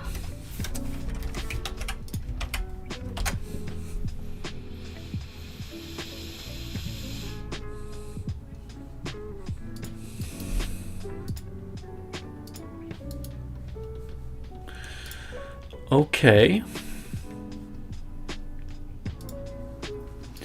Interesting. Test float is at 2, 0. Oops, that was the wrong one. Let's see here. Test float 0. Okay, so if we're at 0, we still have the banding. It's pretty rough. And test float. Okay, we do offset it, but we also offset it upwards. And in a very, very repetitive fashion.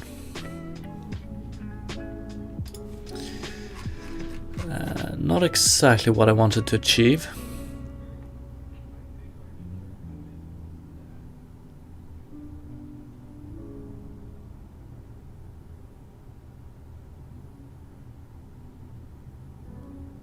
Yeah, of course. Okay, so we're working with tangent space.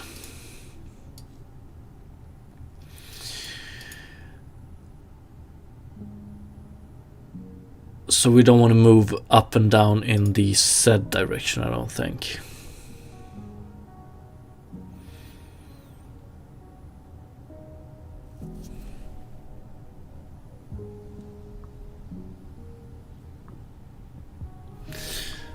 Okay, so let's do float 3. I think it is random float, random seed, XYZ, random float,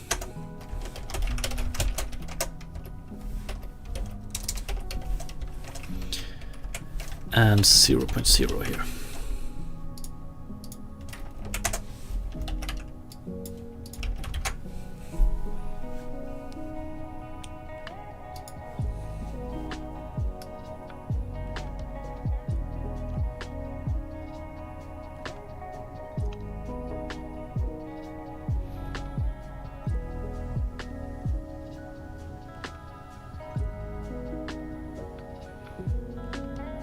Okay, I think we can work with this. The question is... Okay, so we can randomize it a tiny bit, removing the... Do we need to randomize it more? Removing the apparent lines. But now to the big question, if 2 is the position... Like, is this position, do we still have this position if we subdivide it more? Yes, we do. Okay, nice. So now we have, can probably improve the implementation of this a lot. But the good news is that we have... So grass straws generated during a previous tessellation are still there the next tessellation. Key roll, thank you so much for the follow, appreciate it.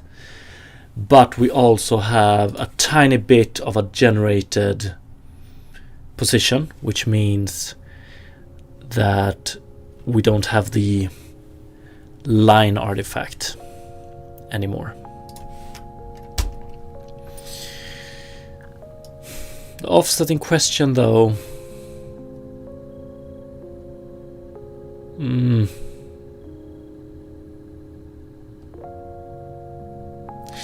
probably want to do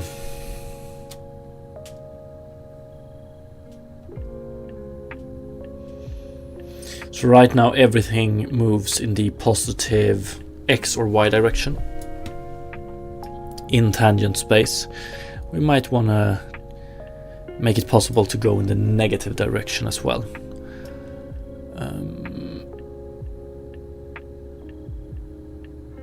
Okay, so now we can avoid if we do this and then we... Okay, so now to the question, is the popping...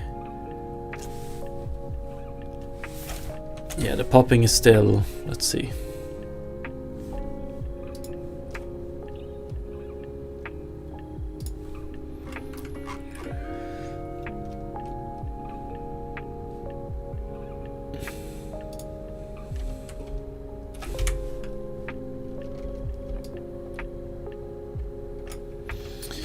I want to check the popping and then let's go with this. Okay, so it's similar popping now. We don't have the line artifacts anymore. Beautiful.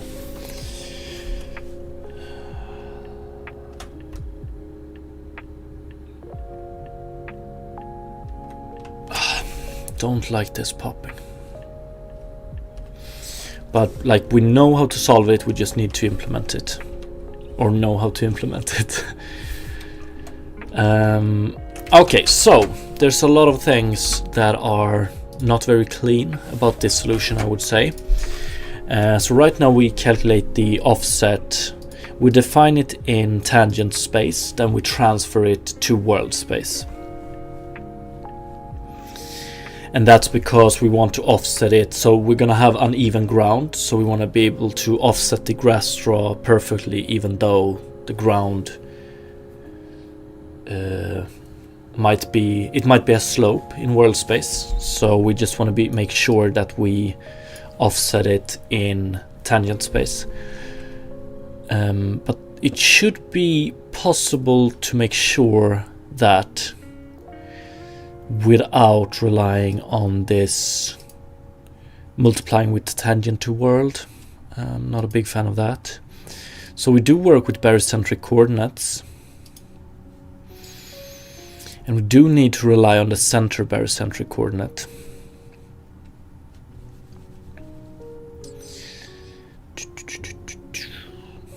That's for show.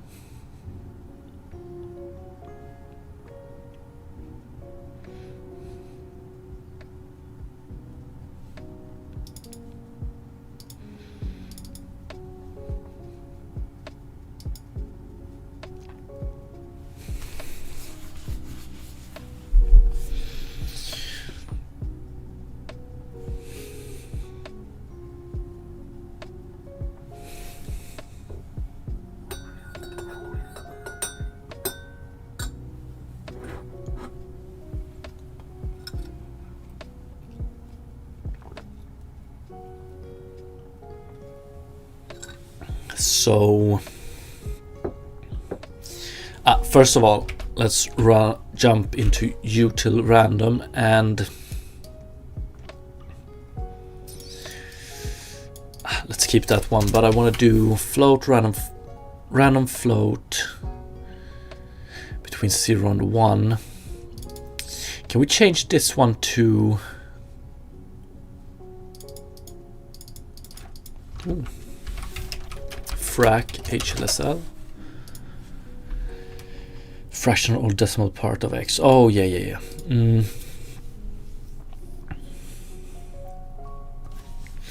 Let's do float random float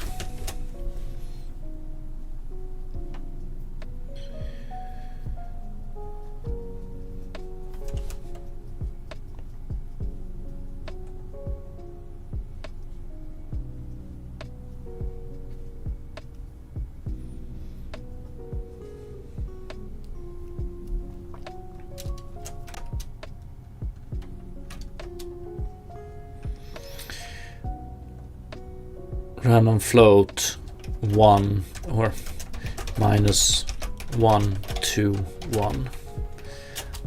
Not entirely sure about that name, but return random float seed, and all we need to do is multiply by 2 and minus subtract 1, right? So 0 to 1, 0 to 2, minus 1 to 1.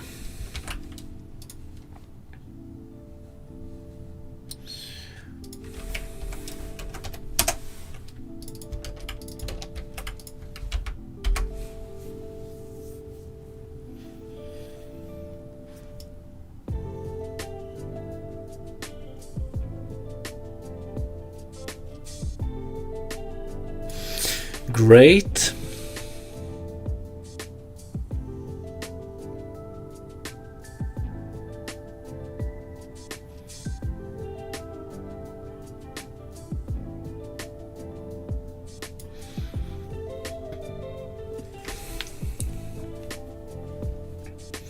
I'm still a little bit worried about, so if we take a look at this, if we just analyze this grass straw right here, I'm a little bit worried of the grass straws moving outside of their triangle, which it does already here. Damn, that's early. Extremely early. And this doesn't even result in that good of a... What the fuck?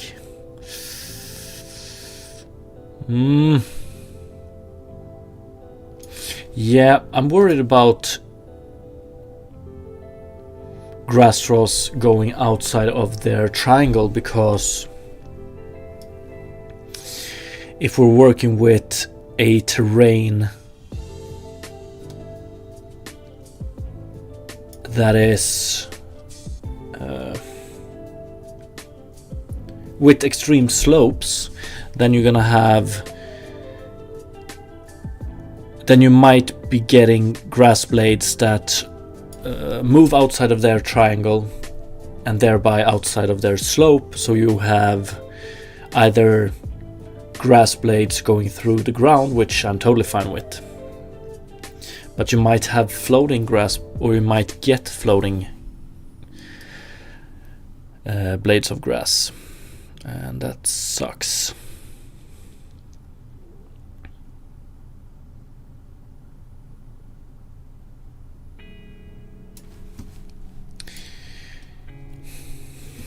Pros and cons. It's probably okay. There shouldn't be that much of a difference between triangles that close together, because like the fact is we can't have it like this. This is, jeez, this is ugly as fuck.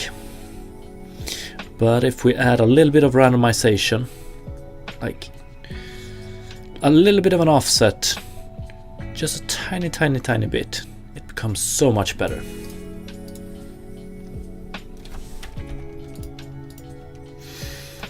And the best way, with the current way we add this random offset, it means that grass blades that exist at this subdivision also exist at the next subdivision, even though they are a little bit offset.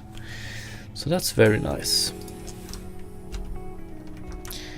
Very nice. And fully needed if we want to be able to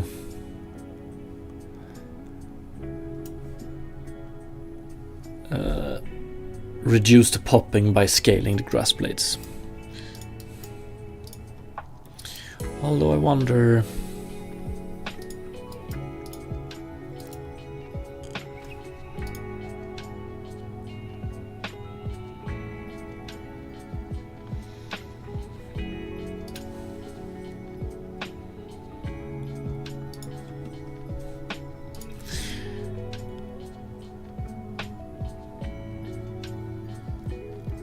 when did I change so that the ground is like this? That's a good question.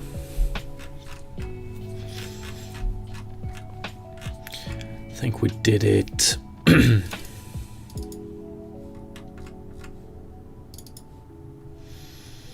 here.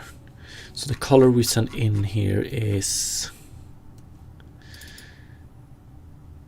yeah, the same color we use per grass blade. Yeah, we want to do this per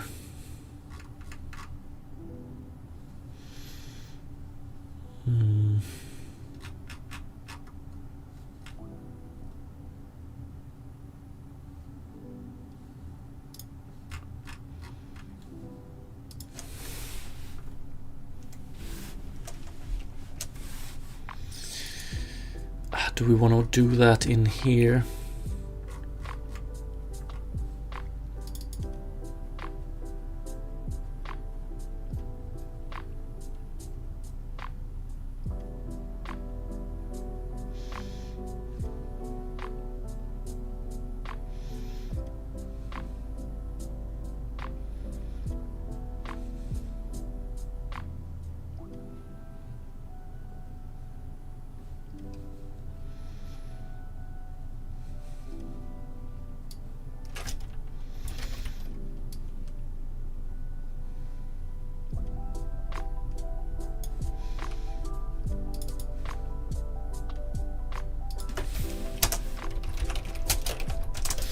I think we want to do this like this instead. So we do color 2, we use color 2 here, and everything is the exact same here except we do input.position world space here. So we get, is that true? 491. Yeah, we have a scale here as well. That's true.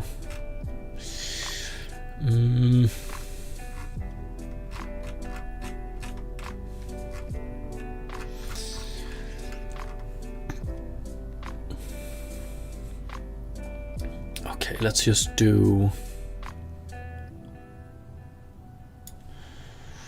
want to try this before I stop today. So float, scale, we just put it in here. Then we have scale, and then we need to send it. We calculate it there. Here we have it. Okay, scale, scale, scale.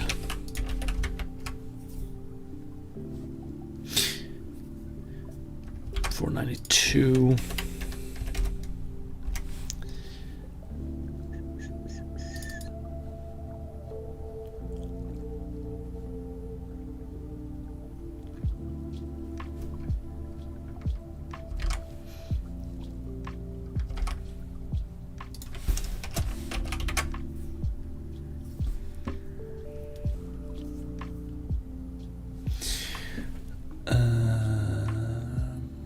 Okay, I think that's it. Yeah, now we get a little bit of a smoother ground instead of seeing. So previously we had a color multiplied here. So previously we had this. So each triangle had its own color. That looks a bit weird. So we do interpolation between the vertices instead. And the difference and performance shouldn't be like the visual difference and the performance difference. It should be unnoticeable on both ends. I think might be a tiny bit improved, or actually might be worse. Nah, it should be improved. Let's see. Or is it actually worse? I want to compare color to color.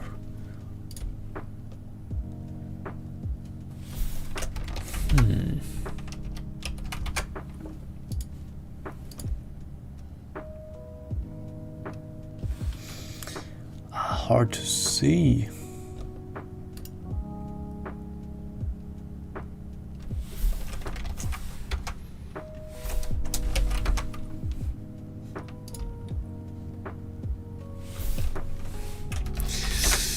I think it's better like this.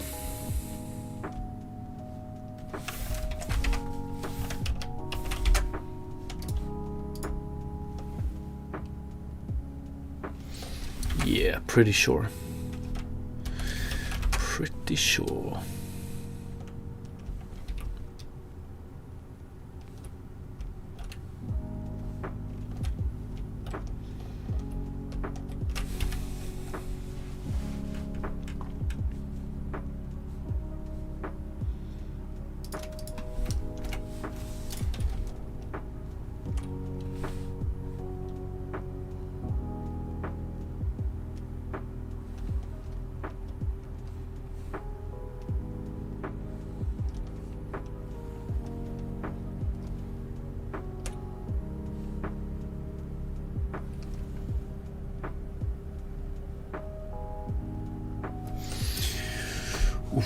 If we could get the scale solution to work, like this popping, it would be pretty much gone.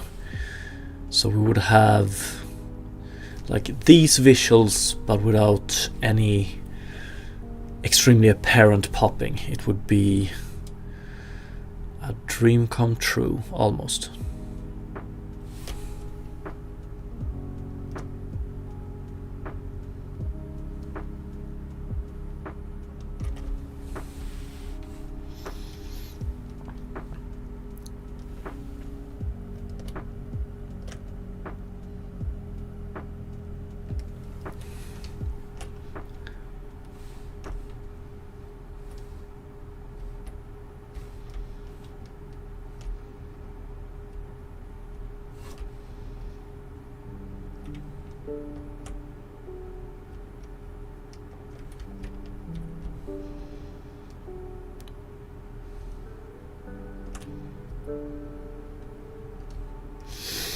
Okay, but yeah, unfortunately I won't be able to do much more today. Need to go and do some other stuff, but to summarize it,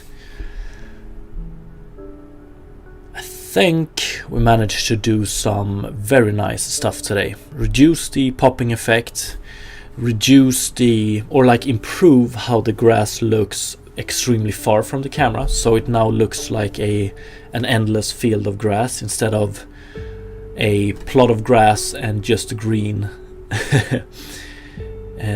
meshes. We removed the banding of the grass straws, but we still have this very nice property of already generated grass doesn't move or degenerate. Like one generated grass straw is always there as you go closer, as it tessellates more. I think that's a very nice property to have. And yeah,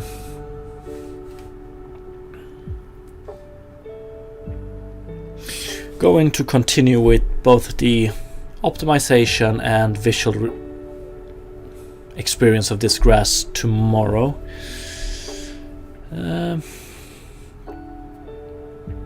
It will probably be more of the style what we have done today. Improve it in small bits and pieces now. And I also want to alter the visual style of it a tiny bit. I think I want to make it a tiny bit more cartoony again.